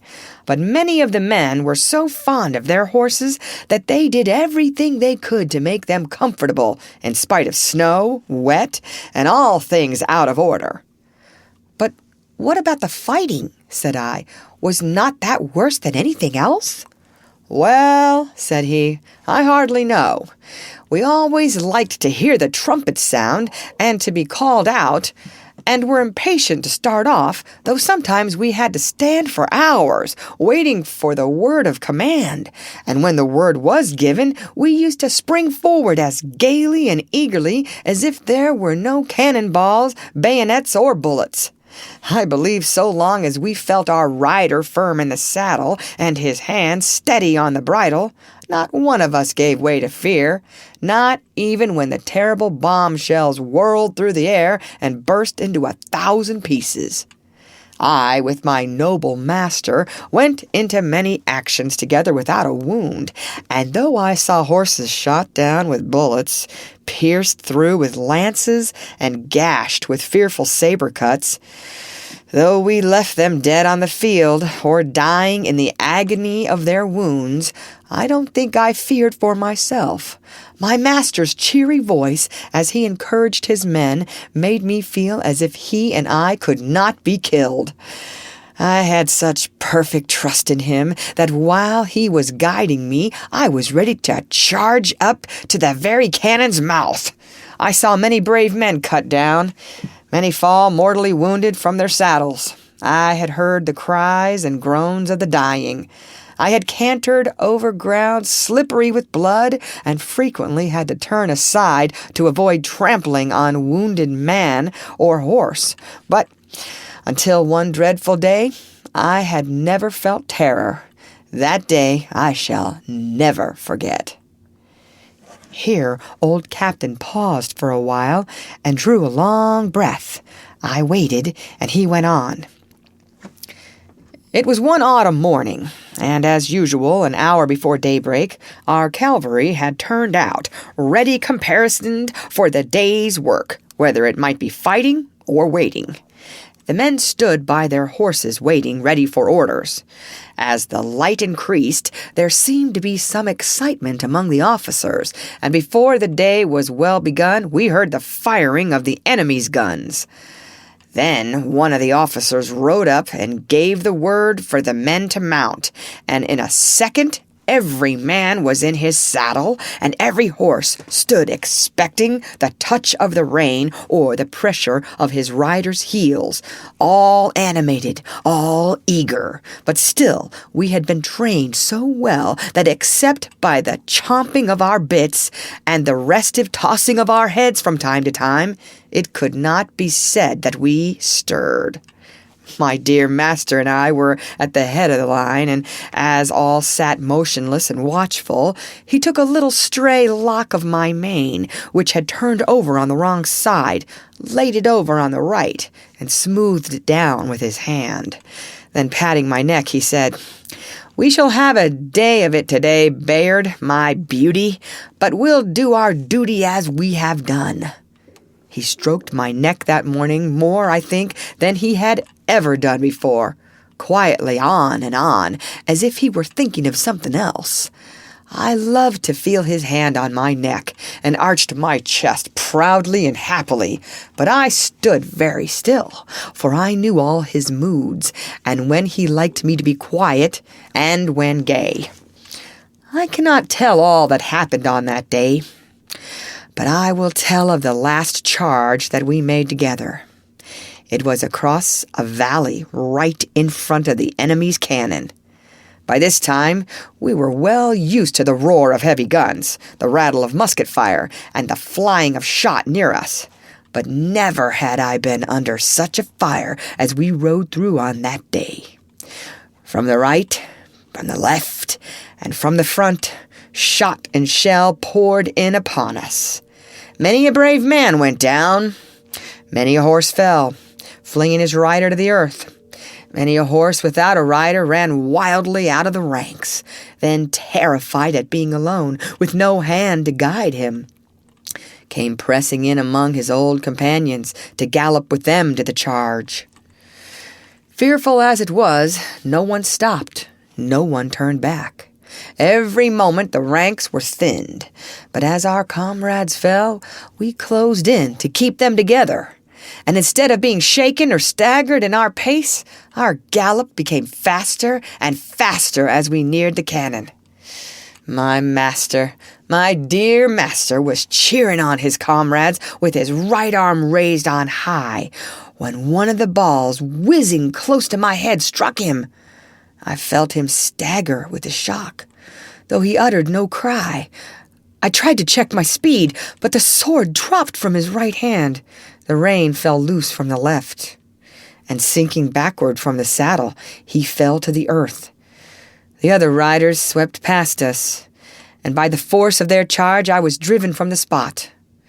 I wanted to keep my place by his side and not leave him under that rush of horses' feet, but it was in vain.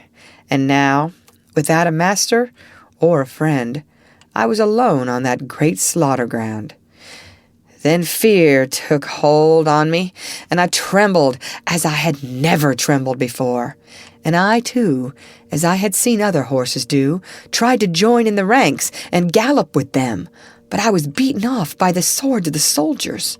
Just then, a soldier whose horse had been killed under him caught at my bridle and mounted me, and with this new master, I was again going forward. But our gallant company was cruelly overpowered, and those who remained alive after the fierce fight for the guns came galloping back over the same ground.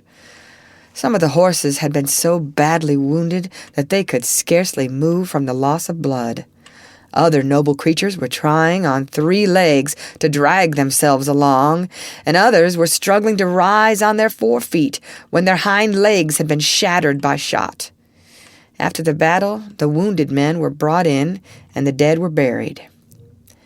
"And what about the wounded horses?" I said. "Were they left to die?" "No. The army farriers went over the field with their pistols and shot all that were ruined. Some that had only slight wounds were brought back and attended to, but the greater part of the noble, willing creatures that went out that morning never came back. In our stables, there was only about 1 in 4 that returned.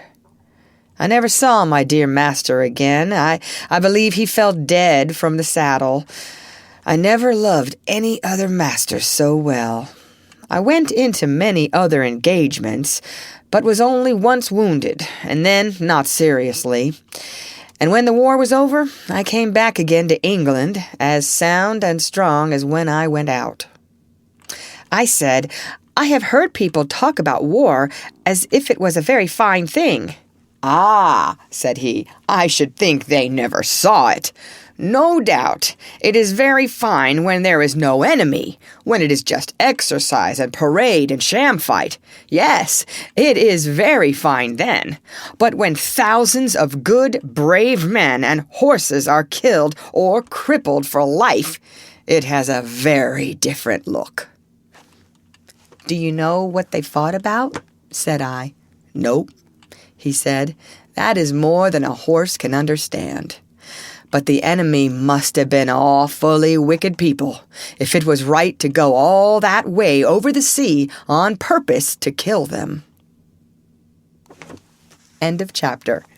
Read by Lorraine Montgomery for Lit to Go on the web at fcit.usf.edu.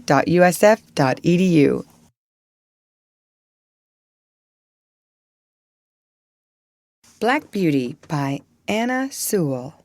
Part 3, Chapter 35. Jerry Barker. I never knew a better man than my new master.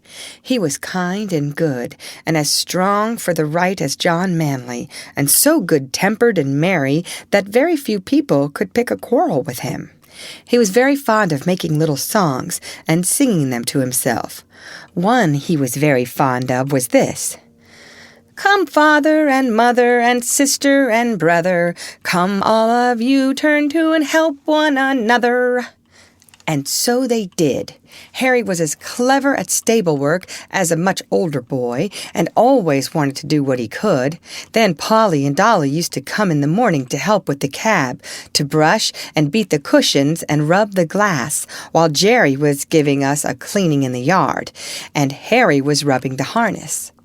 There used to be a great deal of laughing and fun between them, and it put Captain and me in much better spirits than if we had heard scolding and hard words. They were always early in the morning, for Jerry would say, If you in the morning throw minutes away, you can't pick them up in the course of a day. You may hurry and scurry and flurry and worry. You've lost them forever, forever and aye. He could not bear any careless loitering and waste of time, and nothing was so near making him angry as to find people who were always late, wanting a cab horse to be driven hard to make up for their idleness. One day 2 wild-looking young men came out of a tavern close by the stand and called Jerry. Here, cabby, look sharp. We are rather late. Put on the steam, will you, and take us to the Victoria in time for the 1 o'clock train. You shall have a shilling extra.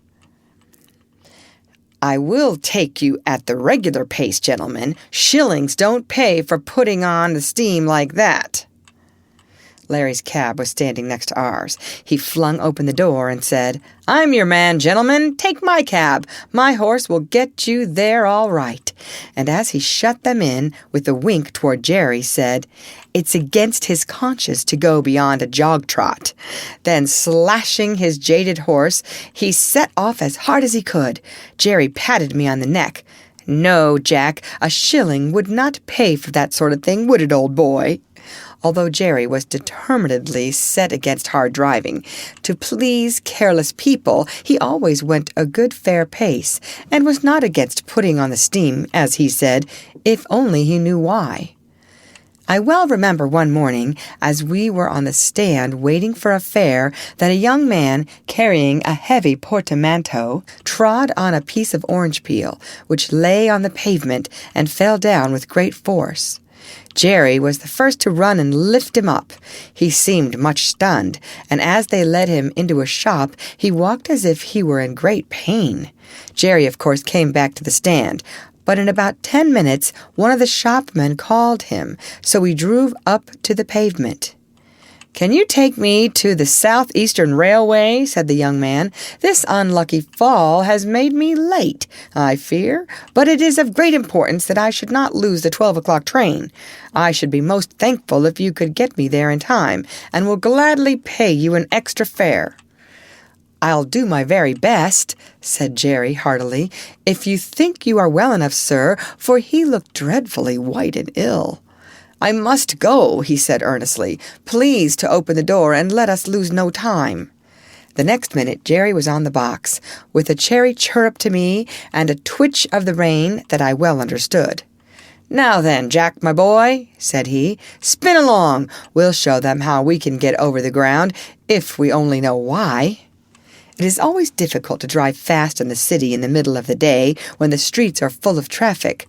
But we did what could be done, and when a good driver and a good horse, who understand each other, are of one mind, it is wonderful what they can do.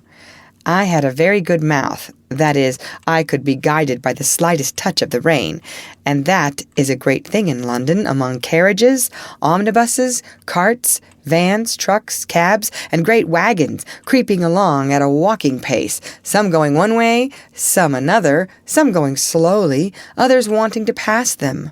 Omnibuses stopping short every few minutes to take up a passenger, obliging the horse that is coming behind to pull up too, or to pass, and get before them. Perhaps you try to pass, but just then something else comes dashing in through the narrow opening, and you have to keep in behind the omnibus again. Presently you think you see a chance, and manage to get to the front, going so near the wheels on each side that half an inch nearer and they would scrape. Well, you get along for a bit, but soon find yourself in a long train of carts and carriages, all obliged to go at a walk. Perhaps you come to a regular block-up, and have to stand still for minutes together, till something clears out into a side street, or the policeman interferes. You have to be ready for any chance to dash forward, if there be an opening, and be quick as a rat dog, to see if there be room, and if there be time, lest you get your own wheels locked or smashed, or the shaft of some other vehicle run into your chest or shoulder. All this is what you have to be ready for.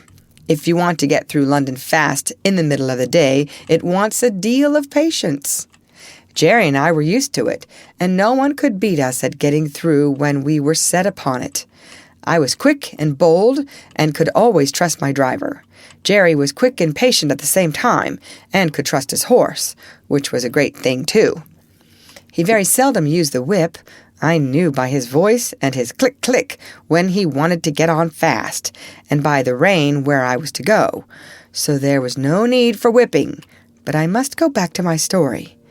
The streets were very full that day, but we got on pretty well as far as the bottom of Cheapside, where there was a block for 3 or 4 minutes. The young man put his head out and said anxiously, "I think I had better get out and walk. I shall never get there if this goes on." "I'll do all that can be done, sir," said Jerry. "I think we shall be in time. This block-up cannot last much longer, and your luggage is very heavy for you to carry, sir." Just then the cart in front of us began to move on, and then we had a good turn. In and out we went, as fast as horseflesh could do it, and for a wonder had a good clear time on London Bridge, for there was a whole train of cabs and carriages, all going our way at a quick trot, perhaps wanting to catch that very train. At any rate, we whirled into the station with many more, just as the great clock pointed to 8 minutes to 12 o'clock. "Thank God we are in time," said the young man, "and thank you too, my friend, and your good horse. You have saved me more than money can ever pay for. Take this extra half-crown." "No, sir. No, thank you all the same. So glad we hit the time, sir. But don't stay now, sir. The bell is ringing. Here, porter, take this gentleman's luggage. Dover line 12 o'clock train. That's it." And without waiting for another word, Jerry wheeled me round to make room for other cabs that were dashing up at the last minute, and drew up on one side till the crush was past. "So glad," he said, "so glad. Poor young fellow. I wonder what it was that made him so anxious."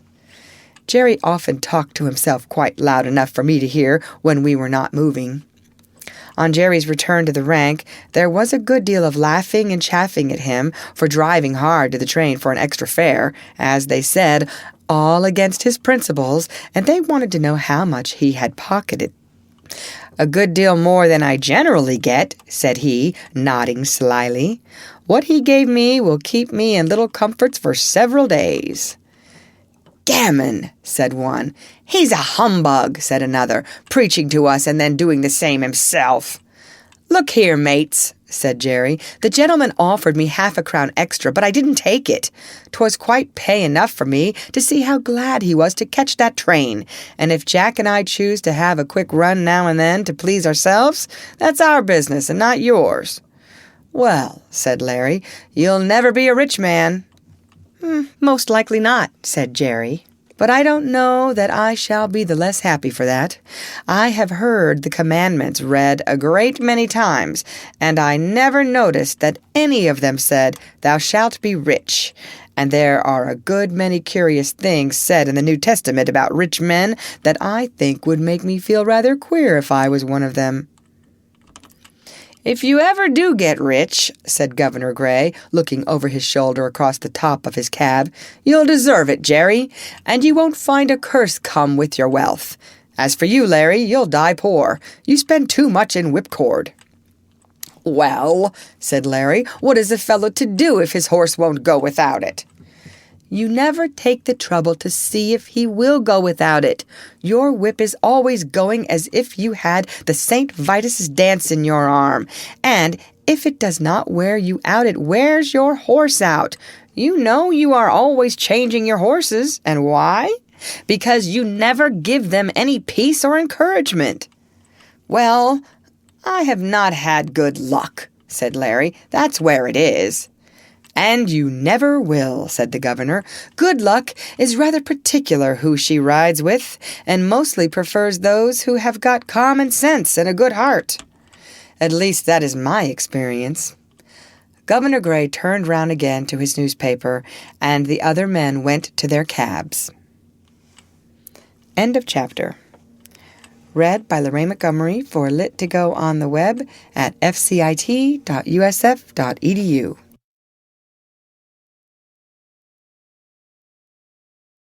Black Beauty by Anna Sewell. Part 3, Chapter 36. The Sunday Cab. One morning, as Jerry had just put me into the shafts and was fastening the traces, a gentleman walked into the yard. "Your servant, sir," said Jerry. "Good morning, Mr. Barker," said the gentleman. "I should be glad to make some arrangements with you for taking Mrs. Briggs regularly to church on Sunday mornings. We go to the new church now, and that is rather further than she can walk." "Thank you, sir," said Jerry, "but I have only taken out a 6 days license, and therefore I could not take a fare on a Sunday. It would not be legal." A few years since, the annual charge for a cab license was very much reduced, and the difference between the 6 and 7 days cabs was abolished. "Oh," said the other, "I did not know yours was a 6 days cab, but of course it would be very easy to alter your license. I would see that you did not lose by it. The fact is, Mrs. Briggs very much prefers you to drive her." "I should be glad to oblige the lady, sir, but I had a 7 days license once, and the work was too hard for me, and too hard for my horses. Year in and year out, not a day's rest, and never a Sunday with my wife and children, and never able to go to a place of worship, which I had always been used to do before I took to the driving box. So for the last 5 years, I have only taken a 6 days license, and I find it better all the way round." "Well, of course," replied Mr. Briggs, "it is very proper that every person should have rest and be able to go to church on Sundays, but I should have thought you would not have minded such a short distance for the horse, and only once a day. You would have all the afternoon and evening for yourself, and we are very good customers, you know." "Yes, sir, that is true, and I am grateful for all favors, I am sure, and anything that I could do to oblige you or the lady I should be proud and happy to do, but I can't give up my Sundays, sir, indeed I can't." I read that God made man, and he made horses and all the other beasts, and as soon as he had made them, he made a day of rest, and bade that all should rest 1 day in 7. And I think, sir, he must have known what was good for them, and I am sure it is good for me. I am stronger and healthier altogether now that I have a day of rest. The horses are fresh too, and do not wear up nearly so fast. The 6-day drivers all tell me the same, and I have laid by more money in the savings bank than ever I did before. And as for the wife and children, sir, why, heart alive, they would not go back to the 7 days for all they could see. Oh, very well, said the gentleman. Don't trouble yourself, Mr. Barker, any further. I will inquire somewhere else. And he walked away. Well, says Jerry to me, we can't help it, Jack, old boy. We must have our Sundays. Polly, he shouted. Polly, come here. She was there in a minute. What is it all about, Jerry? Why, my dear, Mr. Briggs wants me to take Mrs. Briggs to church every Sunday morning. I say I have only a 6 days license. He says, get a 7 days license, and I'll make it worth your while. And you know, Polly, they are very good customers to us.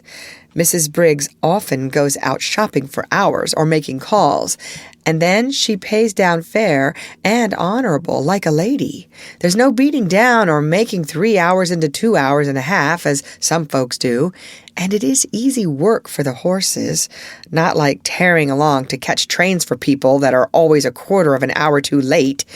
And if I don't oblige her in this matter, it is very likely we shall lose them altogether. What do you say, little woman? I say, Jerry, says she, speaking very slowly, I say, if Mrs. Briggs would give you a sovereign every Sunday morning, I would not have you a 7 days cabman again. We have known what it was to have no Sundays, and now we know what it is to call them our own. Thank God you earn enough to keep us, though it is sometimes close work to pay for all the oats and hay, the license, and the rent besides, but Harry will soon be earning something, and I would rather struggle on harder than we do than go back to those horrid times when you hardly had a minute to look at your own children, and we never could go to a place of worship together or have a happy, quiet day. God forbid that we should ever turn back to those times. That's what I say, Jerry. And that is just what I told Mr. Briggs, my dear, said Jerry, and what I mean to stick to. So don't go and fret yourself, Polly, for she had begun to cry. I would not go back to the old times if I earned twice as much, so that is settled, little woman. Now cheer up, and I'll be off to the stand. 3 weeks had passed away after this conversation, and no order had come from Mrs. Briggs, so there was nothing but taking jobs from the stand. Jerry took it to heart a good deal, for of course the work was harder for horse and man. But Polly would always cheer him up and say, "Never mind, father, never mind. Do your best and leave the rest. 'Twill all come right some day or night." It soon became known that Jerry had lost his best customer, and for what reason. Most of the men said he was a fool, but 2 or 3 took his part. "If working men don't stick to their Sunday," said Truman, "they'll soon have none left. It is every man's right and every beast's right. By God's law we have a day of rest, and by the law of England we have a day of rest. And I say we ought to hold to the rights these laws give us and keep them for our children." "All very well for you religious chaps to talk so," said Larry, "but I'll turn a shilling when I can. I don't believe in religion, for I don't see that your religious people are any better than the rest." "If they are not better," put in Jerry, "it is because they are not religious. You might as well say that our country's laws are not good because some people break them. If a man gives way to his temper and speaks evil of his neighbor and does not pay his debts, He is not religious. I don't care how much he goes to church. If some men are shams and humbugs, that does not make religion untrue. Real religion is the best and truest thing in the world, and the only thing that can make a man really happy or make the world we live in any better. If religion was good for anything, said Jones, it would prevent your religious people from making us work on Sundays, as you know many of them do. And that's why I say religion is nothing but a sham. Why, if it was not for the church and chapel goers, it would be hardly worthwhile our coming out on a Sunday. But they have their privileges, as they call them, and I go without. I shall expect them to answer for my soul if I can't get a chance of saving it. Several of the men applauded this, till Jerry said, That may sound well enough, but it won't do. Every man must look after his own soul. You can't lay it down at another man's door like a foundling and expect him to take care of it. And don't you see, if you are always sitting on your box waiting for a fare, they will say, If we don't take him, someone else will, and he does not look for any Sunday. Of course, they don't go to the bottom of it, or they would see if they never came for a cab, it would be no use your standing there. But people don't always like to go to the bottom of things. It may not be convenient to do it, but if you Sunday drivers would all strike for a day of rest, the thing would be done. And what would all the good people do if they could not get to their favorite preachers? Said Larry. 'Tis not for me to lay down plans for other people, said Jerry, but if they can't walk so far, they can go to what is nearer, and if it should rain, they can put on their mackintoshes, as they do on a weekday. If a thing is right, it can be done, and if it is wrong, it can be done without. And a good man will find a way. And that is as true for us cabmen as it is for the churchgoers. End of chapter. Read by Lorraine Montgomery for Lit to Go on the web at fcit.usf.edu.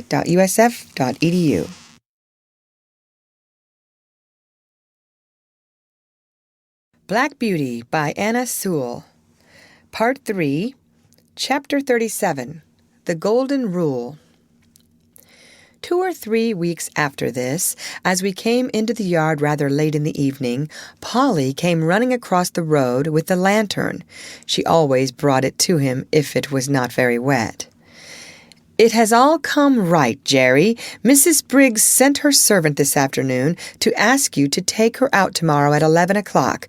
I said, yes, I thought so, but we supposed she employed someone else now." "Well," said he, "the real fact is, Master was put out because Mr. Barker refused to come on Sundays, and he has been trying other cabs, but there's something wrong with them all. Some drive too fast, and some too slow, and the mistress says there is not one of them so nice and clean as yours, and nothing will suit her but Mr. Barker's cab again." Polly was almost out of breath, and Jerry broke out into a merry laugh. "'Twill all come right some day or night. You were right, my dear, you generally are. Run in and get the supper, and I'll have Jack's harness off and make him snug and happy in no time." After this, Mrs. Briggs wanted Jerry's cab quite as often as before, never, however, on a Sunday, but there came a day when we had Sunday work, and this was how it happened. We had all come home on the Saturday night very tired, and very glad to think that the next day would be all rest, but so it was not to be. On Sunday morning, Jerry was cleaning me in the yard, when Polly stepped up to him, looking very full of something. "What is it?" said Jerry. "Well, my dear," she said, "poor Dinah Brown has just had a letter brought to say that her mother is dangerously ill, and that she must go directly if she wishes to see her alive. The place is more than 10 miles away from here, out in the country, and she says if she takes the train, she should still have 4 miles to walk. And so weak as she is, and the baby only 4 weeks old, of course that would be impossible. And she wants to know if you would take her in your your cab, and she promises to pay you faithfully as she can get the money." "Tut, tut, we'll see about that. It was not the money I was thinking about, but of losing our Sunday. The horses are tired, and I am tired too. That's where it pinches." "It pinches all round for that matter," said Polly, "for it's only half Sunday without you. But you know we should do to other people as we should like they should do to us. And I know very well what I should like if my mother was dying. And Jerry, dear, I am sure it won't break the Sabbath. For if pulling a poor beast or donkey out of a pit would not spoil it, I am quite sure taking poor Dinah would not do it." "Why, Polly, you are as good as the minister. And so, as I've had my Sunday morning sermon early today, you may go and tell Dinah that I'll be ready for her as the clock strikes 10. But stop. Just step round to Butcher Braden's with my compliments and ask him if he would lend me his light trap. I know he never uses it on the Sunday, and it would make a wonderful difference to the horse." Away she went, and soon returned, saying that he could have the trap and welcome.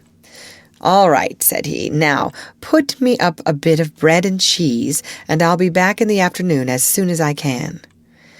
"And I'll have the meat pie ready for an early tea instead of for dinner," said Polly, and away she went, while he made his preparations to the tune of "Polly's the woman and no mistake," of which tune he was very fond.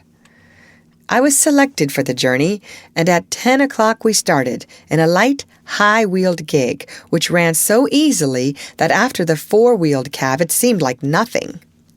It was a fine May day, and as soon as we were out of the town, the sweet air, the smell of the fresh grass, and the soft country roads were as pleasant as they used to be in the old times, and I soon began to feel quite fresh.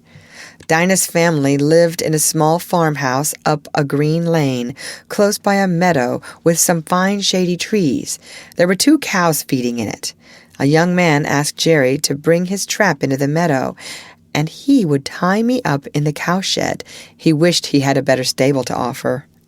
"If your cows would not be offended," said Jerry, "there is nothing my horse would like so well as to have an hour or 2 in your beautiful meadow. He's quiet, and it would be a rare treat for him." "Do, and welcome," said the young man. "The best we have is at your service for your kindness to my sister. We shall be having some dinner in an hour, and I hope you'll come in, though with Mother so ill we are all out of sorts in the house." Jerry thanked him kindly, but said as he had some dinner with him, there was nothing he should like so well as walking about in the meadow. When my harness was taken off, I did not know what I should do first, whether to eat the grass, or roll over on my back, or lie down and rest, or have a gallop across the meadow out of sheer spirits at being free, and I did all by turns.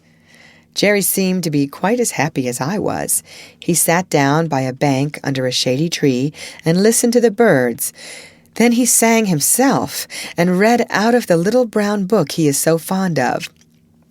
Then wandered round the meadow and down by a little brook where he picked the flowers and the hawthorn and tied them up with long sprays of ivy. Then he gave me a good feed of the oats which he had brought with him. But the time seemed all too short. I had not been in a field since I left poor Ginger at Earlshall. We came home gently, and Jerry's first words were, as we came into the yard, "Well, Polly, I have not lost my Sunday after all, for the birds were singing hymns in every bush, and I joined in the service. And as for Jack, he was like a young colt." When he handed Dolly the flowers, she jumped about for joy. End of chapter. Read by Lorraine Montgomery for Lit2Go on the web at fcit.usf.edu.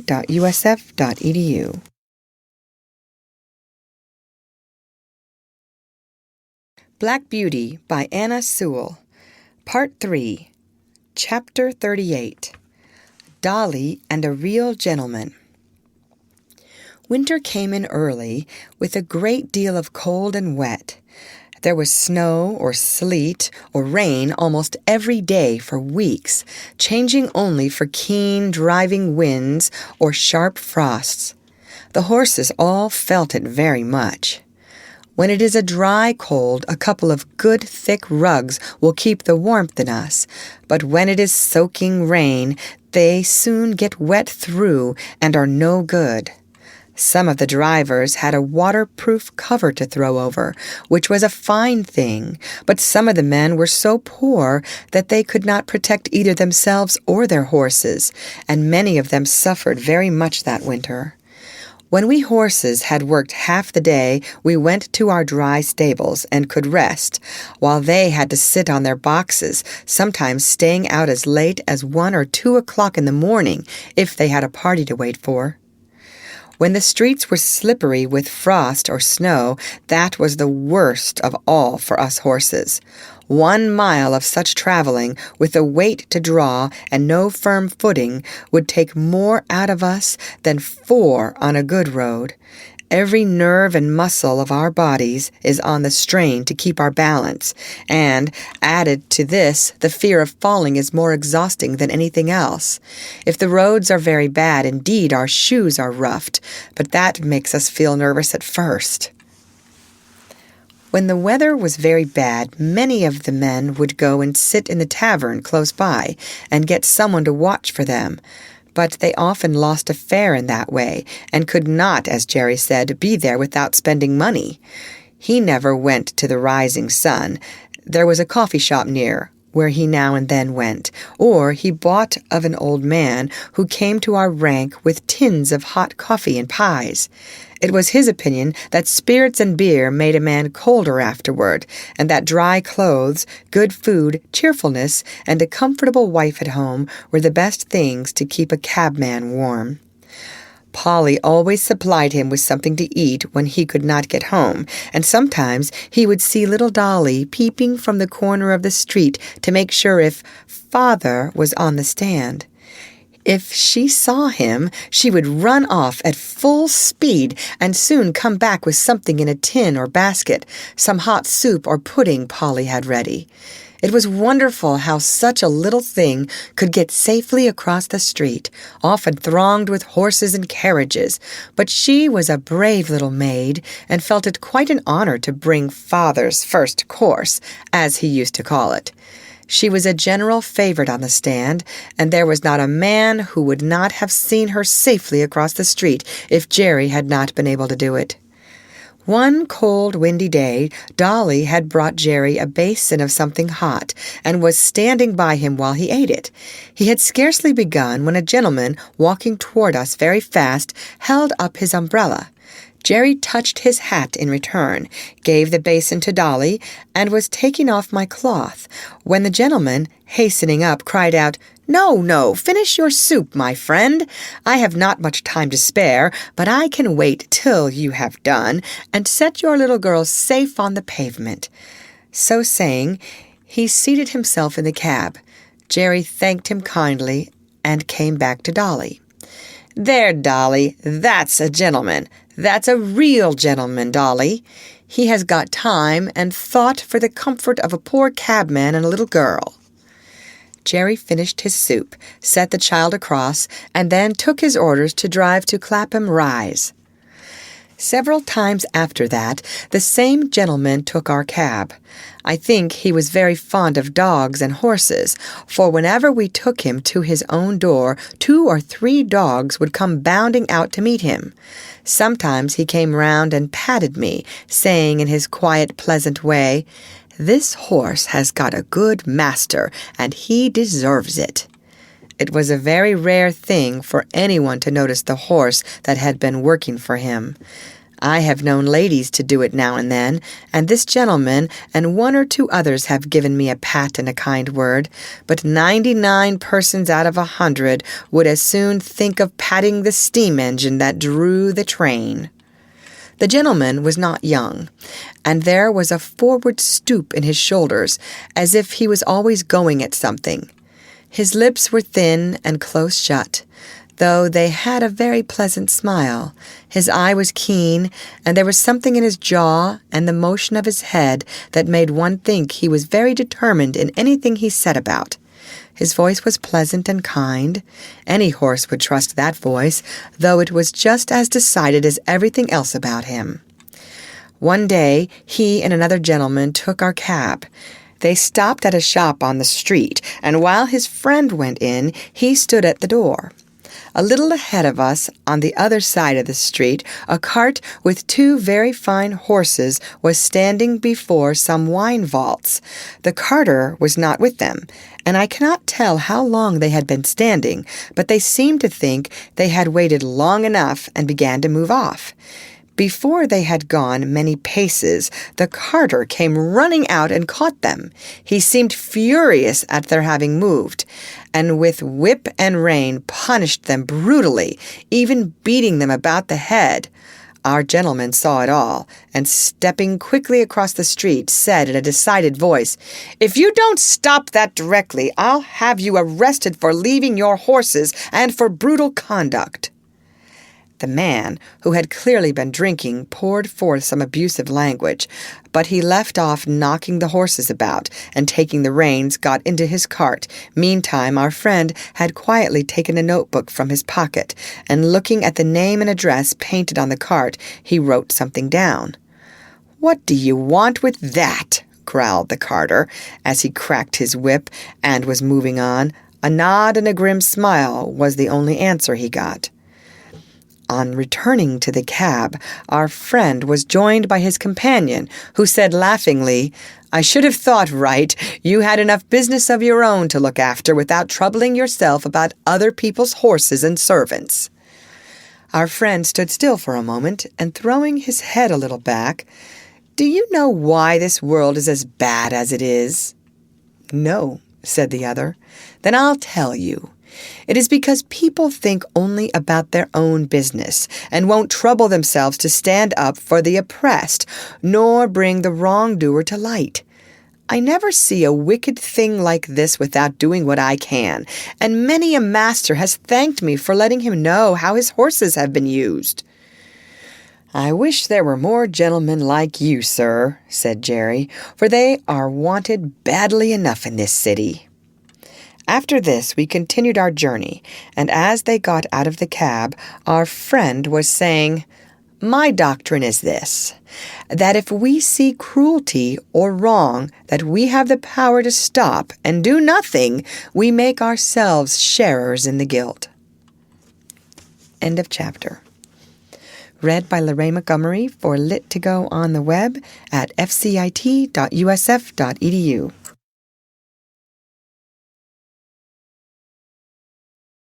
Black Beauty by Anna Sewell. Part 3, Chapter 39, Seedy Sam. I should say that for a cab horse, I was very well off indeed. My driver was my owner, and it was his interest to treat me well and not overwork me, even had he not been so good a man as he was. But there were a great many horses which belonged to the large cab owners, who let them out to their drivers for so much money a day.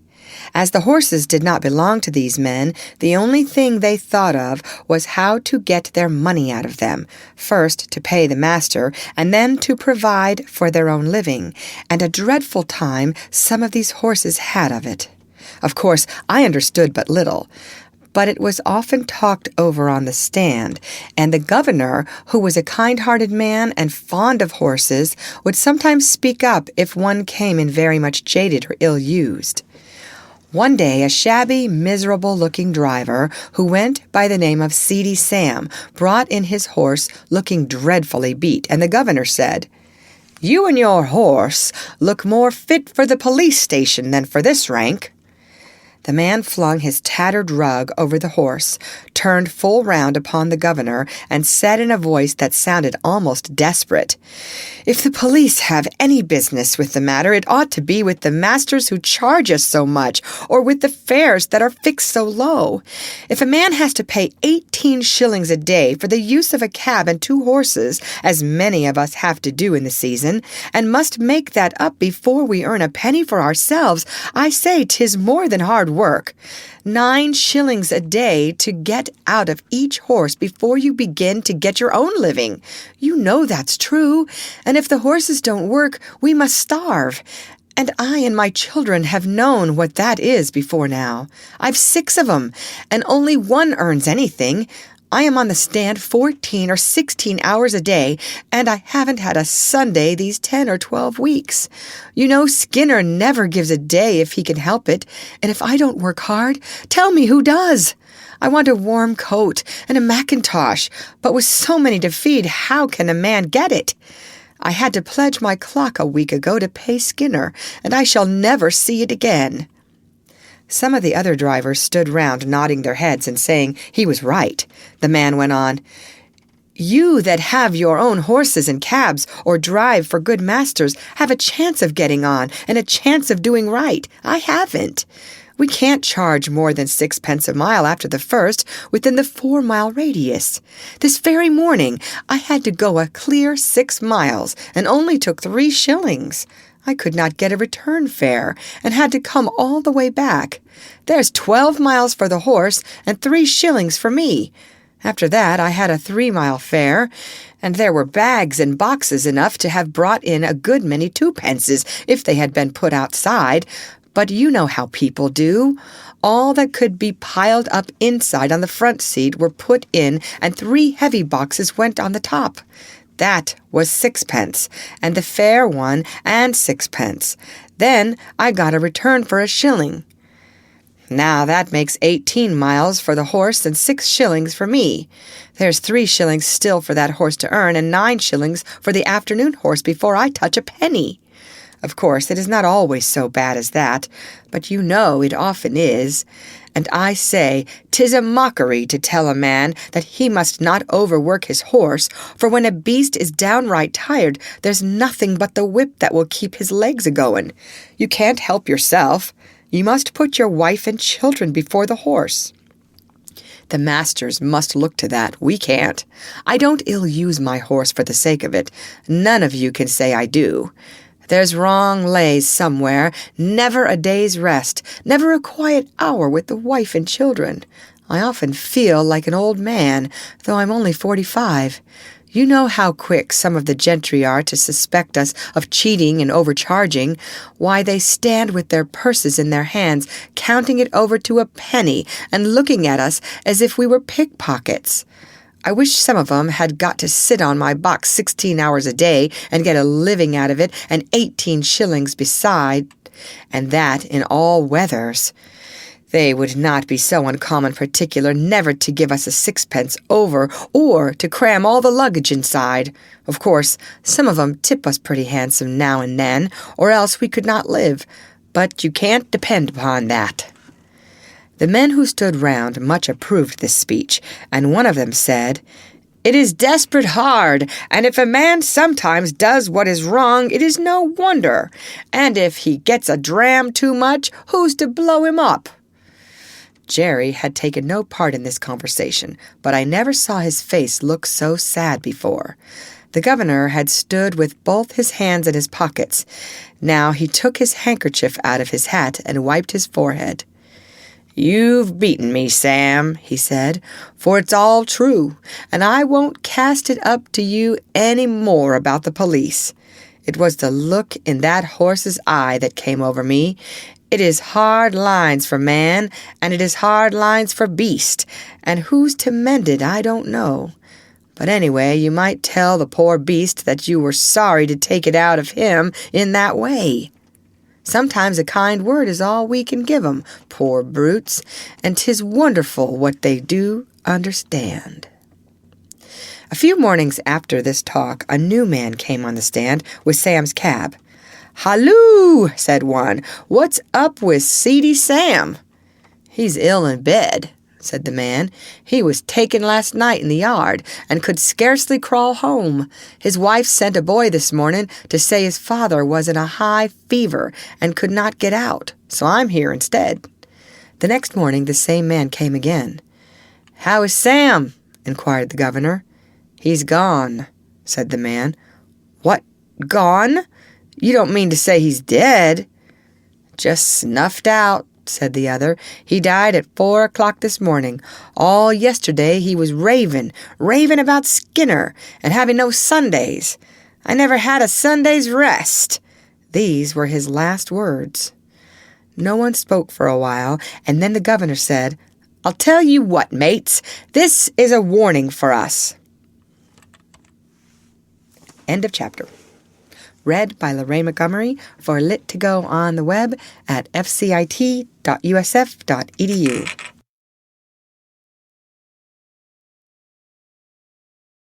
Black Beauty by Anna Sewell. Part 3. Chapter 40. Poor Ginger. One day, while our cab and many others were waiting outside one of the parks where music was playing, a shabby old cab drove up beside ours. The horse was an old, worn-out chestnut, with an ill-kept coat, and bones that showed plainly through it. The knees knuckled over, and the forelegs were very unsteady. I had been eating some hay, and the wind rolled a little lock of it that way, and the poor creature put out her long, thin neck and picked it up, and then turned and looked about for more. There was a hopeless look in the dull eye that I could not help noticing, and then, as I was thinking where I had seen that horse before, she looked full at me and said, "Black Beauty, is that you?" It was Ginger, but how changed! The beautifully arched and glossy neck was now straight and lank and fallen in. The clean, straight legs and delicate fetlocks were swelled. The joints were grown out of shape with hard work. The face, that was once so full of spirit and life, was now full of suffering, and I could tell by the heaving of her sides and her frequent cough how bad her breath was. Our drivers were standing together a little way off, so I sidled up to her a step or two that we might have a little quiet talk. It was a sad tale that she had to tell. After a 12 months' run off at Earlshall, she was considered to be fit for work again, and was sold to a gentleman. For a little while she got on very well, but after a longer gallop than usual, the old strain returned, and after being rested and doctored, she was again sold. In this way she changed hands several times, but always getting lower down. "And so at last," said she, "I was bought by a man who keeps a number of cabs and horses and lets them out. You look well off, and I am glad of it, but I could not tell you what my life has been. When they found out my weakness, they said I was not worth what they gave for me, and that I must go into one of the low cabs and just be used up. That is what they are doing, whipping and working with never one thought of what I suffer. They paid for me and must get it out of me, they say. The man who hires me now pays a deal of money to the owner every day, and so he has to get it out of me too. And so it's all the week round and round, with never a Sunday rest." I said, "You used to stand up for yourself if you were ill-used." "Ah," she said, "I did once. But it's no use. Men are strongest, and if they are cruel and have no feeling, there is nothing that we can do but just bear it on and on to the end. I wish the end was come. I wish I was dead. I have seen dead horses, and I am sure they do not suffer pain. I wish I may drop down dead at my work and not be sent off to the knackers." I was very much troubled, and I put my nose up to hers, but I could say nothing to comfort her. I think she was pleased to see me, for she said, "You are the only friend I ever had." Just then her driver came up, and with a tug at her mouth, backed her out of the line and drove off, leaving me very sad indeed. A short time after this, a cart with a dead horse in it passed our cab stand. The head hung out of the cart tail, the lifeless tongue was slowly dropping with blood, and the sunken eyes. But I can't speak of them. The sight was too dreadful. It was a chestnut horse with a long, thin neck. I saw a white streak down the forehead. I believe it was Ginger. I hoped it was, for then her troubles would be over. Oh, if men were more merciful, they would shoot us before we came to such misery. End of chapter. Read by Lorraine Montgomery for Lit to Go on the web at fcit.usf.edu.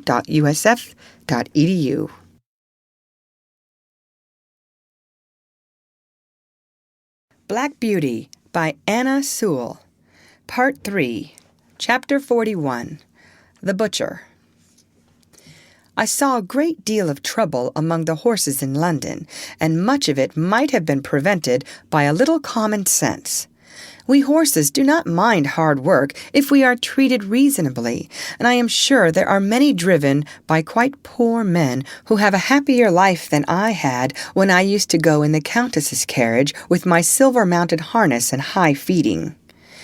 It often went to my heart to see how the little ponies were used, straining along with heavy loads or staggering under heavy blows from some low, cruel boy.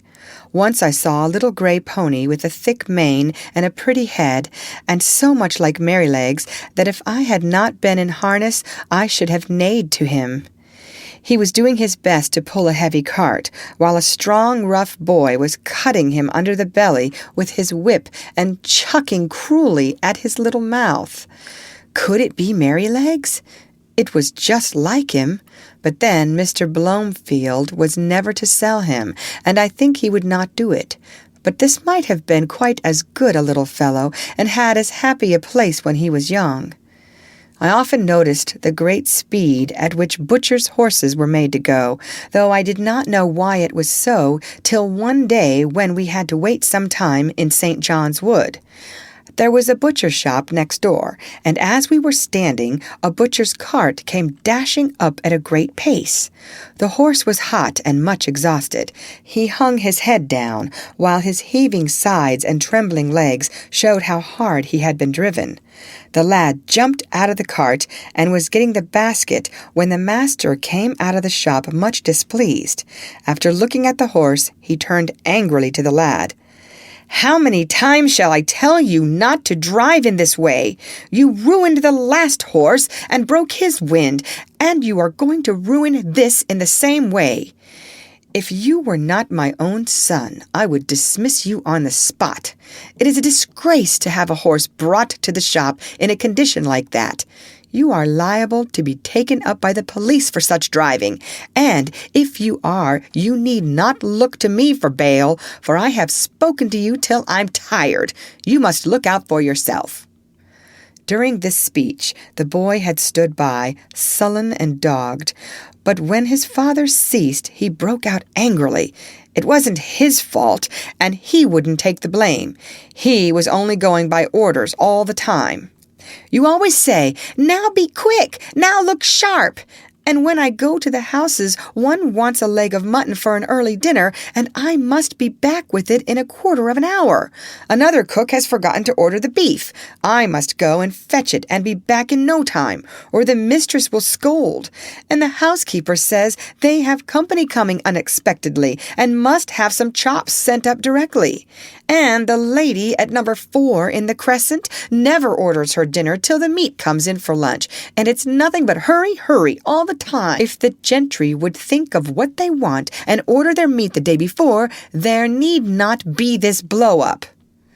"I wish to goodness they would," said the butcher. "'Twould save me a wonderful deal of harass, and I could suit my customers much better if I knew beforehand. But there, what's the use of talking? Who ever thinks of a butcher's convenience or a butcher's horse? Now, then, take him in and look to him well. Mind, he does not go out again today, and if anything else is wanted, you must carry it yourself in the basket." With that, he went in, and the horse was led away. But all boys are not cruel. I have seen some as fond of their pony or donkey as if it had been a favorite dog, and the little creatures have worked away as cheerfully and willingly for their young drivers as I work for Jerry. It may be hard work sometimes, but a friend's hand and voice make it easy. There was a young coster boy who came up our street with greens and potatoes. He had an old pony, not very handsome, but the cheerfulest and pluckiest little thing I ever saw. And to see how fond those two were of each other was a treat. The boy followed his master like a dog, and when he got into his cart would trot off without a whip or a word, and rattle down the street as merrily as if he had come out of the Queen's stables. Jerry liked the boy and called him Prince Charlie, for he said he would make a king of drivers some day. There was an old man, too, who used to come up our street with a little coal cart. He wore a coal heaver's hat and looked rough and black. He and his old horse used to plod together along the street like two good partners who understood each other.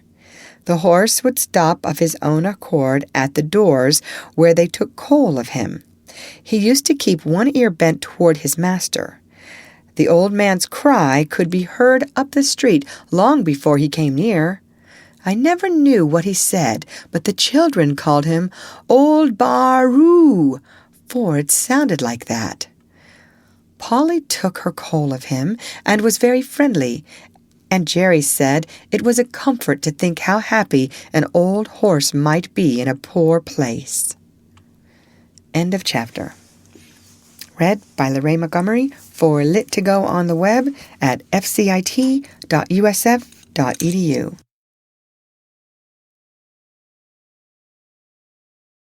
Black Beauty by Anna Sewell.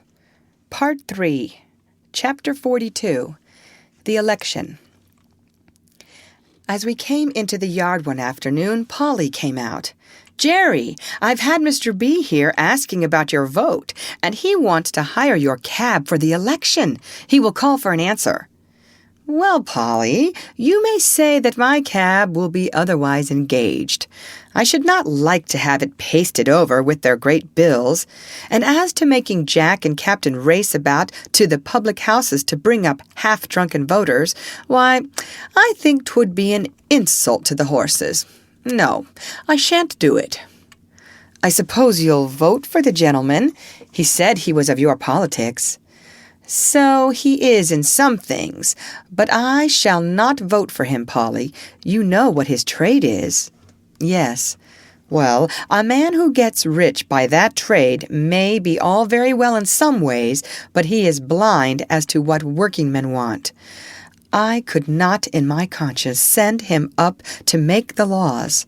I dare say they'll be angry, but every man must do what he thinks to be the best for his country." On the morning before the election, Jerry was putting me into the shafts when Dolly came into the yard sobbing and crying, with her little blue frock and white pinafore spattered all over with mud. "Why, Dolly, what is the matter?" "Those naughty boys," she sobbed, "have thrown the dirt all over me and called me a little ragga. "They called her a little blue ragamuffin, Father," said Harry, who ran in looking very angry, "but I have given it to them. They won't insult my sister again. I have given them a thrashing they will remember, a set of cowardly, rascally, orange blackguards." Jerry kissed the child and said, "Run in to Mother, my pet, and tell her I think you had better stay at home today and help her."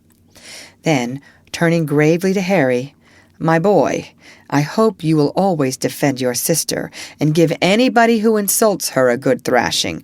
That is as it should be. But mind, I won't have any election blackguarding on my premises. There are as many blue blackguards as there are orange, and as many white as there are purple or any other color, and I won't have any of my family mixed up with it. Even women and children are ready to quarrel for the sake of a color, and not 1 in 10 of them knows what it is about." "Why, Father, I thought blue was for liberty." My boy, liberty does not come from colors.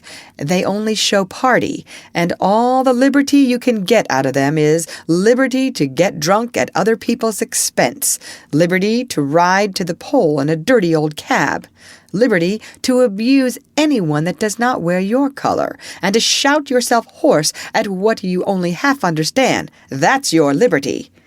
Oh, Father, you are laughing. No, Harry, I am serious, and I am ashamed to see how men go on who ought to know better. An election is a very serious thing. At least it ought to be, and every man ought to vote according to his conscience, and let his neighbor do the same. End of chapter. Read by Lorraine Montgomery for Lit2Go on the web at fcit.usf.edu.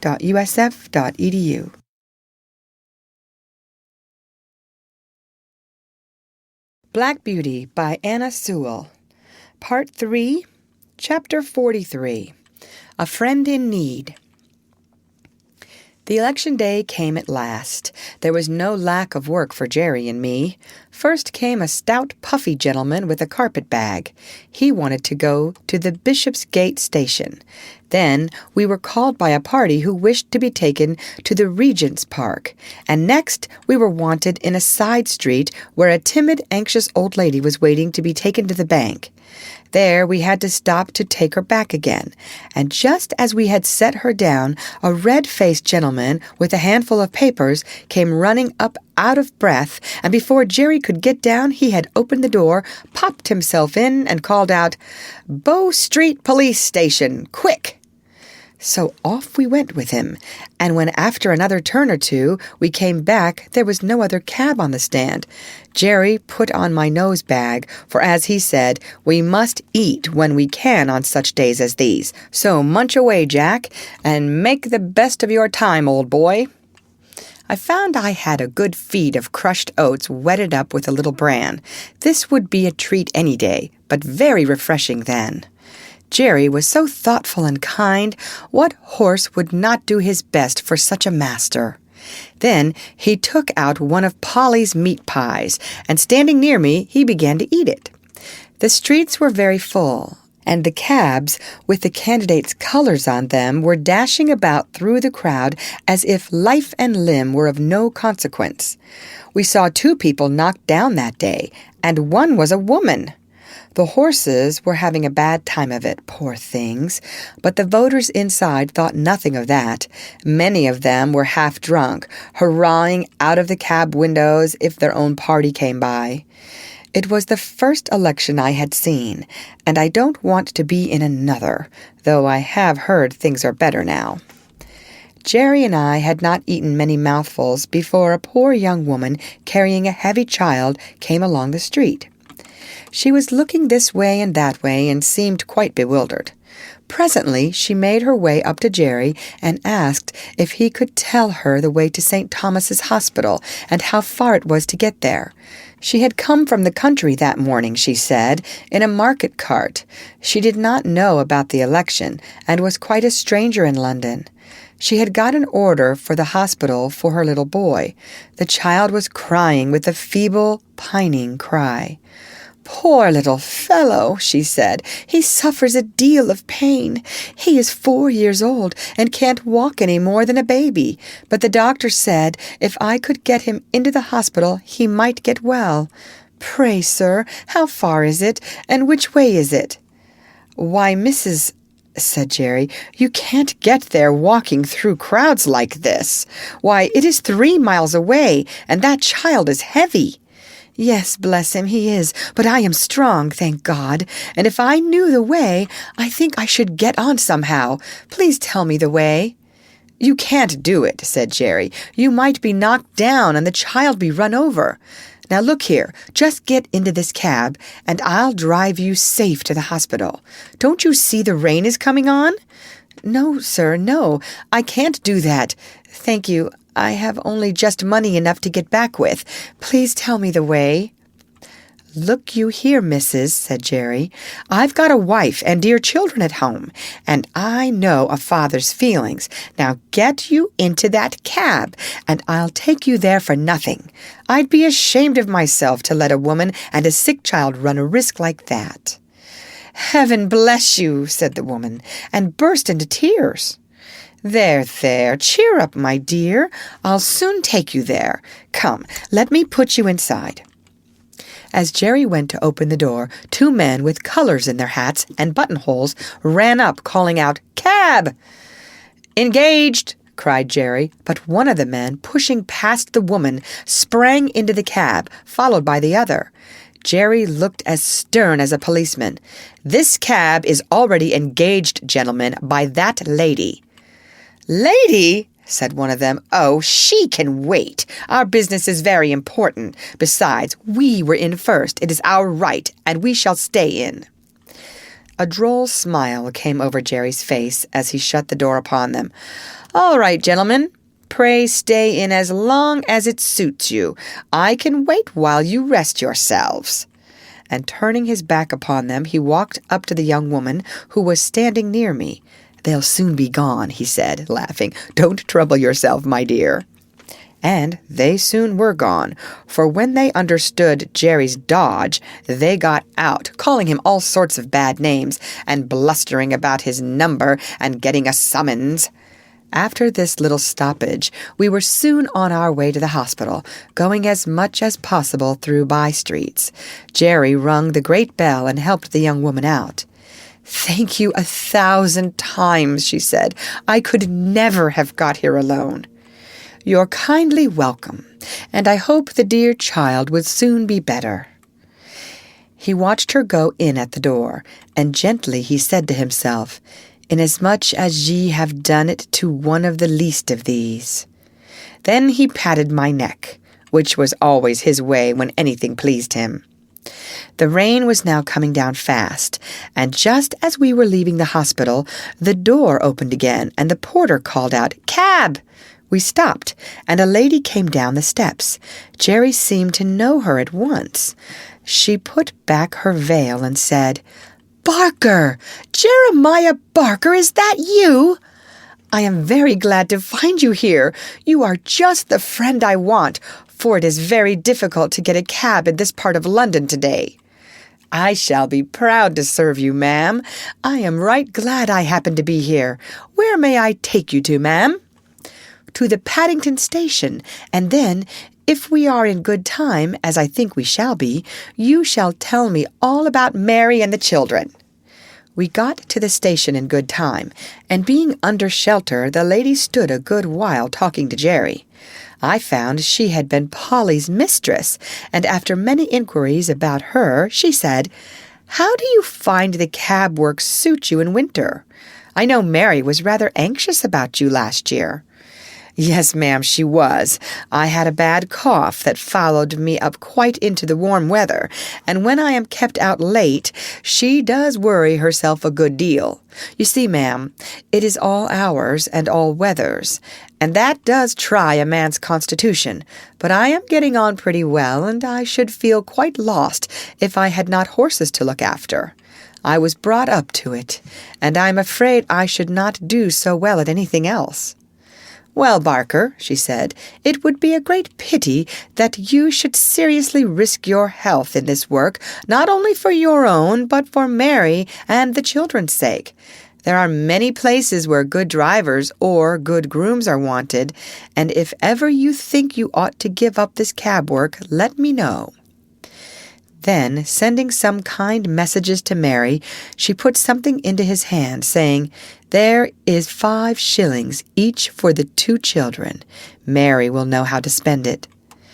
Jerry thanked her and seemed much pleased, and turning out of the station, we at last reached home, and I, at least, was tired. End of chapter. Read by Lorraine Montgomery for Lit to Go on the web at fcit.usf.edu.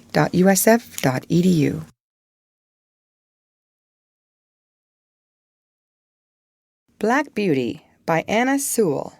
Part 3. Chapter 44. Old Captain and His Successor. Captain and I were great friends. He was a noble old fellow, and he was very good company. I never thought that he would have to leave his home and go down the hill, but his turn came, and this was how it happened. I was not there, but I heard all about it. He and Jerry had taken a party to the great railway station over London Bridge and were coming back somewhere between the bridge and the monument when Jerry saw a brewer's empty dray coming along, drawn by 2 powerful horses. The drayman was lashing his horses with his heavy whip. The dray was light, and they started off at a furious rate. The man had no control over them, and the street was full of traffic. One young girl was knocked down and run over, and the next moment they dashed up against our cab. Both the wheels were torn off, and the cab was thrown over. Captain was dragged down. The shafts splintered, and one of them ran into his side. Jerry, too, was thrown, but was only bruised. Nobody could tell how he escaped. He always said 'twas a miracle. When poor Captain was got up, he was found to be very much cut and knocked about. Jerry led him home gently, and a sad sight it was to see the blood soaking into his white coat and dropping from his side and shoulder. The drayman was proved to be very drunk, and was fined, and the brewer had to pay damages to our master, but there was no one to pay damages to poor Captain. The farrier and Jerry did the best they could to ease his pain and make him comfortable. The fly had to be mended, and for several days I did not go out, and Jerry earned nothing. The first time we went to the stand after the accident, the governor came up to hear how Captain was. "He'll never get over it," said Jerry, "at least not for my work," so the farrier said this morning. "He says he may do for carting and that sort of work." It has put me out very much. Carting, indeed. I've seen what horses come to at that work round London. I only wish all the drunkards could be put in a lunatic asylum instead of being allowed to run foul of sober people. If they would break their own bones and smash their own carts and lame their own horses, that would be their own affair, and we might let them alone. But it seems to me that the innocent always suffer, and then they talk about compensation. You can't make compensation. There's all the trouble, and vexation, and loss of time, besides losing a good horse that's like an old friend. It's nonsense talking of compensation. If there's one devil that I should like to see in the bottomless pit more than another, it's the drink devil. "I say, Jerry," said the governor, "you are treading pretty hard on my toes, you know. I'm not so good as you are. More shame to me, I wish I was." "Well," said Jerry, "why don't you cut with it, governor? You are too good a man to be the slave of such a thing." "I'm a great fool, Jerry, but I tried once for 2 days, and I thought I should have died. How did you do?" "I had hard work at it for several weeks. You see, I never did get drunk, but I found that I was not my own master, and that when the craving came on, it was hard work to say no.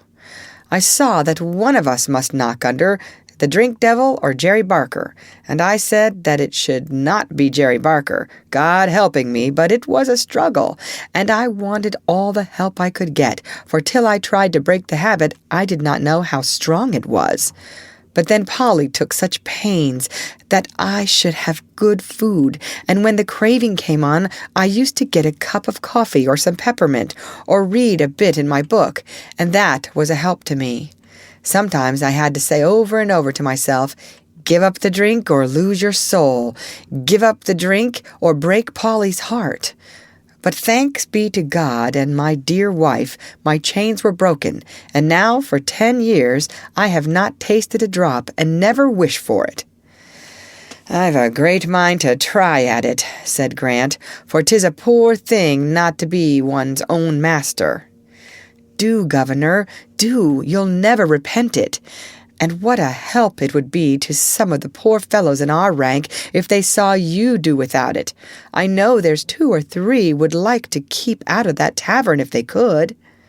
At first, Captain seemed to do well, but he was a very old horse, and it was only his wonderful constitution and Jerry's care that had kept him up at the cab work so long. Now he broke down very much. The farrier said he might mend up enough to sell for a few pounds, but Jerry said no, a few pounds got by selling a good old servant into hard work and misery would canker all the rest of his money, and he thought the kindest thing he could do for the fine old fellow would be to put a sure bullet through his head, and then he would never suffer more, for he did not know where to find a kind master for the rest of his days. The day after this was decided, Harry took me to the forge for some new shoes. When I returned, Captain was gone. I and the family all felt it very much. Jerry had now to look out for another horse, and he soon heard of one through an acquaintance who was undergroom in a nobleman's stables. He was a valuable young horse, but he had run away, smashed into another carriage, flung his lordship out, and so cut and blemished himself that he was no longer fit for a gentleman's stables, and the coachman had orders to look round and sell him as well as he could. "I can do with high spirits," said Jerry, "if a horse is not vicious or hard-mouthed." "There is not a bit of vice in him," said the man. "His mouth is very tender, and I think myself that was the cause of the accident. You see, he had just been clipped, and the weather was bad, and he had not had exercise enough, and when he did go out, he was as full of spring as a balloon. Our governor, the coachman I mean, had him harnessed in as tight and strong as he could, with the martingale and the check rein, a very sharp curb, and the reins put in at the bottom bar. It is my belief that it made the horse mad, being tender in the mouth and so full of spirit." "Likely enough. I'll come and see him," said Jerry. The next day Hotspur, that was his name, came home. He was a fine brown horse, without a white hair in him, as tall as Captain, with a very handsome head, and only 5 years old. I gave him a friendly greeting by way of good fellowship, but did not ask him any questions. The first night he was very restless. Instead of lying down, he kept jerking his halter rope up and down through the ring, and knocking the block about against the manger till I could not sleep. However, the next day, after 5 or 6 hours in the cab, he came in quiet and sensible. Jerry patted and talked to him a good deal, and very soon they understood each other, and Jerry said that with an easy bit and plenty of work he would be as gentle as a lamb, and that it was an ill wind that blew nobody good, for if his lordship had lost 100-guinea favourite, the cabman had gained a good horse with all his strength in him. Hotspur thought it a great come-down to be a cab horse, and was disgusted at standing in the rank, but he confessed to me at the end of the week that an easy mouth and a free head made up for a great deal, and after all, the work was not so degrading as having one's head and tail fastened to each other at the saddle. In fact, he settled in well, and Jerry liked him very much. End of chapter. Read by Lorraine Montgomery for Lit to Go on the web at fcit.usf.edu.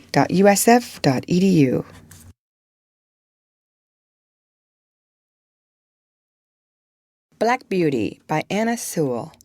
Part 3, Chapter 45. Jerry's New Year. For some people, Christmas and the New Year are very merry times, but for cabmen and cabmen's horses it is no holiday, though it may be a harvest. There are so many parties, balls, and places of amusement open that the work is hard and often late.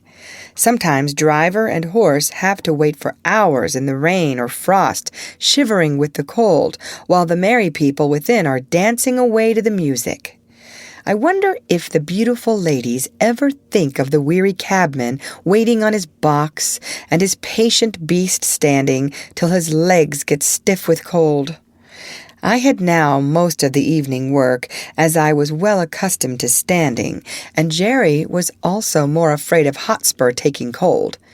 We had a great deal of late work in the Christmas week, and Jerry's cough was bad, But however late we were, Polly sat up for him and came out with a lantern to meet him, looking anxious and troubled. On the evening of the New Year, we had to take 2 gentlemen to a house in one of the West End squares. We set them down at 9 o'clock and were told to come again at 11. But, said one, as it is a card party, you may have to wait a few minutes, but don't be late. As the clock struck 11, we were at the door, for Jerry was always punctual. The clock chimed the quarters, 1, 2, 3, and then struck 12, but the door did not open. The wind had been very changeable, with squalls of rain during the day, but now it came on sharp, driving sleet, which seemed to come all the way round. It was very cold, and there was no shelter. Jerry got off his box and came and pulled one of my cloths a little more over my neck. Then he took a turn or 2 up and down, stamping his feet. Then he began to beat his arms, but that set him off coughing. So he opened the cab door and sat at the bottom with his feet on the pavement and was a little sheltered. Still the clock chimed the quarters and no one came. At 12:30 he rang the bell and asked the servant if he would be wanted that night. "Oh, yes, you'll be wanted safe enough," said the man. "You must not go. It will soon be over." And again Jerry sat down, but his voice was so hoarse I could hardly hear him. At 1:15 the door opened, and the 2 gentlemen came out. They got into the cab without a word, and told Jerry where to drive. That was nearly 2 miles. My legs were numb with cold, and I thought I should have stumbled. When the men got out, they never said they were sorry to have kept us waiting so long, but were angry at the charge. However, as Jerry never charged more than was his due, so he never took less, and they had to pay for the 2 hours and a quarter waiting, but it was hard-earned money to Jerry. At last we got home. He could hardly speak, and his cough was dreadful. Polly asked no questions, but opened the door and held the lantern for him. "Can't I do something?" she said. "Yes, get Jack something warm, and then boil me some gruel." This was said in a hoarse whisper. He could hardly get his breath, but he gave me a rub-down as usual, and even went up into the hayloft for an extra bundle of straw for my bed. Polly brought me a warm mash that made me comfortable, and then they locked the door. It was late the next morning before anyone came, and then it was only Harry.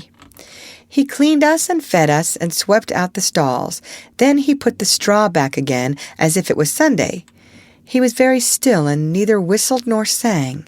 At noon he came again and gave us our food and water. This time Dolly came with him. She was crying, and I could gather from what they said that Jerry was dangerously ill, and the doctors said it was a bad case. So 2 days passed, and there was great trouble indoors. We only saw Harry and sometimes Dolly. I think she came for company, for Polly was always with Jerry, and he had to be kept very quiet. On the 3rd day, while Harry was in the stable, a tap came at the door, and Governor Grant came in. "I wouldn't go to the house, my boy," he said, "but I want to know how your father is." "He is very bad," said Harry. "He can't be much worse. They call it bronchitis. The doctor thinks it will turn one way or another tonight." "That's bad, very bad," said Grant, shaking his head. "I know 2 men who died of that last week. It takes 'em off in no time. But while there's life, there's hope, so you must keep up your spirits." "Yes," said Harry quickly, "and the doctor said that Father had a better chance than most men because he didn't drink. He said yesterday the fever was so high that if Father had been a drinking man, it would have burned him up like a piece of paper. But I believe he thinks he will get over it. Don't you think he will, Mr. Grant?" The governor looked puzzled.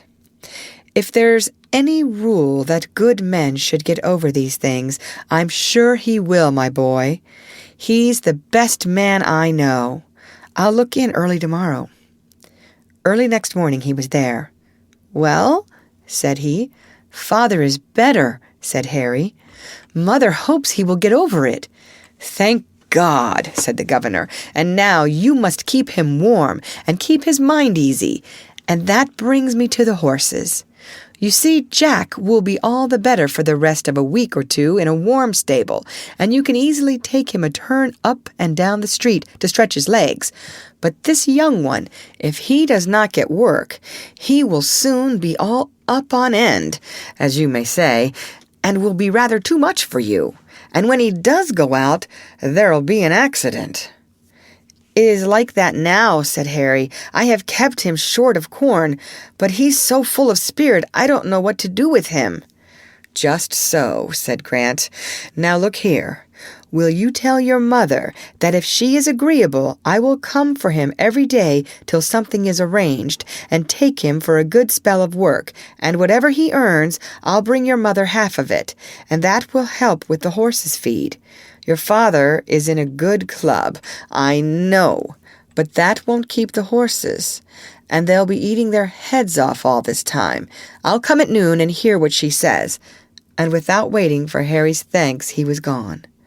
At noon, I think he went and saw Polly, for he and Harry came to the stable together, harnessed Hotspur, and took him out. For a week or more he came for Hotspur, and when Harry thanked him or said anything about his kindness, he laughed it off, saying it was all good luck for him, for his horses were wanting a little rest, which they could not otherwise have had. Jerry grew better steadily, but the doctor said that he must never go back to the cab work again if he wished to be an old man. The children had many consultations together about what father and mother would do and how they could help to earn money. One afternoon, Hotspur was brought in very wet and dirty. "The streets are nothing but slush," said the governor. "It will give you a good warming, my boy, to get him clean and dry."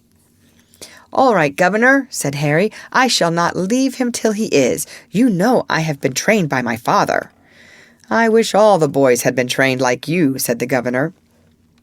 While Harry was sponging off the mud from Hotspur's body and legs, Dolly came in, looking very full of something. "Who lives at Fairstowe, Harry? Mother has got a letter from Fairstowe. She seemed so glad, and ran upstairs to father with it." "Don't you know? Why, it is the name of Mrs. Fowler's place, Mother's old mistress. You know, the lady that father met last summer, who sent you and me 5 shillings each?" "Oh, Mrs. Fowler, of course. I know all about her. I wonder what she is writing to Mother about." "Mother wrote to her last week," said Harry. "You know she told father if ever he gave up the cab work, she would like to know. I wonder what she says. Run in and see, Dolly." Harry scrubbed away at Hotspur with a whish, whish, like any old hostler. In a few minutes Dolly came dancing into the stable. "Oh, Harry, there never was anything so beautiful. Mrs. Fowler says we are all to go and live near her. There is a cottage now empty that will just suit us, with a garden and a hen house and apple trees and everything. And her coachman is going away in the spring, and then she will want father in his place. And there are good families round where you can get a place in the garden or the stable or as a page boy, and there's a good school for me, and Mother is laughing and crying by turns, and Father does look so happy." "That's uncommon jolly," said Harry, "and just the right thing, I should say. It will suit Father and Mother both. But I don't intend to be a page boy with tight clothes and rows of buttons. I'll be a groom or a gardener." It was quickly settled that as soon as Jerry was well enough, they should remove to the country, and that the cab and horses should be sold as soon as possible. This was heavy news for me, for I was not young now, and could not look for any improvement in my condition. Since I left Birtwick, I had never been so happy as with my dear Master Jerry. But 3 years of cab work, even under the best conditions, will tell on one's strength, and I felt that I was not the horse that I had been. Grant said at once that he would take Hotspur, and there were men on the stand who would have bought me, but Jerry said I should not go to cab work again with just anybody, and the governor promised to find a place for me where I should be comfortable. The day came for going away. Jerry had not been allowed to go out yet, and I never saw him after that New Year's Eve. Polly and the children came to bid me goodbye. "Poor old Jack! Dear old Jack! I wish we could take you with us," she said, and then laying her hand on my mane, she put her face close to my neck and kissed me. Dolly was crying and kissed me too. Harry stroked me a great deal, but said nothing, only he seemed very sad, and so I was led away to my new place. End of chapter. Read by Lorraine Montgomery for Lit to Go on the web at fcit.usf.edu.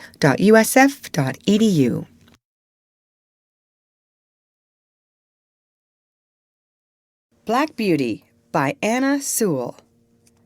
Part 4, Chapter 46, Jakes and the Lady.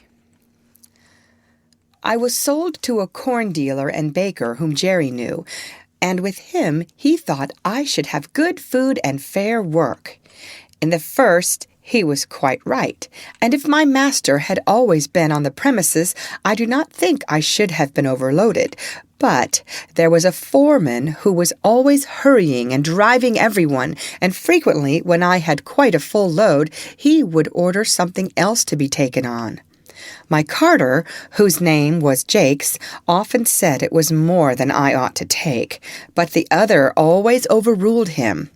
'Twas no use going twice when once would do, and he chose to get business forward. Jakes, like the other carters, always had the check rein up, which prevented me from drawing easily, and by the time I had been there 3 or 4 months, I found the work telling very much on my strength. One day I was loaded more than usual, and part of the road was a steep uphill. I used all my strength, but I could not get on, and was obliged continually to stop. This did not please my driver, and he laid his whip on badly. "Get on, you lazy fellow," he said, "or I'll make you." Again I started the heavy load, and struggled only a few yards. Again the whip came down, and again I struggled forward. The pain of that great cart whip was sharp, but my mind was hurt quite as much as my poor sides. To be punished and abused when I was doing my very best was so hard it took the heart out of me. A third time he was flogging me cruelly, when a lady stepped quickly up to him and said in a sweet, earnest voice, "Oh, pray, do not whip your good horse any more.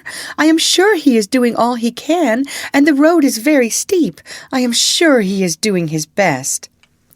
"If doing his best won't get this load up, he must do something more than his best. That's all I know, ma'am," said Jakes. "But is it not a heavy load?" she said. Yes, too heavy," he said, "but that's not my fault. The foreman came just as we were starting, and would have 300 weight more put on to save him trouble, and I must get on with it as well as I can." He was raising the whip again, when the lady said, "Pray stop. I think I can help you if you will let me." The man laughed. "You see," she said, "you do not give him a fair chance. He cannot use all his power with his head held back as it is with that check rein. If you would take it off, I am sure he would do better. Do try it," she said persuasively. "I should be very glad if you would." Well, said Jakes with a short laugh. "Anything to please a lady, of course. How far would you wish it down, ma'am?" "Quite down. Give him his head altogether." The rein was taken off, and in a moment I put my head down to my very knees. What a comfort it was! Then I tossed it up and down several times to get the aching stiffness out of my neck. "Poor fellow, that is what you wanted," said she, patting and stroking me with her gentle hand. "And now, if you will speak kindly to him and lead him on, I believe he will be able to do better." Jakes took the rein. "Come on, Blackie." I put down my head and threw my whole weight against the collar. I spared no strength. The load moved on, and I pulled it steadily up the hill and then stopped to take breath. The lady had walked along the footpath and now came across into the road. She stroked and patted my neck, as I had not been patted for many a long day. "You see, he was quite willing when you gave him the chance. I am sure he is a fine-tempered creature, and I dare say has known better days. You won't put that rein on again, will you?" For he was just going to hitch it up on the old plan. "Well, ma'am, I can't deny that having his head has helped him up the hill, and I'll remember it another time, and thank you, ma'am. But if he went without a check-rein, I should be the laughing-stock of all the carters. It is the fashion, you see." "Is it not better," she said, "to lead a good fashion than to follow a bad one? A great many gentlemen do not use check-reins now. Our carriage horses have not worn them for 15 years and work with much less fatigue than those who have them. Besides," she added in a very serious voice, "we have no right to distress any of God's creatures without a very good reason. We call them dumb animals, and so they are, for they cannot tell us how they feel, but they do not suffer less because they have no words. But I must not detain you now. I thank you for trying my plan with your good horse, and I am sure you will find it far better than the whip. Good day." And with another soft pat on my neck, she stepped lightly across the path, and I saw her no more. "That was a real lady, I'll be bound for it," said Jakes to himself. "She spoke just as polite as if I was a gentleman, and I'll try her plan, uphill at any rate." And I must do him the justice to say that he let my rein out several holes, and going uphill after that, he always gave me my head. But the heavy loads went on. Good feed and fair rest will keep up one's strength under full work, but no horse can stand against overloading. And I was getting so thoroughly pulled down from this cause that a younger horse was bought in my place. I may as well mention here what I suffered at this time from another cause. I had heard horses speak of it, but had never myself had experience of the evil. This was a badly lighted stable. There was only one very small window at the end, and the consequence was that the stalls were almost dark. Besides the depressing effect this had on my spirits, it very much weakened my sight, and when I was suddenly brought out of the darkness into the glare of daylight, it was very painful to my eyes. Several times I stumbled over the threshold, and could scarcely see where I was going. I believe, had I stayed there very long, I should have become purblind, and that would have been a great misfortune, for I have heard men say that a stone-blind horse was safer to drive than one which had imperfect sight, as it generally makes them very timid. However, I escaped without any permanent injury to my sight, and was sold to a large cab owner. End of chapter. Read by Lorraine Montgomery for Lit2Go on the web at fcit.usf.edu.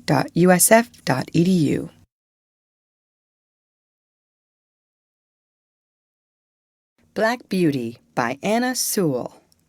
Chapter 47. Hard Times.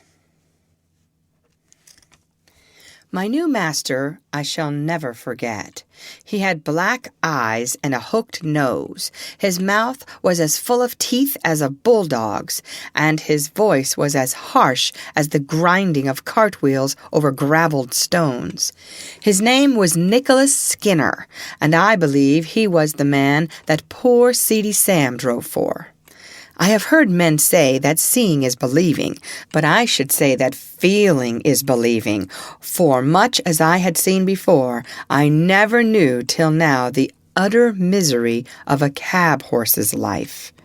Skinner had a low set of cabs and a low set of drivers. He was hard on the men, and the men were hard on the horses. In this place we had no Sunday rest, and it was in the heat of summer. Sometimes on a Sunday morning, a party of fast men would hire the cab for the day. 4 of them inside and another with the driver, and I had to take them 10 or 15 miles out into the country and back again. Never would any of them get down to walk up a hill, let it be ever so steep, or the day ever so hot, unless indeed when the driver was afraid I should not manage it. And sometimes I was so fevered and worn that I could hardly touch my food. How I used to long for the nice bran mash with niter in it that Jerry used to give us on Saturday nights in hot weather. That used to cool us down and make us so comfortable. Then we had 2 nights and a whole day for unbroken rest, and on Monday morning we were as fresh as young horses again. But here there was no rest, and my driver was just as hard as his master. He had a cruel whip with something so sharp at the end that it sometimes drew blood, and he would even whip me under the belly and flip the lash out at my head.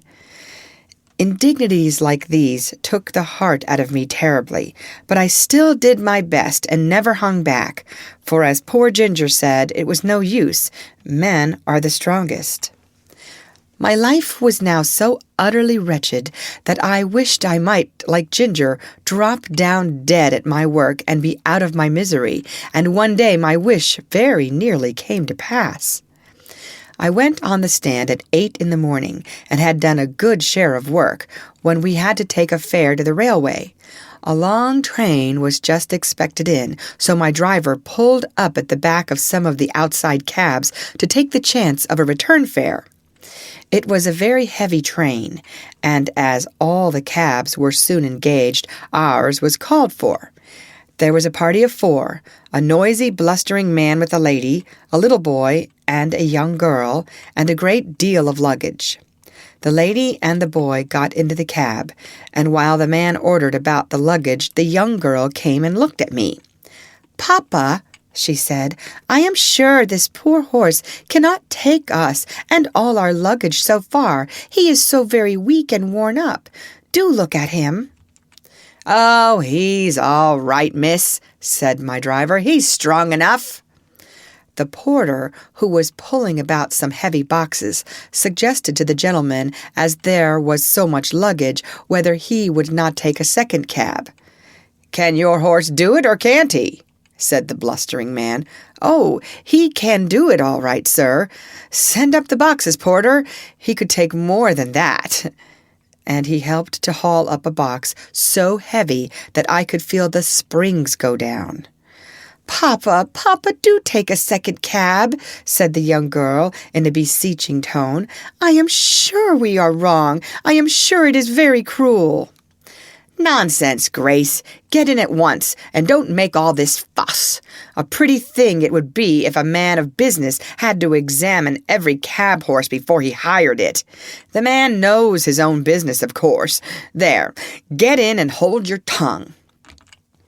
My gentle friend had to obey, and box after box was dragged up and lodged on the top of the cab or settled by the side of the driver. At last all was ready, and with his usual jerk at the rein and slash of the whip, he drove out of the station. The load was very heavy, and I had had neither food nor rest since morning, but I did my best, as I always had done, in spite of cruelty and injustice. I got along fairly till we came to Ludgate Hill, but there the heavy load and my own exhaustion were too much. I was struggling to keep on, goaded by constant chucks of the rein and the use of the whip, when in a single moment, I cannot tell how, my feet slipped from under me, and I fell heavily to the ground on my side. The suddenness and the force with which I fell seemed to beat all the breath out of my body. I lay perfectly still. Indeed, I had no power to move, and I thought now I was going to die. I heard a sort of confusion round me, loud, angry voices, and the getting down of the luggage, but it was all like a dream. I thought I heard that sweet, pitiful voice saying, "Oh, that poor horse! It's all our fault!" Someone came and loosened the throat strap of my bridle and undid the traces which kept the collar so tight upon me. Someone said, "He's dead. He'll never get up again." Then I could hear a policeman giving orders, but I did not even open my eyes. I could only draw a gasping breath now and then. Some cold water was thrown over my head, and some cordial was poured into my mouth, and something was covered over me. I cannot tell how long I lay there, but I found my life coming back, and a kind-voiced man was patting me and encouraging me to rise. After some more cordial had been given me, and after 1 or 2 attempts, I staggered to my feet and was gently led to some stables which were close by. Here I was put into a well-littered stall, and some warm gruel was brought to me, which I drank thankfully. In the evening, I was sufficiently recovered to be led back to Skinner's stables, where I think they did the best for me they could. In the morning, Skinner came with the farrier to look at me. He examined me very closely and said, "This is a case of overwork more than disease, and if you could give him a run-off for 6 months, he would be able to work again. But now there is not an ounce of strength left in him." "Then he must just go to the dogs," said Skinner. "I have no meadows to nurse sick horses in. He might get well, or he might not. That sort of thing don't suit my business. My plan is to work 'em as long as they'll go, and then sell 'em for what they'll fetch, at the knackers or elsewhere." "If he was broken-winded," said the farrier, "you had better have him killed out of hand, but he is not. There is a sale of horses coming off in about 10 days. If you rest him and feed him up, he may pick up, and you may get more than his skin is worth, at any rate." Upon this advice, Skinner, rather unwillingly, I think, gave orders that I should be well fed and cared for, and the stableman, happily for me, carried out the orders with a much better will than his master had in giving them. 10 days of perfect rest, plenty of good oats, hay, bran mashes, with boiled linseed mixed in them, did more to get up my condition than anything else could have done. Those linseed mashes were delicious, and I began to think, after all, it might be better to live than go to the dogs. When the 12th day after the accident came, I was taken to the sale, a few miles out of London. I felt that any change from my present place must be an improvement, so I held up my head and hoped for the best. End of chapter. Read by Lorraine Montgomery for Lit2Go on the web at fcit.usf.edu.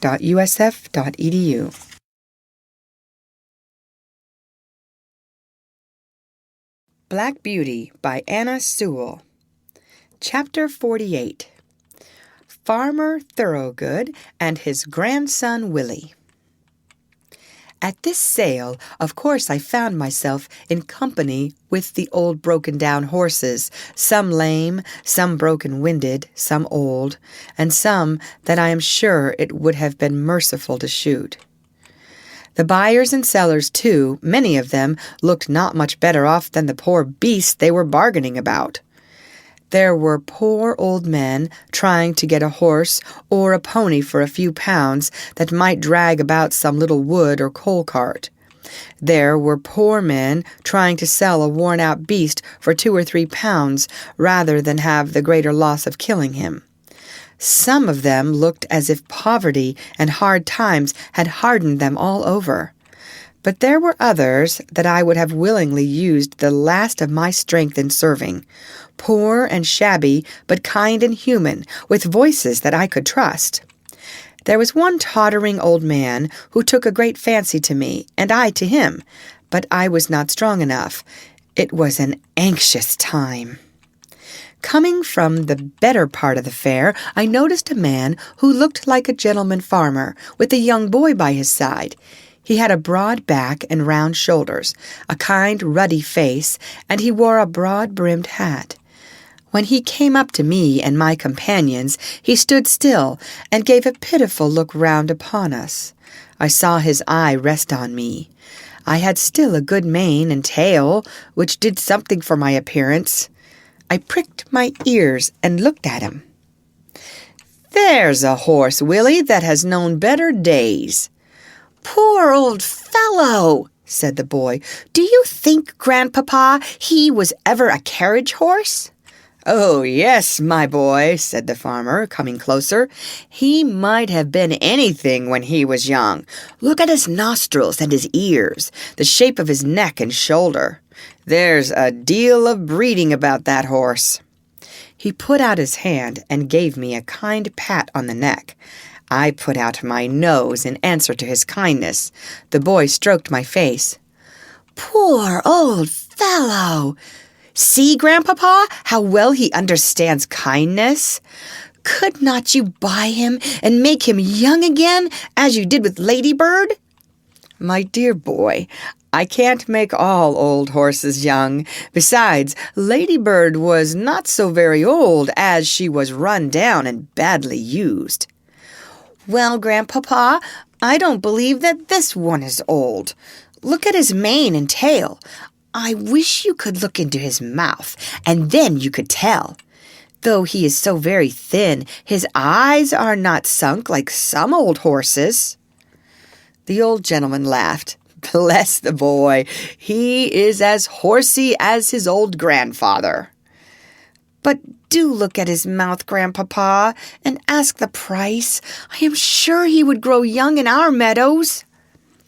The man who had brought me for sale now put in his word. "The young gentleman's a real knowing one, sir. Now the fact is, this 'ere hoss is just pulled down with overwork in the cabs. He's not an old one, and I heard as how the veterinary should say that a 6 months run-off would set him right up, being as how his wind was not broken.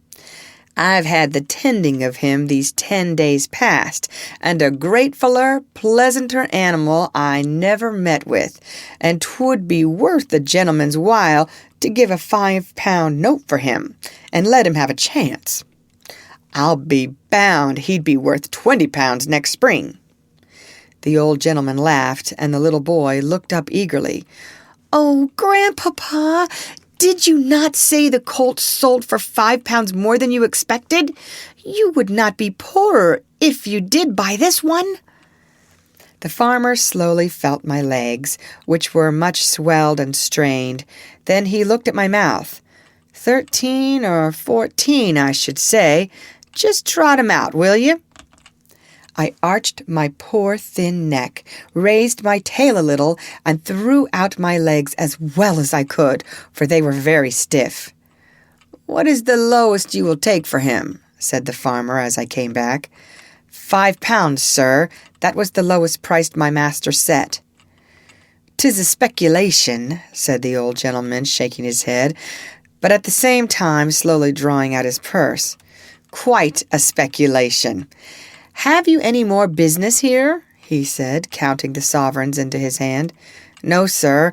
I can take him for you to the inn, if you please." "Do so. I am now going there." They walked forward, and I was led behind.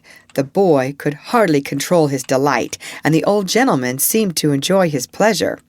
I had a good feed at the inn, and was then gently ridden home by a servant of my new master's, and turned into a large meadow with a shed in one corner of it.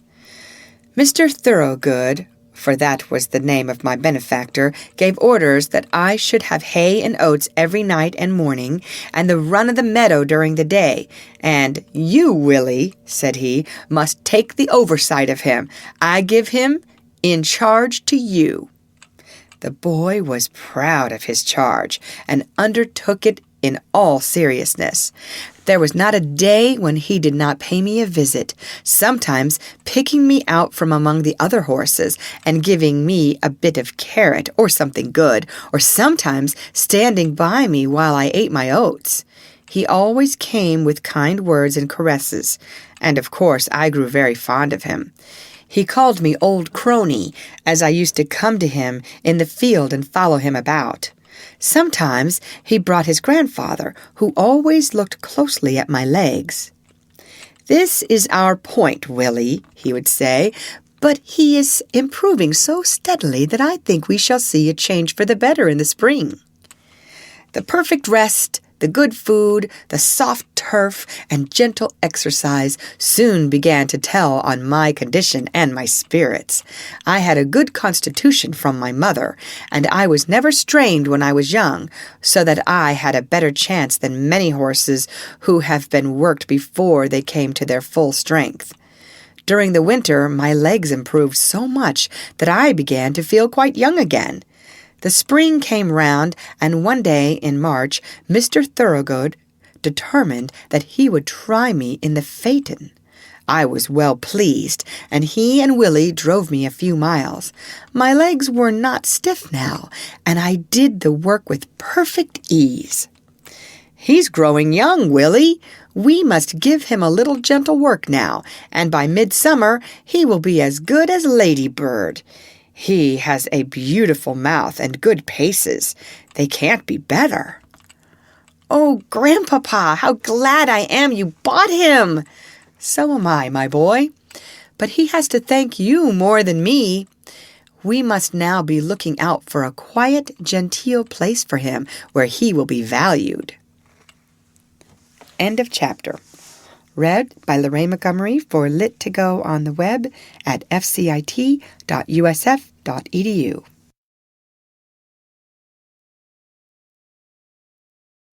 Black Beauty by Anna Sewell. Chapter 49. My Last Home. One day during this summer, the groom cleaned and dressed me with such extraordinary care that I thought some new change must be at hand. He trimmed my fetlocks and legs, passed the tar brush over my hoofs, and even parted my forelock. I think the harness had an extra polish. Willie seemed half anxious, half merry, as he got into the chaise with his grandfather. "If the ladies take to him," said the old gentleman, "they'll be suited, and he'll be suited. We can but try." At the distance of a mile or two from the village, we came to a pretty low house with a lawn and shrubbery at the front and a drive up to the door. Willie rang the bell and asked if Miss Blomefield or Miss Ellen was at home. Yes, they were. So while Willie stayed with me, Mr. Thoroughgood went into the house. In about 10 minutes he returned, followed by 3 ladies. One tall, pale lady, wrapped in a white shawl, leaned on a younger lady with dark eyes and a merry face. The other, a very stately-looking person, was Miss Blomefield. They all came and looked at me and asked questions. The younger lady, that was Miss Ellen, took to me very much. She said she was sure she should like me. I had such a good face. The tall, pale lady said that she should always be nervous in riding behind a horse that had once been down, as I might come down again, and if I did, she should never get over the fright. "You see, ladies," said Mr. Thoroughgood, "many first-rate horses have had their knees broken through the carelessness of their drivers without any fault of their own, and from what I see of this horse, I should say that is his case. But of course, I do not wish to influence you. If you incline, you can have him on trial, and then your coachman will see what he thinks of him." "You have always been such a good adviser to us about our horses," said the stately lady, "that your recommendation would go a long way with me, and if my sister Lavinia sees no objection, we will accept your offer of a trial with thanks." It was then arranged that I should be sent for the next day.